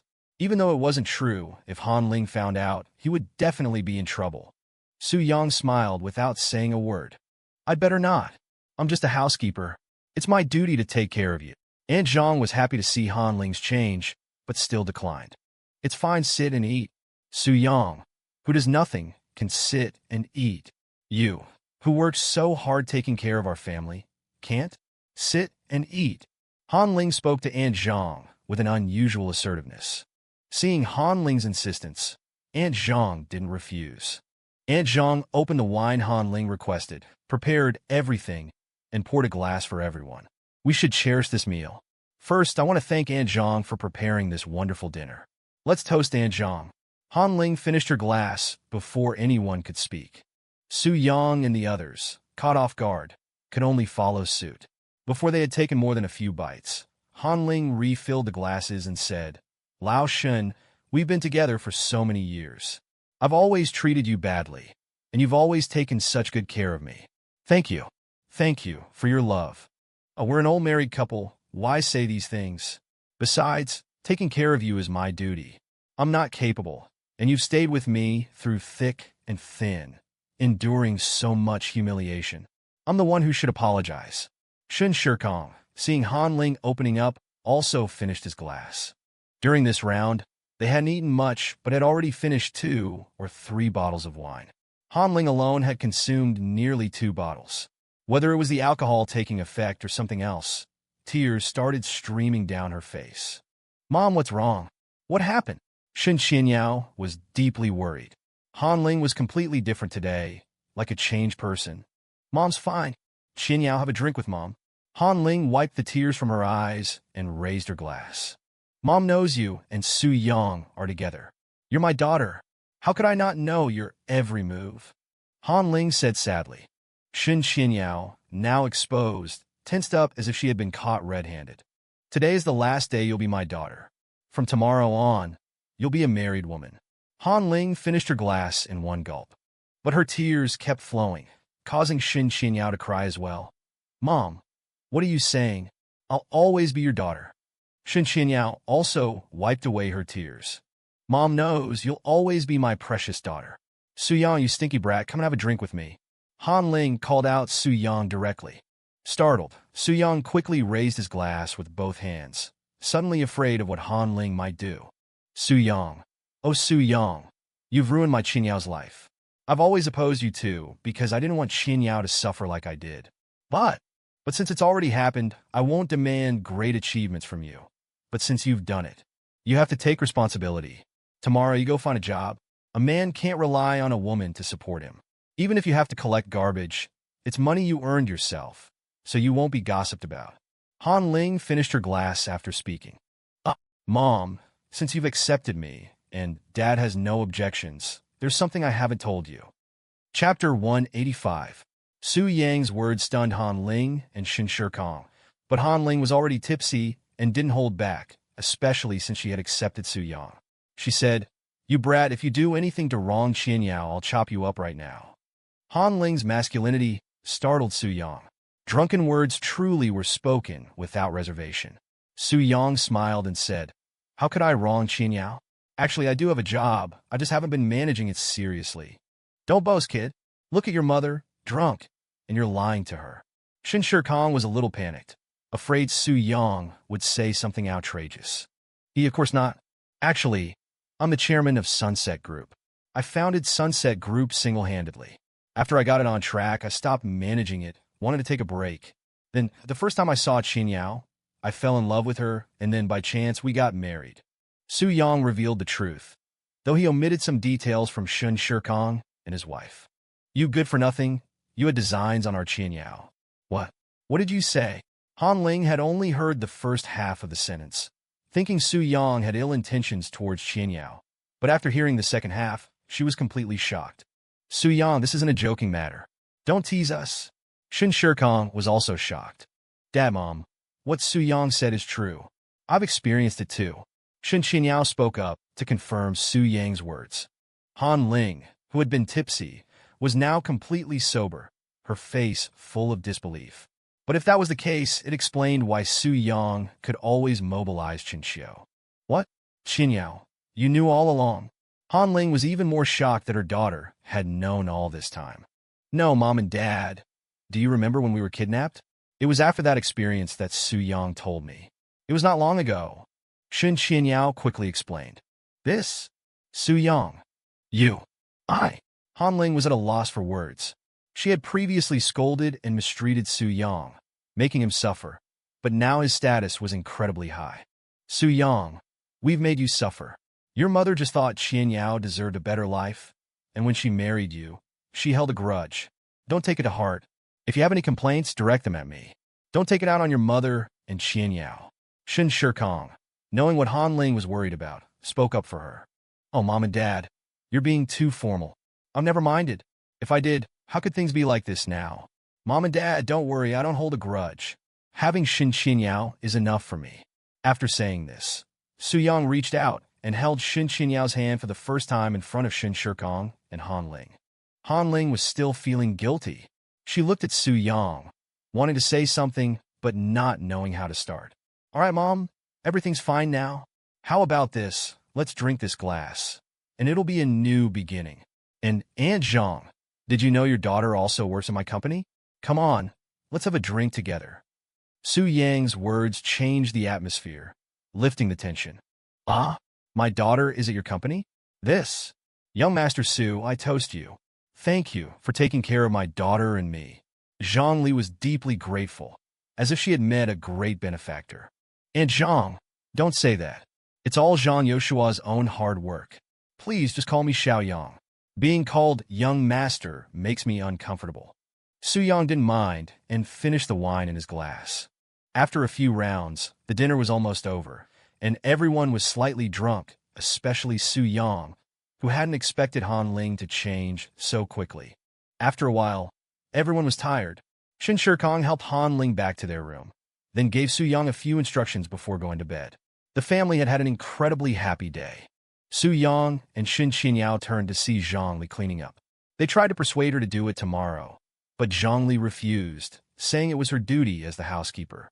Their persuasion ineffective, Su Yang and Shen Qinyao went upstairs. Lying in bed, they felt very relaxed. The turn of events today was unexpected. "Qinyao, look, your mother has accepted me.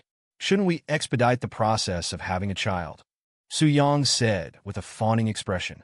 Shen Qinyao, who had been nestled in Su Yang's arms, suddenly became alert. Don't be silly.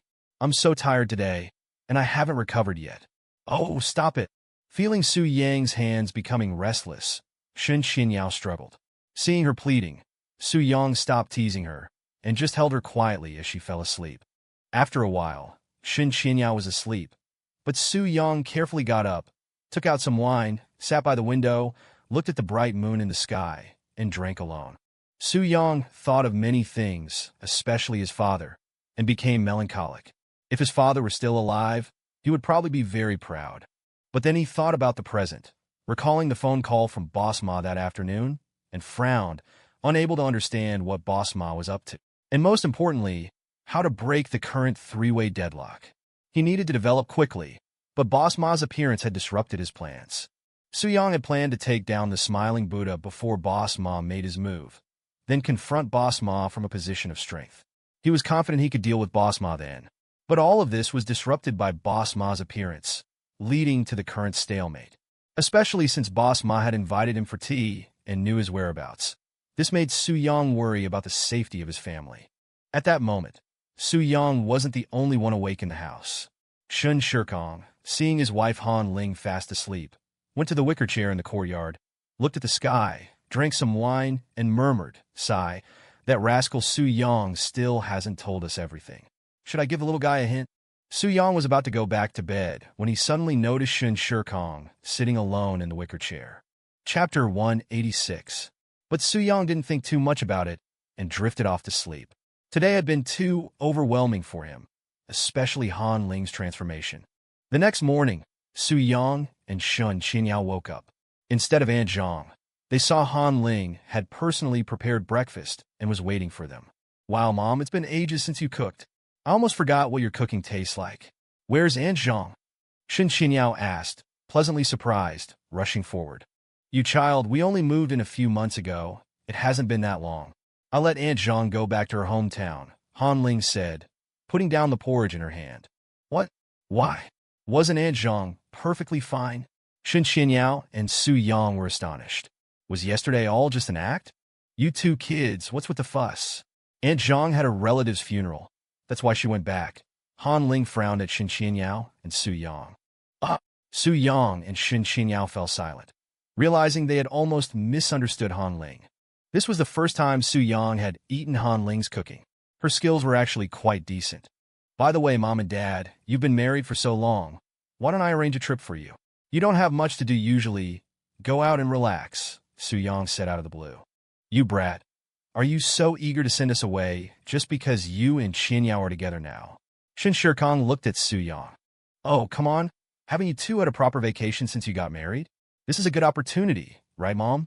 Su Yang said, not wanting Shen Shikong to misunderstand. "Shikong, I actually think it's a good idea. You really haven't taken me on a trip in all these years of marriage. All I do is get angry every day. How come you don't want to go now that Su Yang's arranged it? If you don't go, I will. Besides, I saw Su Yang in some short video online today that caused quite a stir.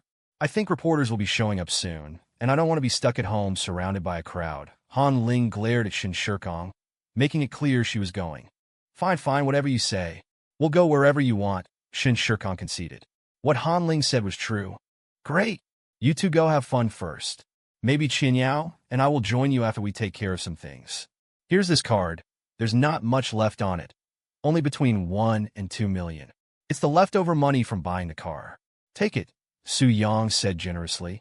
Compared to the money he'd taken from Crow, this was a drop in the bucket. So much money. We won't need that much. Your father and I have some savings. Since you don't need our money anymore, we'll pay for the trip ourselves. You should keep this money for the company, Han Ling said, somewhat surprised. She hesitated instead of immediately taking the card, unlike how she would have reacted in the past. Come on, Mom and Dad, just take it. Su Yang doesn't need this money. Just go and have fun. Shen Qinyao also started persuading them. Su Yang's actions made her happy. After some deliberation, Han Ling accepted the card. After breakfast, Su Yang drove Shen Qinyao to work as usual, while Han Ling and Shen Shikong stayed home. Su Yang, why did you suddenly arrange a trip for Mom and Dad? Did something happen? Shen Qinyao, aware of Su Yang's true identity, sensed something was amiss. No, it's just a simple trip. Mom and Dad have been married for so long, and they finally have a good life, so of course I should arrange a trip for them. Don't overthink it, Su Yang said, placing his hand on Shen Qinyao as usual. Shen Qinyao knew if Su Yang didn't want to talk, she wouldn't get any answers, so she stopped asking. After dropping Shen Qinyao off at the company, Su Yang left and went straight to Oblivion Bar. Zheng Ming was arranging for his men to clean up the mess in the bar. Seeing Su Yang no longer surprised him, as Su Yang had been frequenting the bar recently, turning Oblivion into their unofficial meeting place. Brother Su, what's up? Zheng Ming asked. Huh? How did you know something was up? Well, every time something happens, you come here and hold a meeting, especially lately. You've been here so often, I'm not even surprised anymore, Zheng Ming explained. Su Yang thought about it and realized it was true. Can I come here if there's nothing going on? But you're right. Since you know, go call everyone for a meeting, Su Yang chuckled. The people around him were really getting to know him better. No need to call them. They're all here. Yesterday afternoon, as you instructed, we ripped Cheng Jian off with the bill. He wasn't happy about it and wanted to have a drinking contest with us. They all ended up sleeping here last night, Zheng Ming said, smiling at the thought of how they had fleeced Cheng Jian. Let's go have a look, Su Yang said, walking inside. As he entered the private room, the smell of alcohol hit him hard. Su Yang immediately stepped back, looking at the countless empty bottles scattered on the floor, a mix of all kinds of liquor. Su Yang walked in and saw Cheng Jian asleep on the floor. He kicked Cheng Jian, startling him awake. Cheng Jian instantly became alert, but relaxed when he saw it was Su Yang. Zheng Ming then woke up Sha Ziqiang and the others. Although they got up when they saw Su Yang, they were still a bit dazed. You guys, aren't you afraid someone might ambush you? Get up, we have something to discuss, Su Yang said, leaving the room as there was nowhere to sit. After a while, everyone sluggishly gathered in front of Su Yang, looking exhausted. Brother Su, what's up? It's so early in the morning, Cheng Jian mumbled, leaning on Sha Ziqiang. Look at yourselves. Come on, I'll treat you. Let's go get a foot massage. What? Really? That's great. I'm exhausted these past few days. Cheng Jian immediately perked up. Yes, really? Also, I see you guys drank quite a bit. Cheng Jian, go pay the bill. Su Yang threw cold water on Cheng Jian's excitement. Cheng Jian froze, his brain struggling to catch up. Sha Ziqiang and the others burst out laughing when they heard Su Yang's words and looked at Cheng Jian's dumbfounded expression. Chapter 187. Damn it. Why me again? I paid the bill yesterday. It was hundreds of thousands. Cheng Jian reacted after a long while, feeling the pain in his wallet. Ha ha, it's Brother Su's call, what can you say? Besides, you started it. And how does this compare to yesterday's meal? You shelled out hundreds of thousands. What's a little more? Chen Xiu knew Cheng Jian well, knowing his complaints were mostly for show.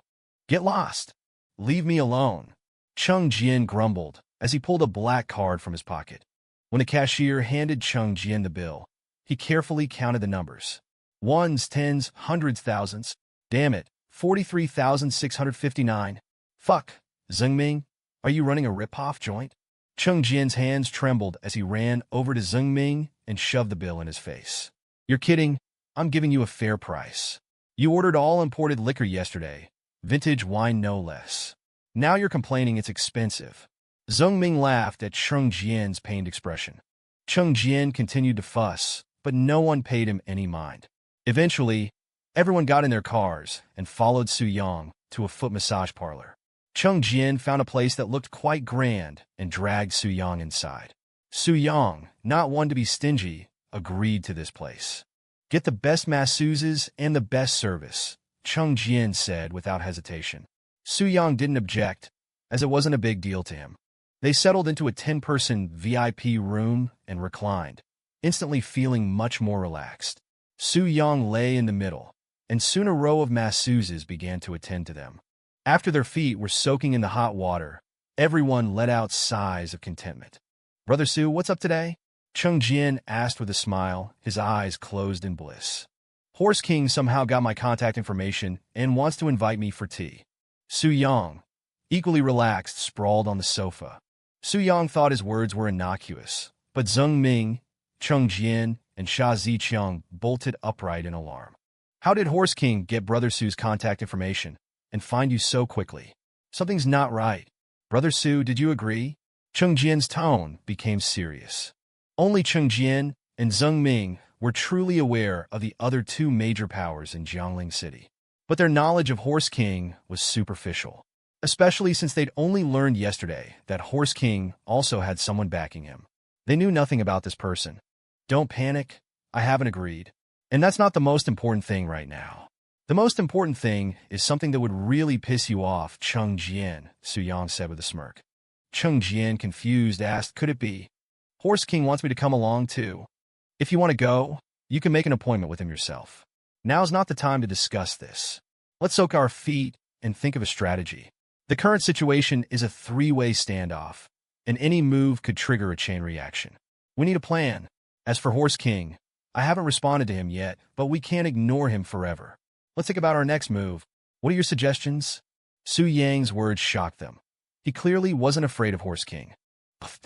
This sudden sound drew everyone's attention to Cheng Jian. "Seafood for lunch yesterday, beer in the evening, there's a bit of a chemical reaction going on." Even Cheng Jian, with his thick skin, was a little embarrassed. The tense atmosphere was completely shattered. "Damn." Everyone grabbed the nearest pillow and hurled it at Cheng Jian, who shielded his head. "Use your mouth next time, or you'll get hit again," Chen Xiu added insult to injury. "Screw you. Who doesn't fart?" "Really?" As soon as he finished speaking, Cheng Jian inhaled and let out another one. Sha Ziqiang and the others reached for their shoes. "Do you have any suggestions?" "I've thought of a few things. Since Smiling Buddha's men are so easily bribed, maybe we can bribe them directly, incite internal conflict, and cause chaos within their ranks." Su Yang laid out his plan. If they wanted to control Jiangling City, they had to start with Smiling Buddha, otherwise every step would be difficult. "That's a good idea, but I think it might be a bit expensive," Cheng Jian pointed out. "Yeah, Brother Su, I also think that even if we bribe them to turn against Smiling Buddha, they'll still be an uncontrollable force, which isn't good for us. If they submit to us, they might be bribed by Horse King someday." Zheng Ming voiced the plan's flaws. Su Yang had already considered this. "I know that, but I have two plans. The first is to bribe them to our side and replace their leader. The second is to sow discord and let them fight amongst themselves while we sit back and watch." Su Yang explained his plans after careful consideration. Everyone remained silent, sensing the imperfections. "Chen Xiu, what do you think?" Of everyone present, besides Su Yang, Chen Xiu was the most strategic. "The current situation is clear to everyone, and Brother Su's plan is good, but I don't have any better ideas. It would be great if there was a way to win people over without spending money," Chen Xiu said helplessly. "Well, duh. If there was such a way, we wouldn't need to ask you." Cheng Jian seized the opportunity to avenge the pillow attack. "Maybe there is such a way." Su Yang seemed to have a sudden epiphany. "Why not combine the two plans? We can sow discord and then offer our assistance. That way, we save money and win hearts and minds," Su Yang said, as if a door had opened. "Brilliant. We can start from the bottom, create conflict between two of Smiling Buddha's weaker underlings, help the weaker side, and then recruit them to work for us." Chen Xiu understood Su Yang's meaning and elaborated. Everyone agreed, especially since, besides Cheng Jian, Sha Ziqiang knew the most about the inner workings of Smiling Buddha's organization. "It's good, but I still think some details need to be worked out. Otherwise it won't be easy," Sha Ziqiang, after some thought, agreed but offered a caveat. Chapter 188. "Yes, you're right. I'll leave this matter to you. This way, it'll be easier for you to handle. Let's settle it this way, Su-young said. Then, as time was about right, the masseuses came in and began to massage everyone. At this point, no one continued the discussion, simply quietly enjoying the moment. Ow! Be gentler. Chung Jin suddenly cried out for some reason. This startled the masseuse. Sir, I didn't use much force. I'm applying normal pressure. Normal pressure? Then why does it hurt so much? Chung Jin sat up and rubbed the soles of his feet. We are professionally trained and apply pressure according to acupuncture points. The pressure is based on average tolerance, and we only increase the pressure if the client requests it. Also, I was just pressing what seems to be your kidney area. You might have a kidney problem, the masseuse explained earnestly. What? My kidneys are bad? Impossible. I could battle 10 of you, and you say my kidneys are bad. Chung Jin became anxious, especially when he heard Chen Xiu and the others laughing mercilessly. What are you laughing at? As if it doesn't hurt you guys too. Especially that one laughing the loudest. Press him harder, Chung Jin said to Chen Xiu's masseuse. Chung Jin slowly lay back down and extended his feet again. The masseuse once again grasped his feet and began to massage, but this time adjusting the pressure. After this comical episode, everyone continued to enjoy this short period of relaxation. Before long, the masseuses all left, leaving the quiet room for them to rest. After a while, someone let out the same cry as Chung Jin, causing everyone to instinctively turn and glare at him. Damn it, it wasn't me this time. Which idiot was that? Then, Chung Jin's phone rang. Someone had changed his ringtone to a farting sound, which had caused the commotion. So inconsiderate. Who the hell is calling? Don't they know I'm busy? Chung Jin angrily answered the phone and, without caring who was on the other end, started cursing. Chung Jin, quite the temper, aren't you? Give the phone to Su-young. The voice from the phone sounded familiar, yet terrifying to Chung Jin, who dared not speak further, only looking at Su-young with a puzzled expression. Su-young noticed Chung Jin looking at him with confusion and signaled him to put the phone on speaker. Who is this? Su-young sat up and asked, addressing the phone on the sofa. How could Su-young forget me so quickly? That truly chills my heart. I've repeatedly invited you for tea, yet you keep postponing. I wonder if Su-young thinks I lack sincerity? Also, I bear you no ill will. There's no need for your in-laws to hide. Master Ma called Su-young again, but this time, he called Chung Jin directly. What was he trying to imply? Was he trying to show how easily he could obtain information about Su-young and his close ones? Especially when Master Ma casually mentioned something Su-young had decided only that morning. Was this his way of demonstrating his supposed lack of malice? Master Ma, I truly can't understand you more and more. You've successfully piqued my interest. So, you want to meet? Rest assured I, Su-young, am not a pushover. Tomorrow afternoon at 5:30, I'll be waiting for you at the Tianren Tea House, Tianzi Room. This time, Master Ma had thoroughly enraged Su-young. Ha! Mr. Su-young, truly grand gestures. However, I'm calling to inform you that I'm currently unavailable and won't be meeting you. I'll contact you when I'm in the mood. Keep up the good work. You're running out of time. Master Ma spoke calmly. You think I, Su-young, am some kind of clown for you to play with? You'd better not provoke me, or I don't care what kind of master you are, you won't get away with it. Su-young was furious. Thoroughly furious. Master Ma's words were utterly dismissive. Young people truly have short tempers. Your temperament needs refining. Don't worry, the time for our meeting is not far off. No matter what Su-young said, how furious he became, Master Ma maintained a calm demeanor. After Master Ma hung up, Su-young, in a rare display of anger, grabbed the phone from the sofa and smashed it. Chung Jin winced at this sight, but dared not speak, knowing Su-young was in a rage. Brother Su, what do we do now? Master Ma? Chen Xiu couldn't understand Master Ma's intentions. Brother Su, I think there's something fishy about this. Master Ma seems. Sha Ziqiang seemed to have realized something, but as he was about to speak, he suddenly clutched his chest, unable to breathe, then coughed up blood. Seeing this, Su-young immediately struck Sha Ziqiang's Huihai acupoint on his back with his fist. Although Sha Ziqiang could breathe again, he had fainted. Quick, call the hospital. We need to get him there now. Su Yang was extremely anxious. He knew this was a relapse of Sha Ziqiang's illness, but with the medicine he'd given him, it should have been well under control. It shouldn't have relapsed so quickly. Something was amiss. Su Yang checked Sha Ziqiang's pulse, detecting a faint, weak beat. He immediately picked him up, carried him without stopping, and placed him flat in the car. Then he got into the driver's seat, with Chen Qiu beside him, tending to Sha Ziqiang. With a press of the accelerator, the car reached 120 miles per hour within 5 seconds. Su Yang weaved through traffic, ignoring red lights, using his skilled driving to leave Chengjian and the others far behind. Suddenly, a large truck rushed towards them. Su Yang slammed on the brakes and swerved 90 degrees, narrowly avoiding a head-on collision. Sha Ziqiang's condition was critical. He quickly shifted into reverse, rapidly backed up, pulled the handbrake, turned the steering wheel sharply left, and with a flick of the wheel, straightened the car again. He slammed the accelerator, shooting forward like an arrow. A journey that normally took an hour, Su Yang completed in just 15 minutes. He immediately carried Sha Ziqiang into the emergency room. "Get morphine ready. Prepare for surgery immediately," the doctor said, seeing Sha Ziqiang's condition. No surgery. Give me a set of silver needles, some disinfectant, and medication to promote blood circulation." Su Yang stopped the doctor. Chapter 189. What? You are a doctor, and I am a doctor. Let me tell you, this patient urgently needs surgery right now, without a moment's delay. In this hospital, even if you are the president of the country, you have to listen to me.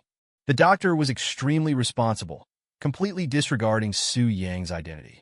"You, go and call your Yunzhang, hospital director/president. I don't have time to waste with you, although you are a good doctor." Seeing that the doctor was very responsible, Su Yang didn't want to make things difficult for him, nor did he want to argue excessively, because any delay would ultimately be detrimental to Sha Ziqiang. Calling the Yunzhang, is useless. Let me tell you, everything must follow my arrangements. The patient's vital signs are gradually declining. Can you afford to be responsible if something goes wrong? The doctor's words were full of anger. I said, call your Yunzhang, here, and stop your nonsense. I know his condition best. Su Yang was angry. Although the doctor was responsible, Su Yang really didn't have time to explain to him, so he had to get angry. The entire hospital instantly quieted down. I said, no matter who.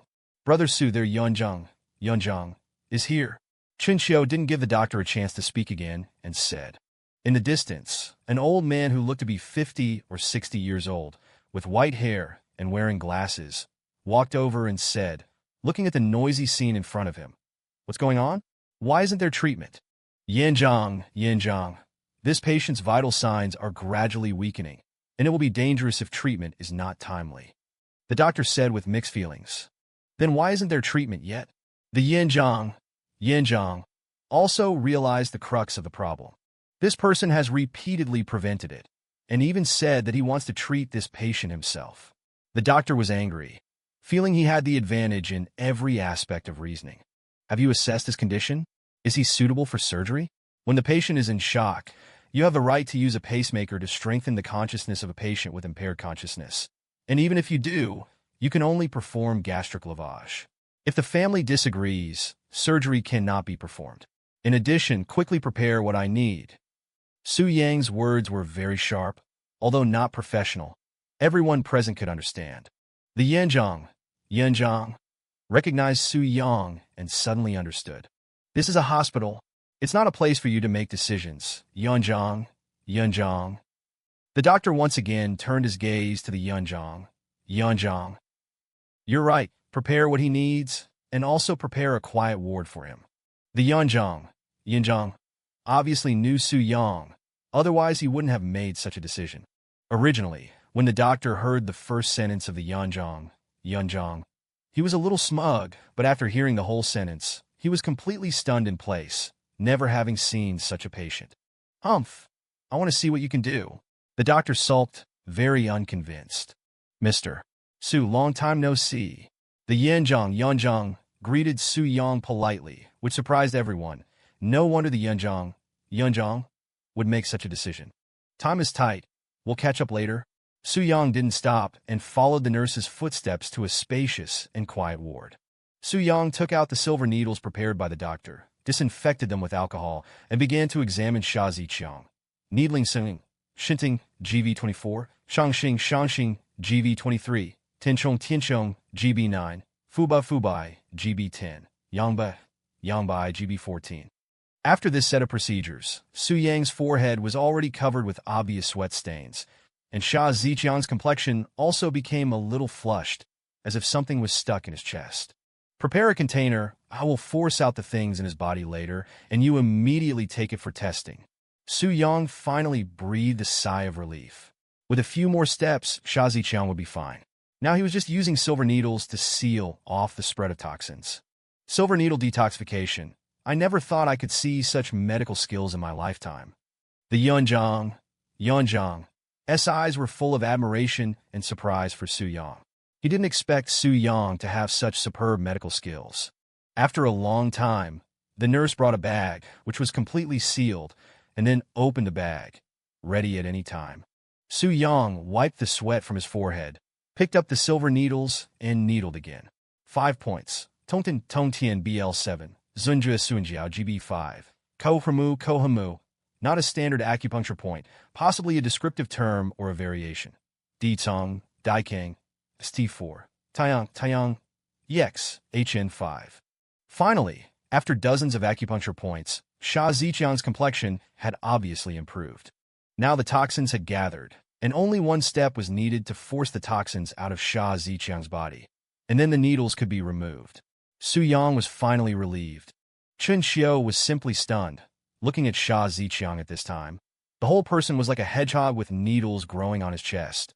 Especially Sha Ziqiang at this time had obviously improved. Once again, Chen Xiu admired Su Yang wholeheartedly.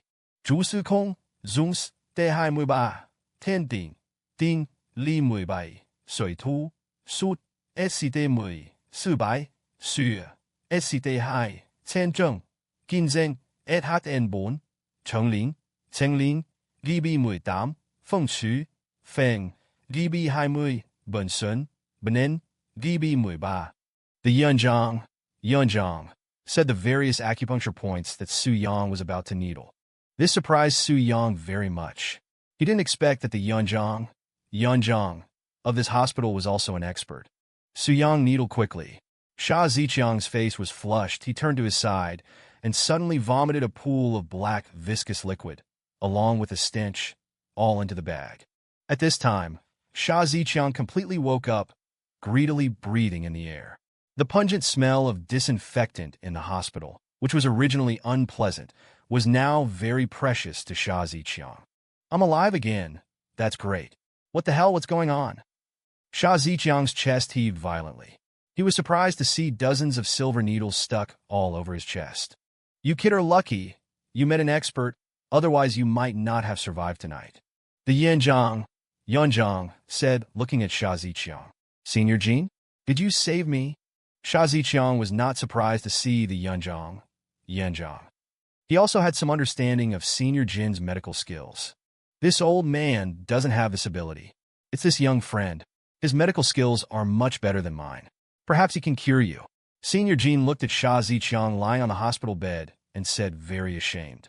At this time, Sha Ziqiang was also shocked. He didn't expect Su Yang to save him again. He just wanted to open his mouth, but was stopped by Su Yang. Sha Ziqiang needed to recuperate now. Take it for testing, and also do a full body check for this patient, and then prescribe medicine. The Yunzhang said to the doctor behind him. This?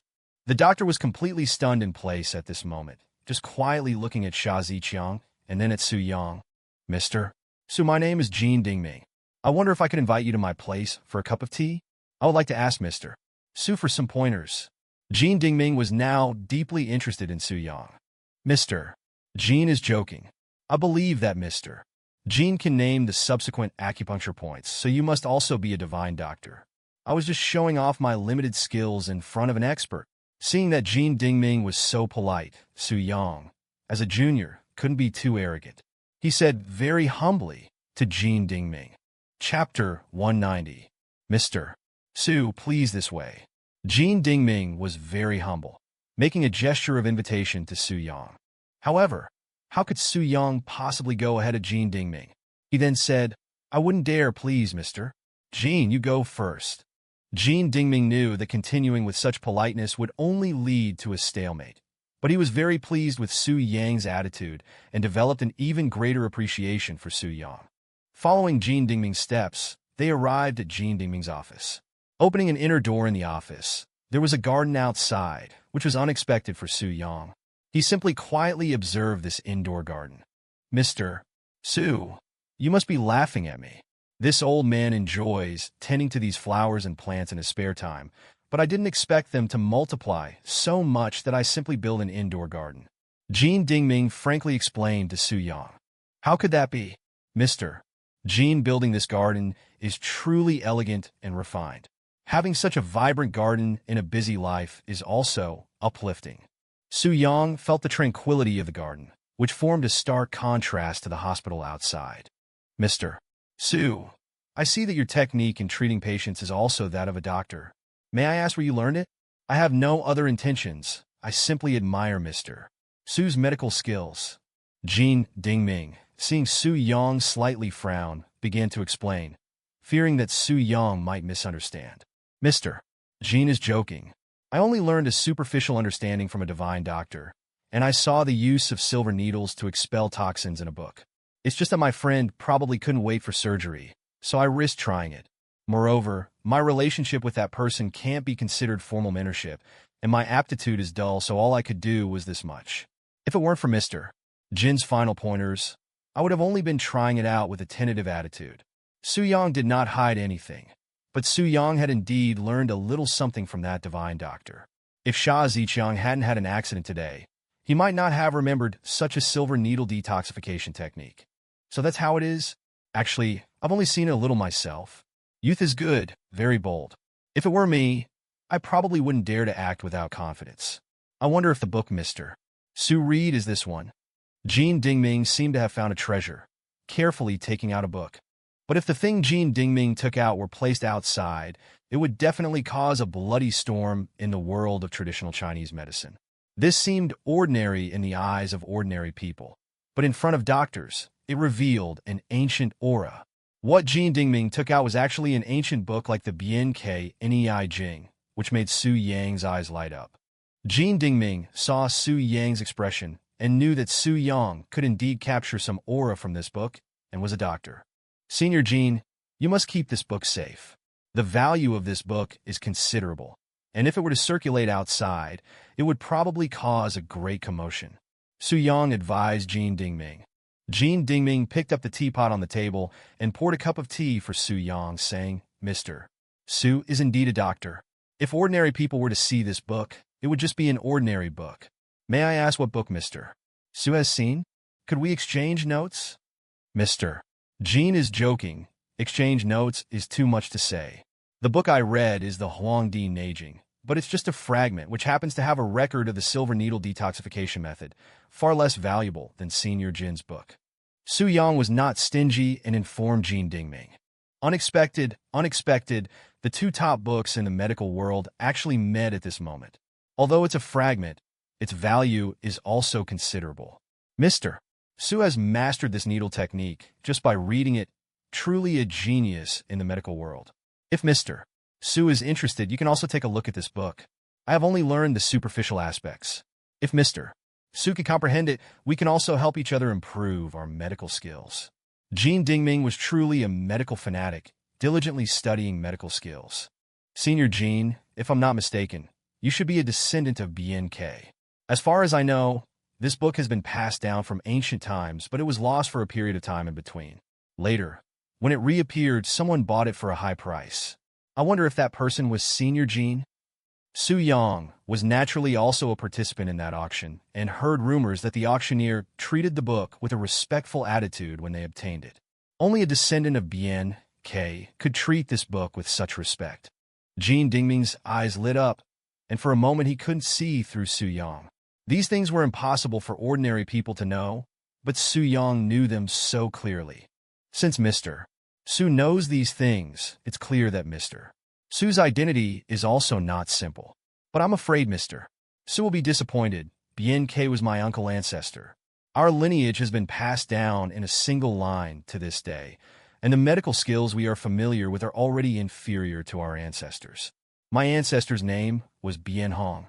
Jin Dingming did not hide anything, but he trusted Su Yang very much. Su Yang took a sip of tea and choked, spilling it.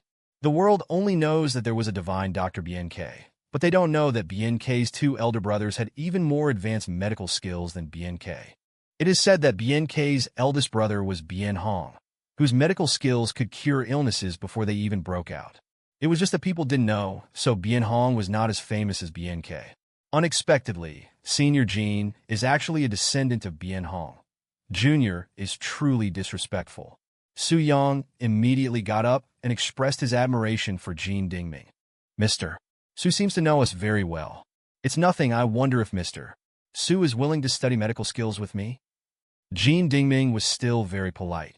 Senior Jin is too polite. Please don't call me Mr. Su, just call me Xiao Su. I'm sorry, Senior Jin. This junior is incompetent.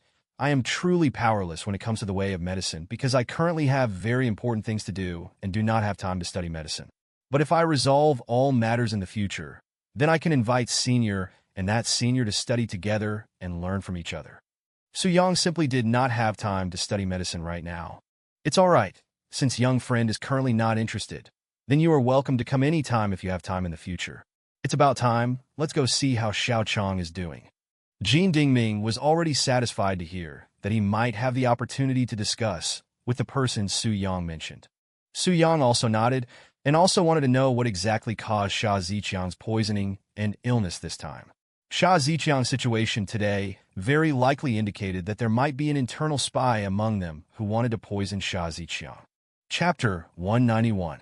The two of them arrived at Sha Ziqiang's room. At this time, Sha Ziqiang had completely recovered. Jin Dingming was very surprised to see Sha Ziqiang full of energy. He hadn't expected Su Yang's treatment to have such an effect. If it were him, although he could force out the toxins, he probably wouldn't have such good results. Brother Su, Sha Ziqiang, and Chen Qiu saw Su Yang return to the ward again and stood up to greet him. How is it? Do you feel anything else uncomfortable?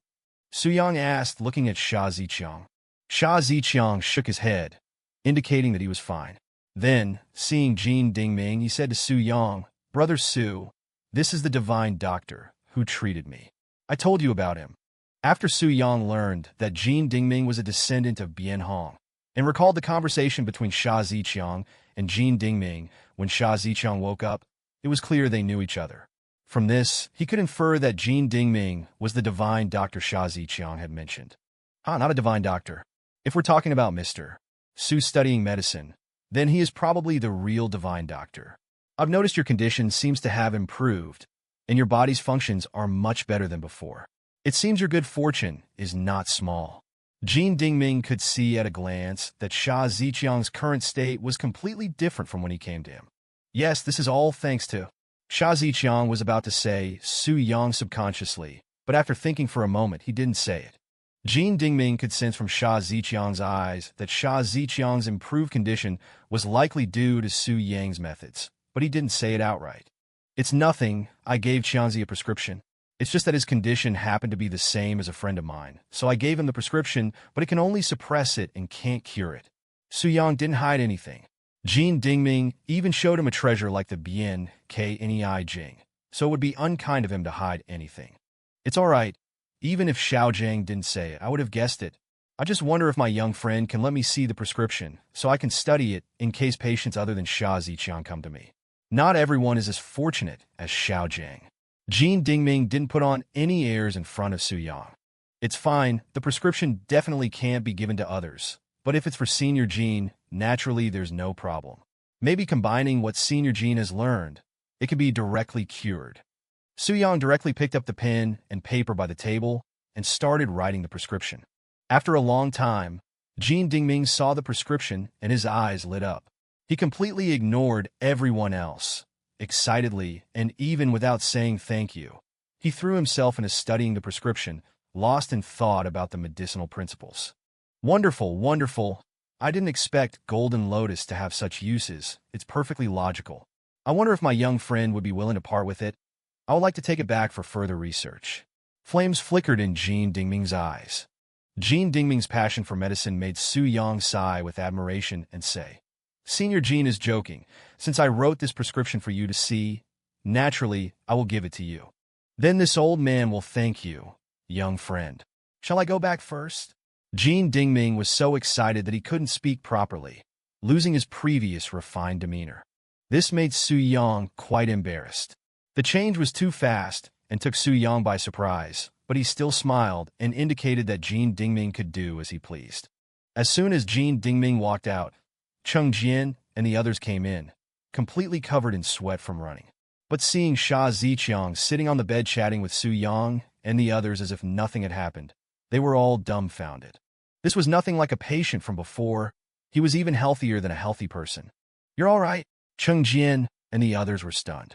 It had only been a short time, and he was already as good as new.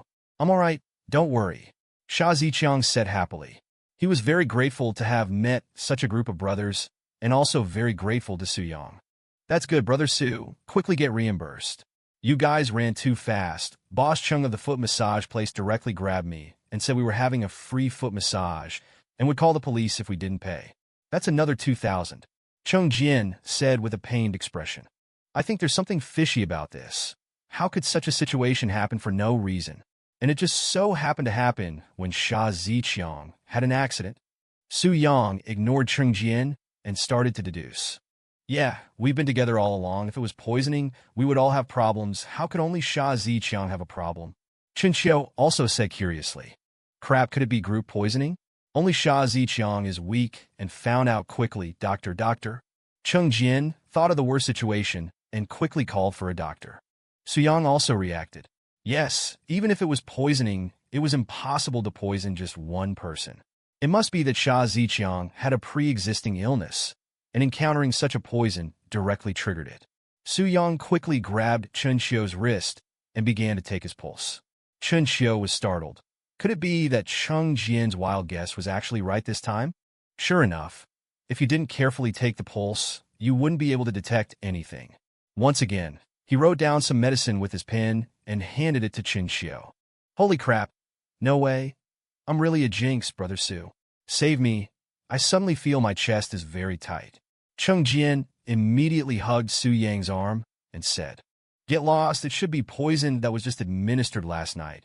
It's just that Sha Ziqiang originally had a genetic disease. So he reacted immediately. You guys are also poisoned, but it's just a minor problem. Why are you being so dramatic? Su Yang kicked Cheng Jian away. Brother Su, money. Cheng Jian was simply a tightwad, still asking Su Yang for money. Chen Xiu, when you get the medicine, don't get Cheng Jian's share. Let him die from his illness. Su Yang joked. Damn it, Brother Su, I was wrong, I was just joking. Don't take it so seriously, you're my own brother. Cheng Jian's state had already become something everyone was used to, and everyone laughed. Zheng Ming, go back and investigate your waiters carefully, especially the people who delivered the drinks to you. Be sure to investigate strictly. We can't have any slip-ups among our people. Su Yang said immediately.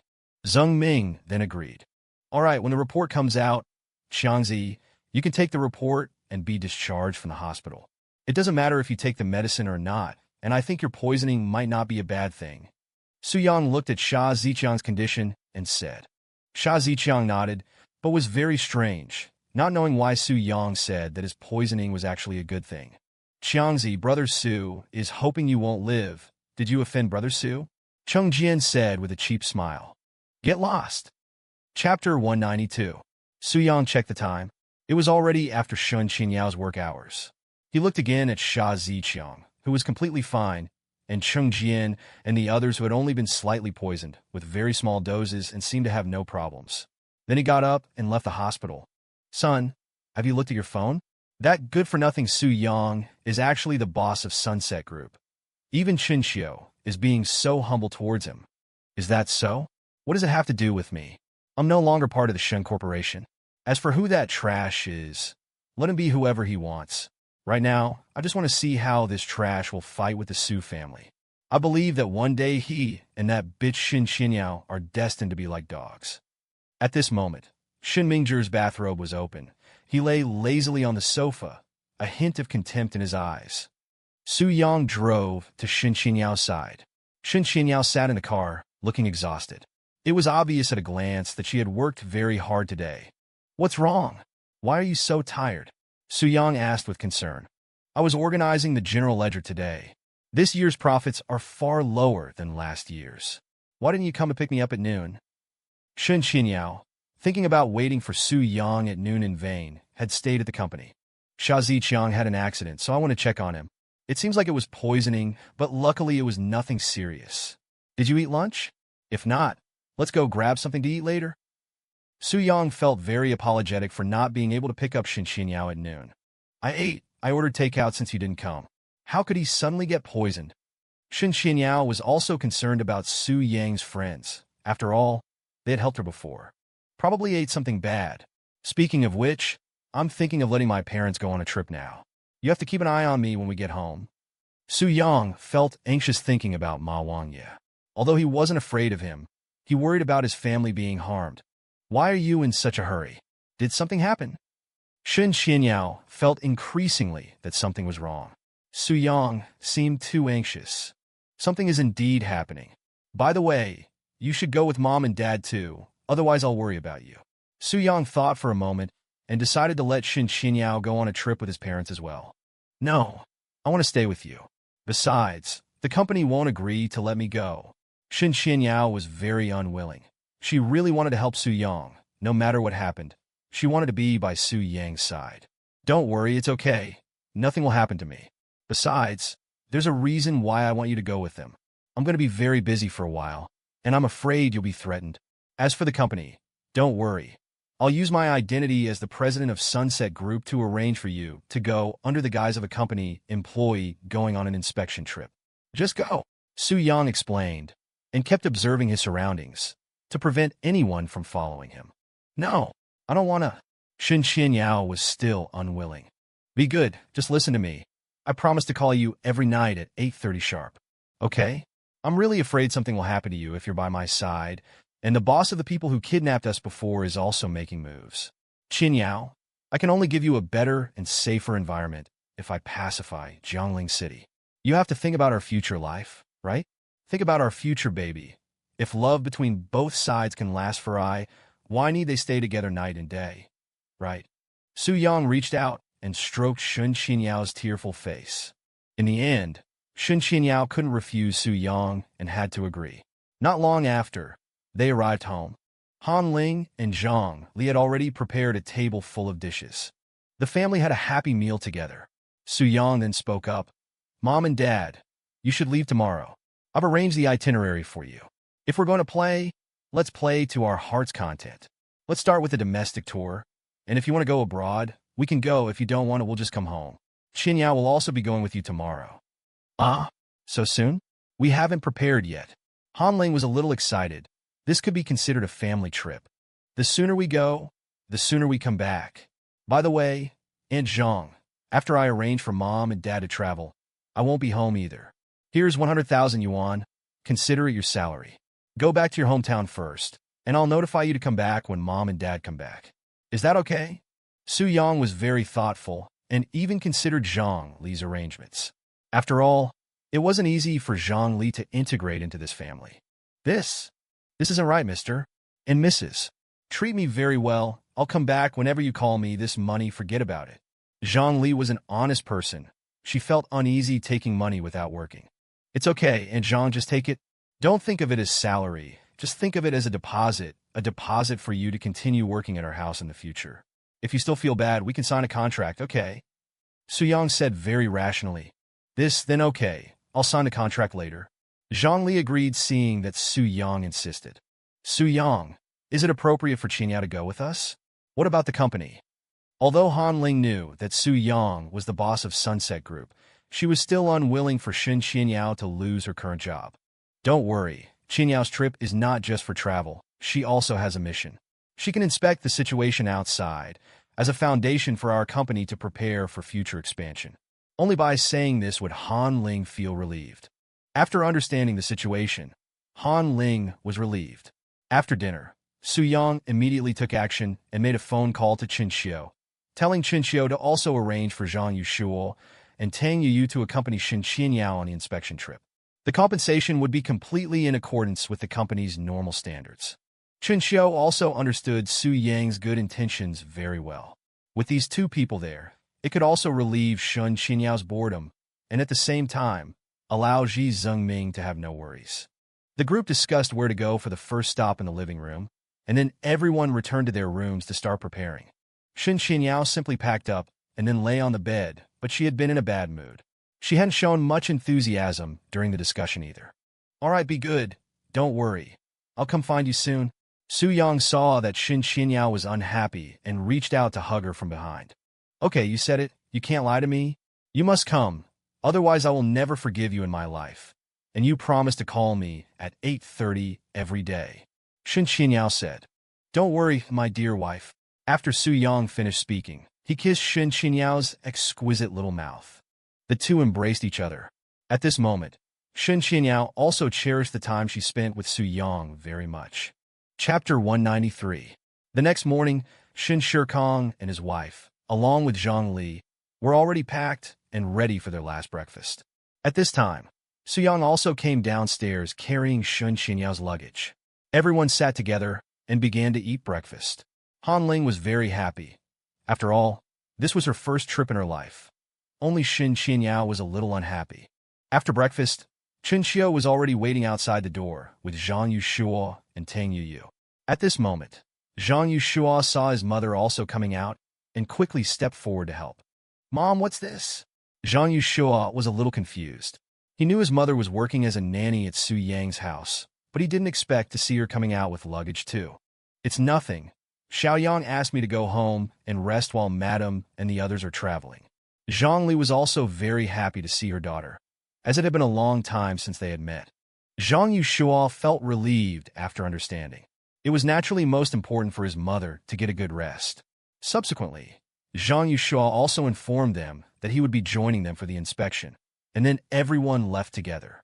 "Su Yang, you must come, and call me at 8:30 every day." Shen Qianyao looked at Su Yang with great reluctance. "Oh my, what's with you? It's not like we're never coming back." "Qianyao, don't make it sound like a farewell to life and death. Su Yang won't be coming here after a while anyway." Han Ling, seeing Shen Qianyao so concerned about Su Yang, couldn't help but say jealously, "Mom is right. You guys go first. I'll be there later." Su Yang also comforted Shen Qianyao. "Attention passengers. Flight H1318 is about to take off. Passengers who have not yet checked in, please proceed to gate B3 and B4 as soon as possible." The airline's announcement came over. "All right, hurry up and check in." "Don't worry, my lady boss. I will definitely do what I say." Before leaving, Su Yang kissed Shen Qianyao. Then everyone left. Su Yang watched them leave and breathed a sigh of relief, finally feeling at ease. His whole demeanor changed in an instant, and he left with Chen Xiao. "Xiao, prepare for the opening ceremony tomorrow. Let Cheng Jian take Zheng Ming to invite Smiling Buddha, and you and I will go find Horse Lord. We must find out where Horse Lord is." Su Yang was determined to take action. Otherwise, he wouldn't have sent everyone at home away. "Yes, Brother Su. Where are we going now?" Chen Xiao agreed. He would not question Su Yang's decisions. Back to the company. Also, how is the investigation into the people in the company going? Su Yang thought about the possibility of his mother's people being around him. This time, he had to eradicate them completely. So far, it seems Tian Yi is not from your mother's side. A few of the other senior executives are a bit suspicious, but there's no actual action yet. I'm still investigating the middle and lower levels. Chen Xiao reported the recent progress of his investigation to Su Yang. The progress was relatively fast. "Okay, this matter can't be rushed. Long-term hiding will inevitably reveal clues. Let's go back to the company. I need to see if there's been any corruption in the company during my absence these past few years." Su Yang began to change into a suit in the car, tidying himself up. Now that he was officially going back to the company, he could no longer be in his current casual attire. The car stopped downstairs at the Sunset Group's company building. Now wearing a suit, Sunset Group seemed to make him look even more imposing. Chen Xiao followed behind Su Yang, heading directly into the company. The security guard at the door was even more stunned by Su Yang's attire. After all, his current position had been personally promoted by Su Yang. As soon as they entered the company, They saw the receptionist at the front desk chatting with colleagues, not working at all. Su-young walked up to them, and they still didn't show any intention of working until Chinchio appeared. Only then did the receptionists all stand up. Chinchio, seeing Su-yang's displeased expression, said, "You can pack your things and leave the company." The receptionists immediately panicked. Usually, Chinchio would turn a blind eye to their chatting, but today, unfortunately, they were caught by Su-young, so there had to be consequences. Walking into the office area, Su-young felt it was still acceptable. After all, everyone seemed to be busy with their work. "What are you doing?" Su-young waved his hand to stop Chinchio and walked to a desk in the office area. At this moment, the person was flirting with a female employee next to him, but the female employee was ignoring him. Seeing that there was no progress in the man's work on his computer, Su-young said displeasedly, "Who are you? New here? Dressed like a dog, meddling in other people's business. Let me tell you, if you have nothing to do, get lost. What's wrong with HR? What kind of people are they hiring? They need to be reprimanded." The man, annoyed by Su-young interrupting his flirting, said angrily, "Oh, is your position in the company very high? You can even manage HR matters?" Su-young frowned. He didn't know how this person got into the company. "You motherfucker, didn't you hear me? Are you still asking questions here?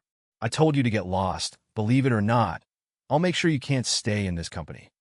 The man stood up angrily and shouted loudly at Su-young. At this point, all eyes were focused on Su-young.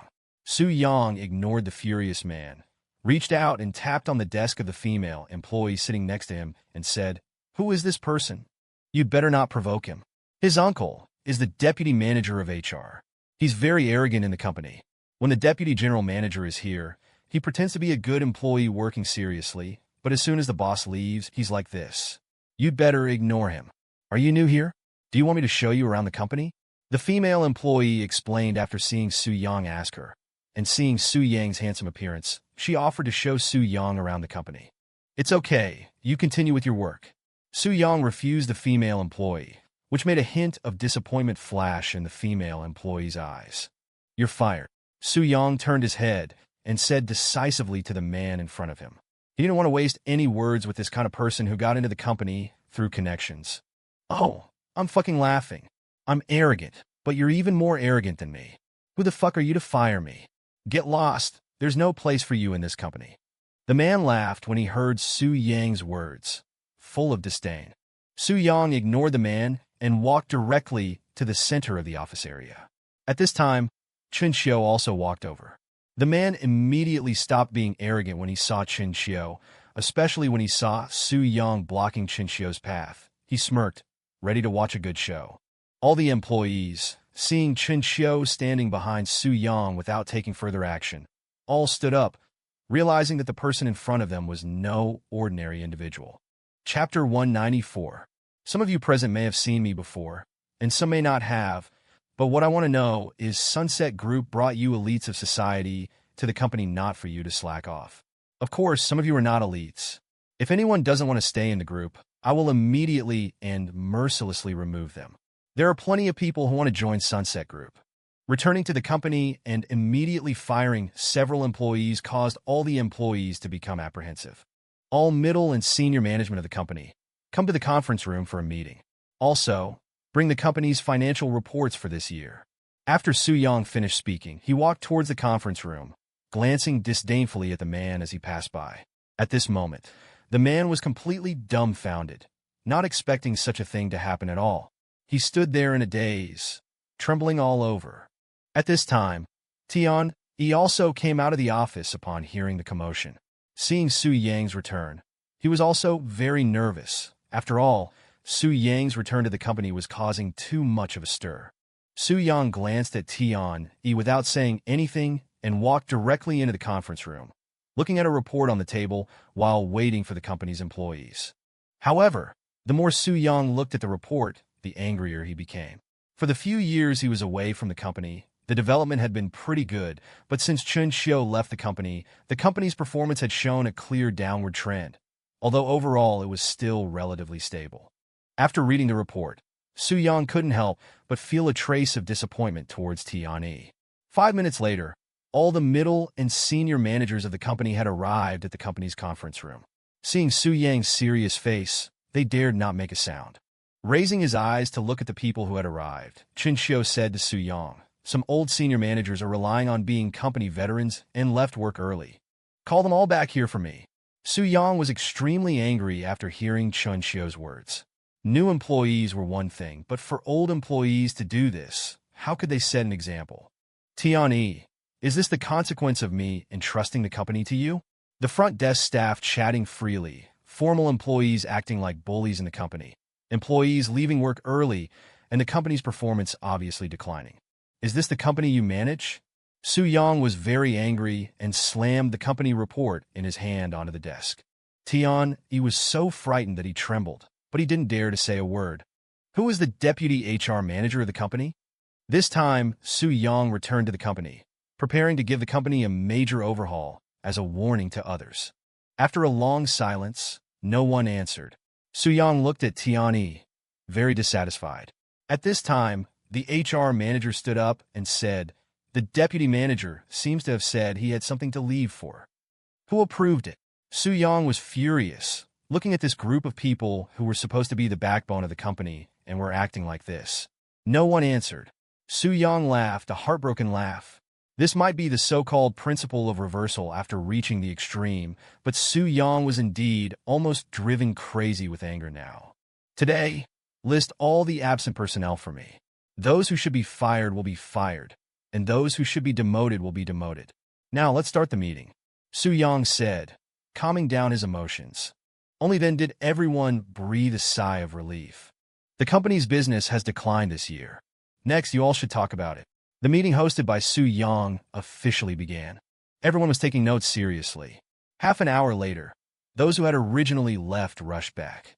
As soon as they pushed the door open and walked in, they saw Su Yang losing his temper. "Who let you in? All of you, go stand outside for me." Seeing that these people were actually about to walk in so self-consciously, Su Yang directly drove them out. These people also knew that Su Yang was currently in a fit of anger, and it was not good to be too arrogant. So they had no choice but to stand silently outside. But for these arrogant senior managers, it was very embarrassing. Those inside the meeting were middle and senior management, but there were also some junior employees in the office area. How could they not feel embarrassed? But even if they were embarrassed, the lower-level employees of Sunset Group did not dare to laugh at them, and could only bury themselves in their work. Is this the reason you gave for the company's performance decline? Did the company hire you to play around? All of your quarterly bonuses are canceled, and year-end bonuses will depend on your performance. Meeting adjourned. Su Yang angrily left the conference room. Seeing this group of people standing outside the conference room door, Su Yang took a closer look and found that there were as many as 10 of them. Su Yang looked at them without paying attention and went directly to his office, standing in front of the French windows looking at the scenery outside. After a while, Jingcheng knocked on the door and told Su Yang that these company people wanted to see Su Yang. Su Yang agreed and sat down at his desk to wait. The 10 people walked in and stood in front of Su Yang. "What else do you have to say?" Su Yang was very calm at this time. He already had a plan to deal with these people, so naturally he would not get angry again. "President Su, I'm sorry, we were wrong. We are willing to accept any punishment." Someone took the lead in apologizing, expressing willingness to accept any punishment. "Which of you is the deputy HR manager? I know something about you, and I actually admire you quite a bit," Su Yang said calmly. At this time, a short, fat middle-aged man with a slightly bald head glanced smugly at the people around him and stood up and said, "President Su, I am the deputy HR manager." The fat man looked at Su Yang with a smile, feeling that he had escaped a disaster today, while the people around him looked terrified. "You are the deputy HR manager. Huh, truly a dog offspring." Su Yang's words were shocking, causing the deputy HR manager to be stunned. "President Su must be from the south. I can hear it. It's Jiang admire for a long time," the short, fat man said to ease the awkwardness. "No, you're wrong. What I said was Goyang, dog offspring. You used your position to bring your relatives into the company. If you had brought in a talent, I wouldn't say anything, but what kind of people did you bring in? Not doing work and also hooking up with company employees, acting like bullies in the company. You really are a family," Su Yang said calmly. This time, the deputy HR manager's face trembled with fat, and he dared not speak. On the other hand, The people around him began to gloat, as they were all very dissatisfied with this deputy HR manager, who often caused trouble. President Su, I was wrong. I will fire him right away, and I am willing to accept any punishment. The deputy HR manager was also decisive, immediately cutting off a piece of flesh to save the whole. Okay, since you've said so, then I won't make things difficult for you. He has already been fired by me. As for you, you can go accompany him. You don't need to come to the company anymore. What's the use of keeping you if you don't contribute and also leave work early? Chapter 195. No, President Su, please give me another chance. I beg you, I was wrong. I really know I was wrong. I have an 80-year-old mother to support and a wife and children to feed. President Su, I beg you to give me another chance. I guarantee I will never do it again. I beg you. The deputy manager of personnel panicked. He kept begging Su Yang for mercy, hoping to get Su Yang's sympathy. Oh, really? Why does everyone say they have an 80-year-old mother to support when they beg for mercy after doing something wrong? Did you guys plan this together? Su Yang ruthlessly mocked the deputy manager of personnel. The others who came with the deputy manager were all sweating profusely, afraid that they would receive the same treatment as the deputy manager of personnel. They were not young anymore, and if they were treated like this, it would be a significant blow to their families. You are all senior employees of the company. You should know how much impact your behavior has had on the company. Do any of you have anything else to say? Su Yang was very disdainful of these people. President Su, we were wrong. Whatever you say goes. I have no complaints. Someone took the lead and said, some people have made serious mistakes, and naturally I will not keep them. But the mistakes you have made are not that serious. All of you go to the grassroots and rebuild yourselves.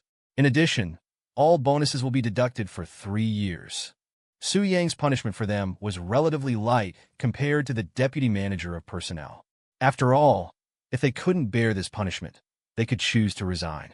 However, they would definitely not choose to resign because the salary of grassroots employees is much higher than that of other companies, so they would not choose to resign at all.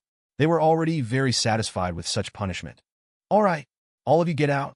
Try to find opportunities to make up for your mistakes. Su Yang turned around and stopped looking at them. Yes, thank you, President Su. After thanking him, everyone left Su Yang's office. Su Yang sighed helplessly. He hadn't been back to the company for so many years, and his return truly disappointed him. Then Chun Xiu entered the office. Brother Su, should we tell those people about you returning to the company? Chun Xiu asked, knowing that it was only a matter of time before they found out about Su Yang's return to the company. It doesn't matter whether we tell them or not. After all, it's not a secret. Even if we don't tell them, they will find out sooner or later. Su Yang said calmly. Yes, Brother Su, Chun Xiu said, and prepared to turn around and leave. Wait a minute, come out with me. Let's go see how the renovation of our fight club is progressing. Su Yang said, got up and left the office first. When everyone saw Su Yang come out, they all stared at him. After all, what happened in the company today was a big deal. Everyone, as employees of the company, you must already know that some positions in the company have become vacant. Everyone has a chance to compete for them. Of course, everything depends on your performance. Before, when I was not in the company, it was in a chaotic state, but now that I am back, such a phenomenon will no longer exist. Seeing a group of people looking at him nervously, Su Yang spoke to boost morale. Su Yang's words caused a round of applause from the crowd. Then he didn't say any more words. What he said was enough. He turned around and left the company. Chun Xiu followed closely behind Su Yang. Without saying much, the two got directly into the car. At this time, Chun Xiu completely breathed a sigh of relief. Being with Su Yang in the company was really a bit stressful. Brother Su, you were so impressive today, taking down a bad influence as soon as you came. Chun Xiu was still a little surprised when she recalled what happened in the company. Hey, don't even mention it, I'm so angry. Tiani managed the company like this for me. No wonder the company's performance has declined. I really don't know how he managed to do this. Su Yang still felt angry when he thought about it. By the way, Brother Su, I sent the news of your return to the company to them. I think if they know that you have fired some people after returning to the company, they will probably be wary of their own people, but they may also expose their flaws. Chun Xiu reported to Su Yang, finally deciding to report the loss. It's fine. I'm not in a hurry to find out their informants in the company right now. The priority is the fight club and the matter of Ma Wanye. Su-young looked out the window, thinking of Ma Wanye.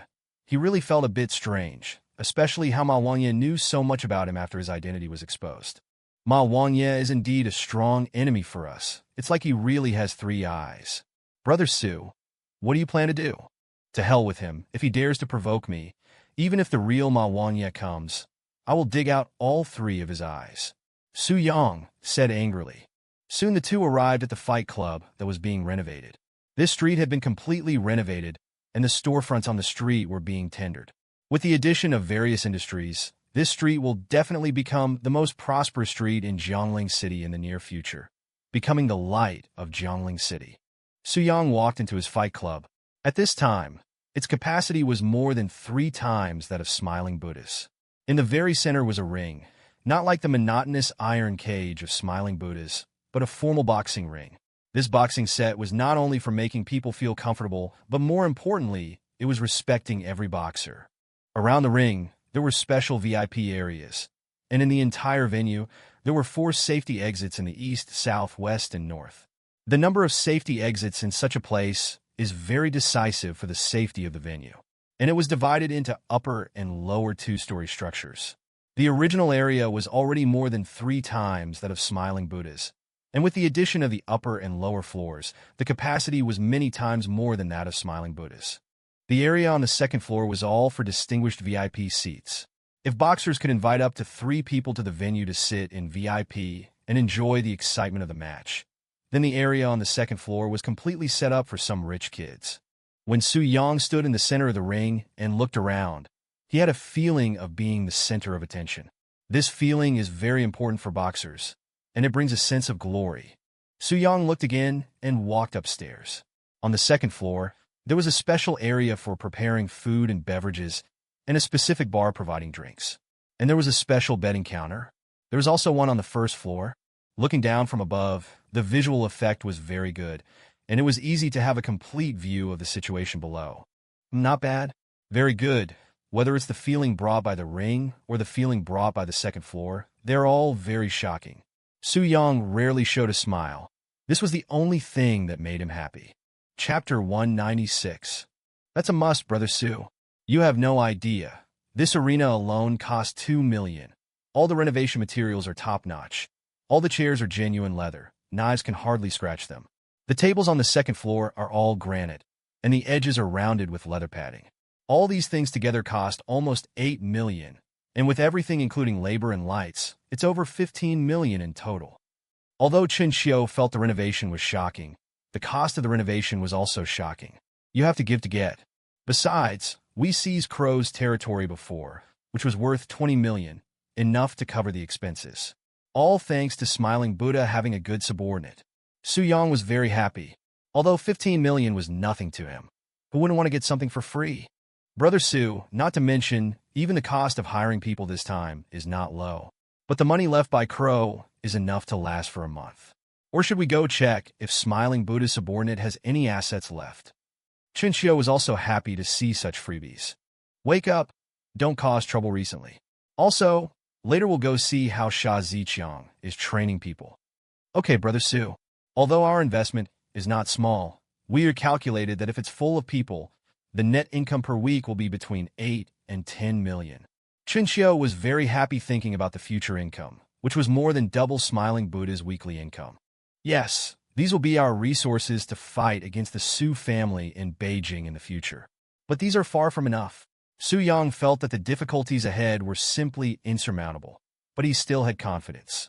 Chinchio knew what Su-young was thinking, but he wouldn't say too much. After all, these things need to reach a certain level to be shaken. The two drove according to Su-yang's directions and arrived at Sha Ziqiang's house, still in a dilapidated small house in the pedestrian street, never leaving. Walking into the yard, Sha Ziqiang's mother was preparing lunch. A simple stove was emitting smoke. Sha Ziqiang's mother naturally didn't recognize Chinchio, but how could she not recognize Su-young, her benefactor? Mr.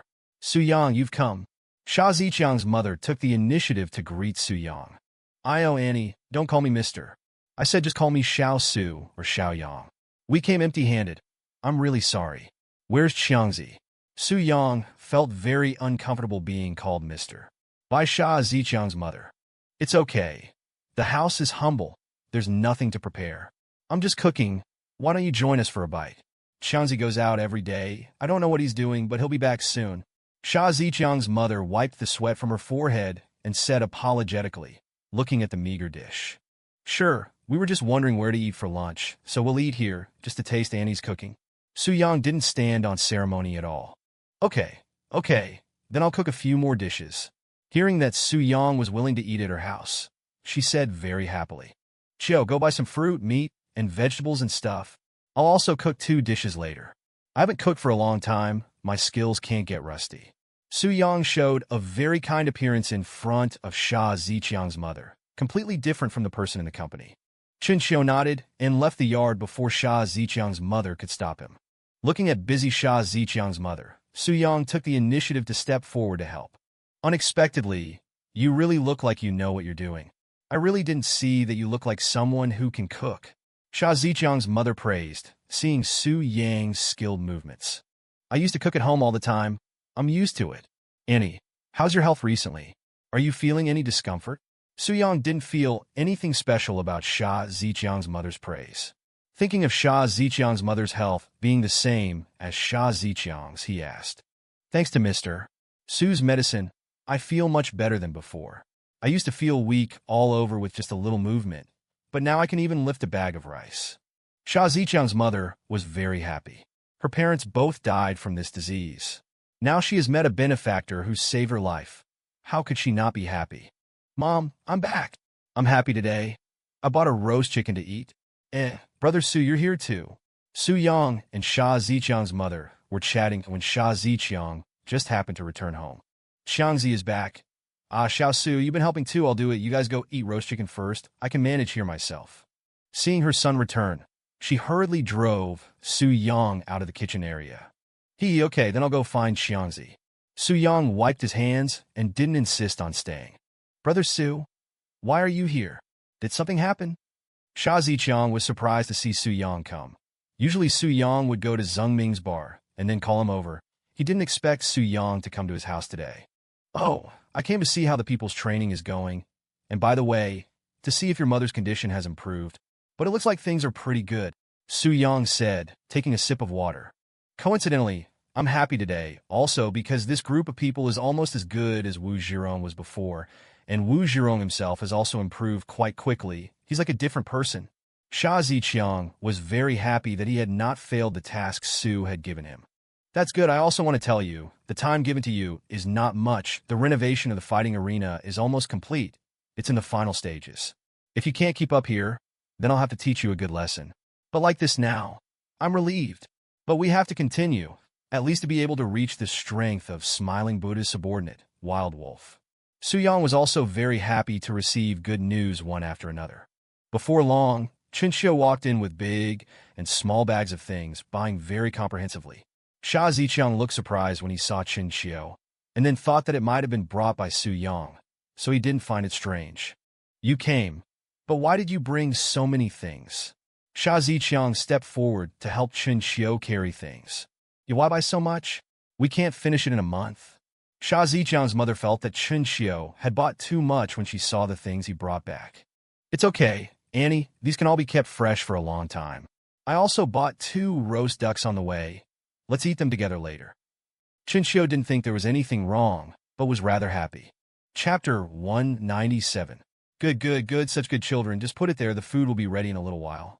Sha Ziqiang's mother smiled happily, very glad that her Xiangzi had made such good friends.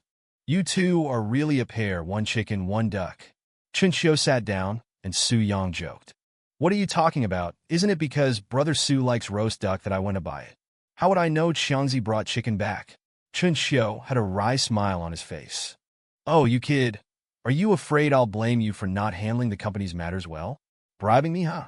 Su Yang raised his eyebrows and looked at Chinxiu teasingly. How could I? One thing is one thing. Besides, haven't you already deducted the bonuses of all the senior executives? Isn't that punishment enough? All right. You kid have a good heart, and besides, last time the profit sharing for the work was quite a lot for everyone. That money is twice your bonus. Aren't you happy? Why have you become as stingy as Chengjian? Su Yang said, looking at Chun Xiu's wronged expression. What are you talking about? Just kidding, can Cheng Jian compare to me? But it's been quite fun fleecing Cheng Jian these past few days. Recalling Cheng Jian's pained expression when taking out money, Chun Xiu laughed shamelessly. Xiangzi, has the test report from the last time come out? Remembering the poison Cheng Jian was exposed to before, Su Yang asked. It's out. It's in the house. I'll go get it in a moment. After speaking, he got up and walked towards the room. Su Yang took the report from Sha Ziqiang's hand and carefully examined it. Xiangzi, you got a lot of money last time. Why didn't you get a new house for your auntie? Is this house comfortable to live in? Why don't you come to my place? Anyway, I live alone and have a lot of space. Chun Xiu knew Sha Ziqiang's situation and proactively suggested that he live with him. Forget it. My mom won't be used to it. In a few days, I'll discuss it with my mom, and we'll buy a house. It just so happens that we're going to go against Smiling Buddha, and it's easy for them to find our place. It's good to move to a new place to ensure my mom's safety. Sha Ziqiang also planned to move. Staying here all the time is not a good idea. Xiangzi, tomorrow you go sell this house. It just so happens there's still space in the villa area near my house. Let's all move there. Although the Wang family is not a big family, the security is still pretty good. Xiangzi, you buy one there too. I'll make up for whatever money you're short. Su Yang put down the report in his hand and just happened to hear their conversation. This, Brother Su, a house in your area must cost several million, right? Isn't this too much? Sha Ziqiang could be said to be the poorest among them. He had already received a lot of favors from Su Yang, and it was really too much to ask Su Yang to buy him a house like this. It's okay, we're ordering a lot. In the end, a house will probably cost around 5 million. It won't cost much, and we'll set up a table again later, and have them give gifts of 500,000 each, and the house will come out. Su Yang said with a sly smile. Damn, Brother Su, you're not being fair. This is using other people's flowers to offer to Buddha. Let me say first, you deducted my bonus, and the money left over after I buy a house is just enough to buy one, and I still have to find a wife. Chun Xiu was shocked. Su Yang was really a business genius. Oh, don't you think that girl Tang Yu is quite cute? She matches you perfectly. Later let Zheng Ming and Cheng Jian and the others buy one there too. It won't be boring being together. Su Yang had already had the idea. It would be good for everyone to be together and take care of each other. And it's especially convenient to meet if anything happens. Chun Xiu nodded in agreement. Only Sha Ziqiang felt embarrassed. Chun Xiu saw Sha Ziqiang's embarrassment and said, Don't be embarrassed, Xiangzi. Brother Su is poor except for money. Don't save him any. Go aside, Xiangzi. I've read your report. Have you felt anything different in your body recently compared to usual? Su Yang looked at Sha Ziqiang and asked solemnly. Sha Ziqiang was puzzled by Su Yang's words. After being poisoned last time, he hadn't experienced any discomfort. On the contrary, he felt that his body had become even better than before. Brother Su, now that you ask, it does seem to be a bit different. It seems like I have more energy than before, and sometimes my body feels very relaxed. Especially after being discharged from the hospital last time. Some minor ailments I had before are now all gone. Give me your hand. Let me see. Xiu, give me your hand too. Su Yang rolled up his sleeves, grabbed both of their hands, and began to take their pulses. At the beginning, his expression was still normal. But later, Su Yang's expression began to become shocked. Shocked not because of anything else, but because Sha Ziqiang's current physical condition was even better than Chun Xiu's. Brother Su, what's wrong? Is Sha Ziqiang having a last burst of glory? Is he going to die? Chun Xiu was a bit mouthy, teasing Sha Ziqiang in a mischievous way, but he knew that from Su Yang's expression, things were developing in a good direction. Hearing Chun Xiu's words, Su Yang's face deliberately became gloomy. No way. Did Chun Xiu really guess right? Am I having a last burst of glory? Sha Ziqiang began to worry. What if something happened to him? What would his mother do? Su Yang withdrew his hand, but deliberately patted Chun Xiu's hand. This reaction startled Chun Xiu, and he began to feel a little uneasy. It's okay, Xiangzi, your condition has actually improved. If I said when I first saw you it was late stage, and when you suppressed it it was mid-stage, then your current condition is equivalent to when you first got sick, so there's nothing wrong. On the contrary, Chun Xiu, alas, how should I tell you? Su Yang said to Sha Ziqiang, and looked at Chun Xiu with regret. Damn, Brother Su, don't scare me, are you okay? Chun Xiu didn't believe Su Yang. He always felt that Su Yang was becoming more and more mischievous, especially since that picnic last time. He became much more cheerful. Alas, Chio, you take good care of yourself. Eat whatever you want, go wherever you want to play. You don't need to buy a house for now. You can go wherever you want, all right? Quickly find a wife. Leave an offspring, and we'll help you take care of them in the future. Don't worry. Su Yang reached out and patted Chinchio's thigh again, then picked up chopsticks and first gave Chinchio a duck leg. Don't lie to me, I know my own situation. I've rarely even caught a cold since I was a kid, let alone anything else. You must be fooling me. Chinchio didn't care anymore, picked up the duck leg, and started eating it heartily. Well, when I was in Beijing, I heard that some people rarely get sick from childhood to adulthood, which leads to a decrease in antibodies in their bodies, and once they get sick, it's a serious illness. It's good for you to comfort yourself like this. Sha Ziqiang cooperated with Su Yang very well, and also put another duck leg into Chinchio's bowl. Chapter 198. Get lost, stop giving me that crap. I know my own situation. I definitely have no problems. I'm better than you in every way. Chinchio said unhappily. Hey, Xiangzi, let's spar a bit. Su Yang wanted to test Sha Ziqiang, because based on Sha Ziqiang's condition after being poisoned, Sha Ziqiang's current state should be his prime. Especially his family illness, which has obviously weakened. This must be due to some component of the poison counteracting it, using poison against poison, resulting in this situation. Wow, awesome. In ancient times there was martial arts and swordsmanship. Now there are duck legs and roast chicken paired with a boxing match performance. It's just perfect. Chinchio repeatedly found it fun, looking like he was watching a show. How about this? You spar with Chinchio first and give him some guidance. Su Yang suddenly felt displeased. This kid was still treating him and Sha Ziqiang as actors. Sure, come on, Chio. We haven't competed before. I've competed with Brother Su before, and I was completely defeated. You can try. Sha Ziqiang was actually afraid that Su Yang would destroy his confidence by asking him to spar. But with Chinchio, it's naturally different. Come on then, you old candle in the wind, still want to compete with a vigorous young man like me. Even if I can't beat you, it'll be a draw. Who's afraid of who? Chinchio felt provoked by Sha Ziqiang's unequal treatment. The two came to the courtyard and started to spar move by move. It must be said, Chinchio really had some skills. It seemed that after the last incident, Chinchio had not been slacking off. The only thing lacking was practical combat experience. At this time, Chinchio's face was solemn because Chinchio did not expect that Sha Ziqiang was now more than just a little bit stronger than before. The weight of each punch made Chinchio's hands numb. Chinchio could only passively dodge, looking for opportunities. This was learned from the seven-step snake. When facing opponents stronger than himself, finding opportunities is key. Pay attention, Chinchio. I'm going to use my legs. Sha Ziqiang saw that Chinchio was always dodging. Although he had hit a few times, they were all avoided in vital areas and neutralized by Chinchio, which made Sha Ziqiang admire him. Chinchio didn't speak, his expression becoming more and more serious. Sha Ziqiang's continuous heavy blows had already made Chinchio unable to parry. Sha Ziqiang raised his leg and performed a vertical chop. If it were anyone else, they would definitely not be able to dodge this kick. After all, as a veteran, Sha Ziqiang was extremely cunning in terms of timing and angle. Stop, no more fighting, I'm hungry, look.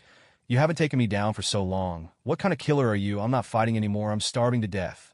Chinchio knew he was no match, and could only act tough verbally, but in his heart he was very impressed with Sha Ziqiang. Haha, you kid mock us. Now you're good, right? Honest, right? Su Yang was very happy to see Chinchio being defeated. After all, it's normal to lose to Sha Ziqiang, but Chinchio's progress also shocked Su Yang. Chio is already very strong. Since coming to Zhongling City, Chinchio is the third person who can last so long against me. At this time, Sha Ziqiang also admired Chinchio. After all, as a workplace expert, his ability is indeed quite amazing. What? Are you saying I'm quite strong then? Although Chinchio didn't feel honored, he still felt this wasn't a good decision.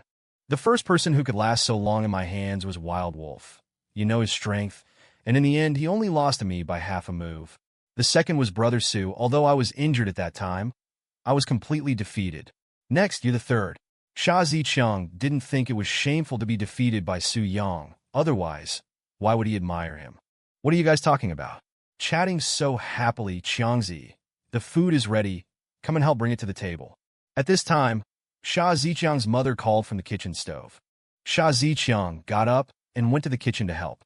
Soon, 7 or 8 dishes were brought to the table. Oh dear, Annie, making so much, we won't be able to finish it all, and it will all be left over. What a waste. Su Yang felt it was a pity to see so many dishes on the table that they couldn't finish. It's okay. You eat slowly. Do you want to drink some wine? I'll go out and buy some for you. Sha Ziqiang's mother was very happy that Su Yang could come to her home for dinner. After all, Su Yang had brought too much help to their family, and her family had nothing to repay him. No need, Annie. We still have things to do in the afternoon. Drinking will interfere with things. Annie, please sit down and eat together. You've been busy for a long time. Su Yang declined Sha Ziqiang's mother's kindness. It's all right. You sit here and eat. I have some prepared over there. It's cold outside. I'm worried my body can't take it. You eat yours. Don't worry about me. After saying this, without waiting for Su Yang to speak again, she directly walked into the room. Xiangzi, go and take this roast chicken to your mom, and also take some duck meat. We can't finish so much. Su Yang thought very considerately since he had come, and Sha Ziqiang's mother was embarrassed to sit with him and the others, but he couldn't have good food and not give it to his elders. Okay, I'll go now.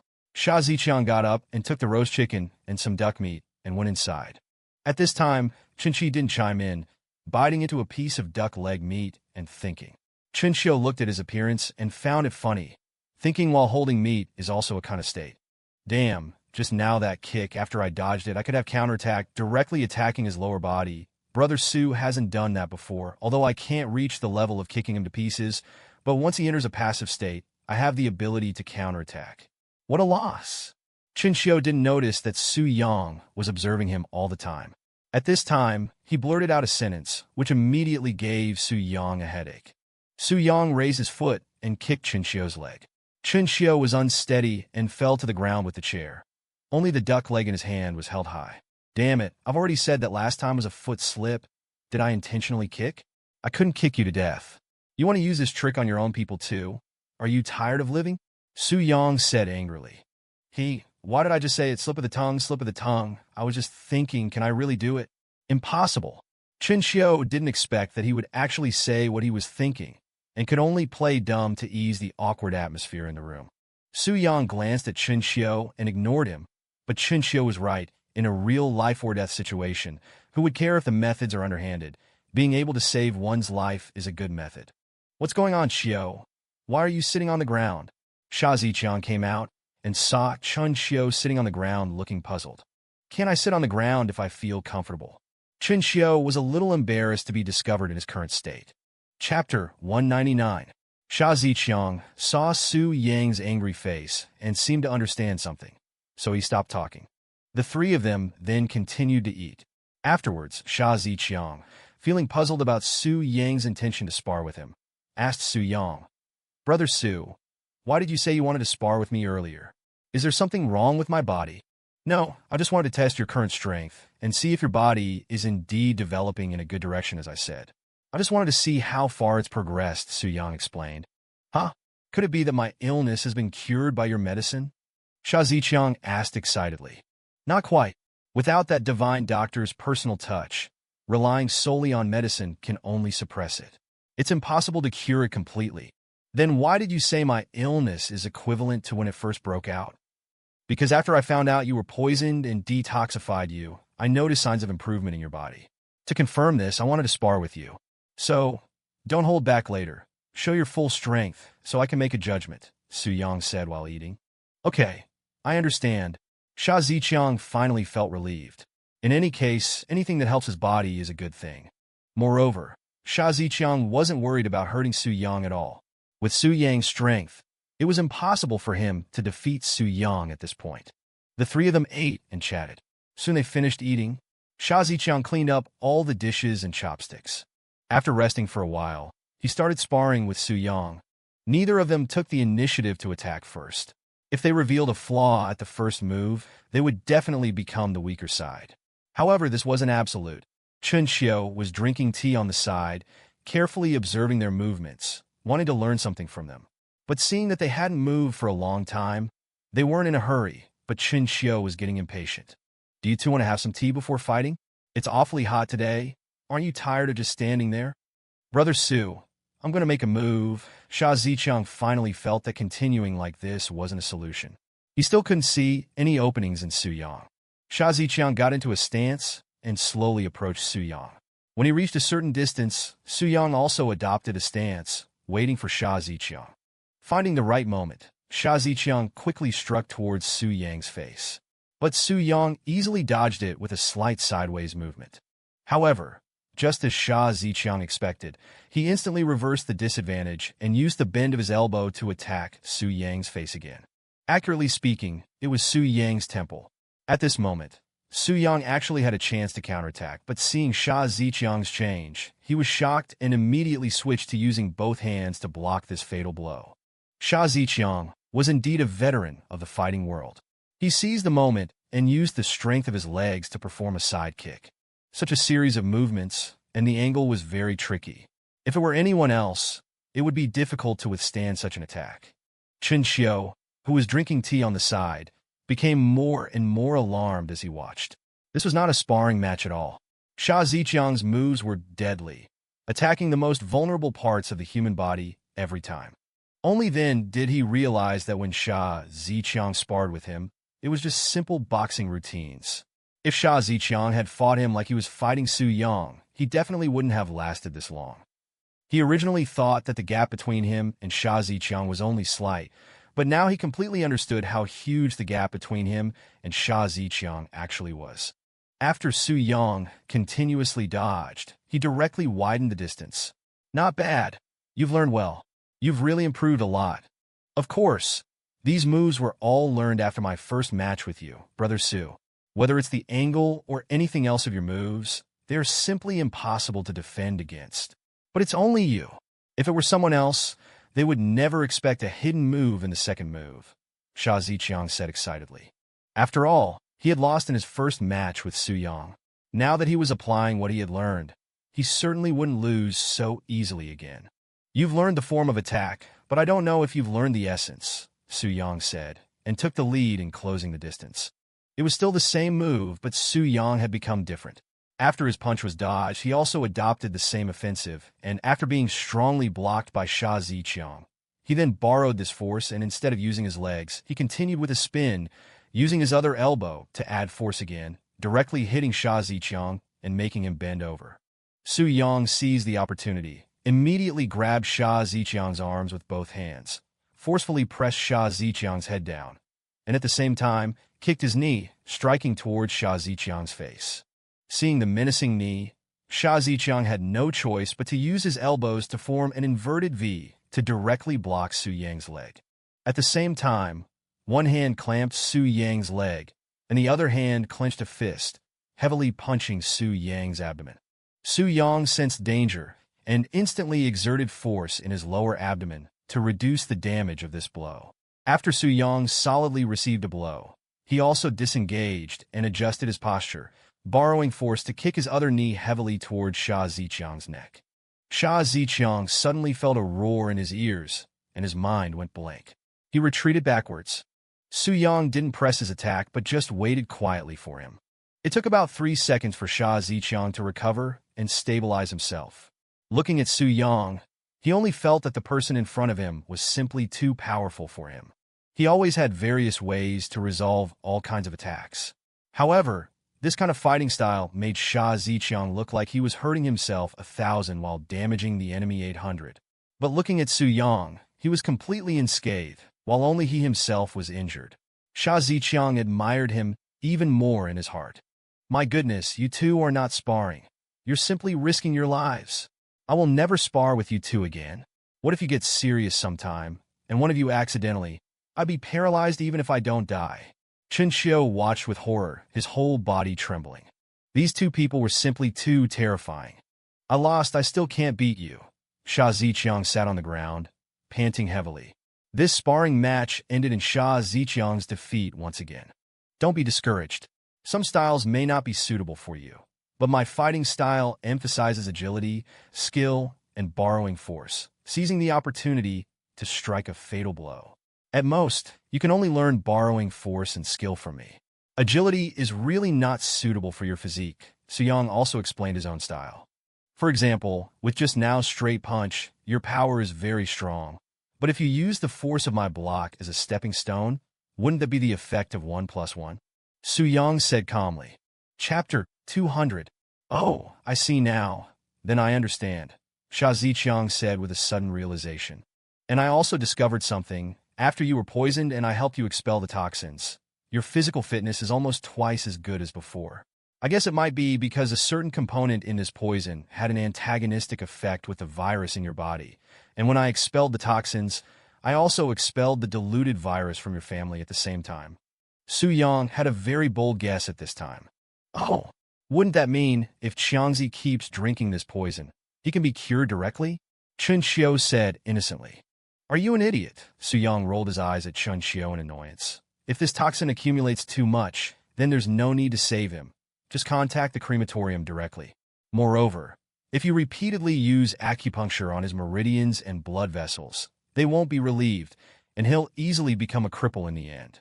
Chun Xiu also realized at this moment that he seemed to have said something very stupid. Then if I just simply take a kind of medicine? Sha Ziqiang was a little excited, but he didn't lose his rationality, knowing that blindly proceeding would definitely be more harm than good. I have also thought about this problem, but we don't know the ingredients of this poison, and even if we knew, we wouldn't be able to confidently find the right kind of medicine. If you mistakenly take any other kind of poison and don't get accurate treatment, it will cause you to lose your life, and doing so is tantamount to shortening your life. Su Yang was very serious. Such a thing can't be careless at all. If I had known it was like this, I might as well have endured a little longer. Maybe it would have been cured completely, Sha Ziqiang said, a little disappointed. What are you thinking? You were already at your limit that day. If we had continued to leave it alone, I'm afraid we would be talking to your portrait now. But there's nothing to be disappointed about. If you keep taking medicine, this disease may not relapse in the end, but it won't be eradicated. As for your mother, you don't need to worry either. Continue taking medicine. There's no problem. When that person comes, there will be a way to cure it completely. Su Yang spoke very firmly. Sha Ziqiang didn't need to worry at all. He came just to tell him, in case there's any problem with his body. Then I'm relieved. We have plenty of time in the future. No rush. Sha Ziqiang also felt relieved. There was nothing that made him happier than today's news. All right, we've eaten, and everything is settled. Let's go see if the people you trained have the results you said. If this batch can be put into action, then let Wu Zhirong continue to train the next batch. Even if they don't go into action, they are still a great help to us. Su Yang got up, stretched, looked at the time, and decided to go check on those who were receiving training. Okay, guarantee no problem. I'll take you there now. Sha Ziqiang also got up, ready to leave. Have you finished chatting? Are you going out? At this time, Sha Ziqiang's mother came out of the room to say goodbye to Su Yang and the others. Yes, Annie, we are discussing changing a house for you closer to my place so I can take care of you if anything happens. Su Yang spoke and explained the matter. That's too much trouble for you. We are living quite well. My body is very healthy now. It's not a problem. Sha Ziqiang's mother politely declined. After all, she felt embarrassed to keep troubling Su Yang. Oh, it's okay, Annie. We will all live there then. Don't worry. It will be convenient for us to discuss things. Chun Xiu also joined Su Yang in persuading her. This? Well then, I will shamelessly accept it. Annie, what are you saying? Qiangzi, and we are friends and brothers. Don't be a stranger. All right, Annie, you rest. No need to see us off. We'll go first. Su Yang finished speaking, got up, and walked towards the door. The three of them got into the car together. Following Sha Ziqiang's direction, they arrived at an open space in the back mountains of Jiangling City. At this time, those people were training, and Wu Zhirong was supervising them on the side. Seeing Su Yang and the others walking over, Wu Zhirong ran over to greet Su Yang. You're quite something, kid. Did you two do all this? Su Yang saw the things they were training with, and it completely subverted his understanding of them. Looking at these 10 people, each of them was trained to be bursting with muscles. They looked like they were made of muscles. Although this training is not as good as formal military training, it's almost there. It's all from searching for some materials, Wu Zhirong said with a grin. Su Yang's arrival surprised him very much. Following Wu Zhirong's command, everyone put down their training, came to Wu Zhirong's front, and stood up straight. Seeing Su Yang, they shouted one after another. Hello, Brother Su. Hello, Brother Chen. Hello, Coach. Each of them was simply full of enthusiasm. You couldn't imagine that they were a group of street thugs. They looked just like a group of veterans. Seeing their energetic appearance, Su Yang nodded with great satisfaction. He had even more confidence in the progress of the fighting gym. Chen Xiu, you lack practical combat experience the most. You go and test their strength. Su Yang wanted to make Chen Xiu stronger, and Chen Xiu's learning ability was also not weak. The fights between Su Yang and Sha Ziqiang were very beneficial to him. Now he only needs actual combat, and his strength can also advance by leaps and bounds. Okay, you bunch of kids, go easy on me. Chen Xiu was also a little eager to try. He wanted to test Su Yang's techniques. Chen Xiu started to have individual matches with him one by one, but there was a very serious problem. Sha Ziqiang's training has somewhat restricted their own fighting styles. Stop for a moment. Your kind of competition is a bit too monotonous. You need to combine your own physical qualities and the opponent's reaction to make the most precise counterattack. Everyone must have their own fighting style, must have flexibility, and be unpredictable. Su Yang opened his mouth to correct their boxing routines.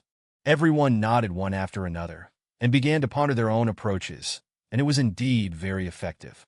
Some smart ones even put Chen Xiu at a disadvantage. But Chen Xiu's learning ability is very strong, and he quickly integrated Su Yang's techniques into his own behavior. After a fight, Chen Xiu only rested once in the middle, but these people already have the ability to go on stage. Next is to carefully study their own fighting styles.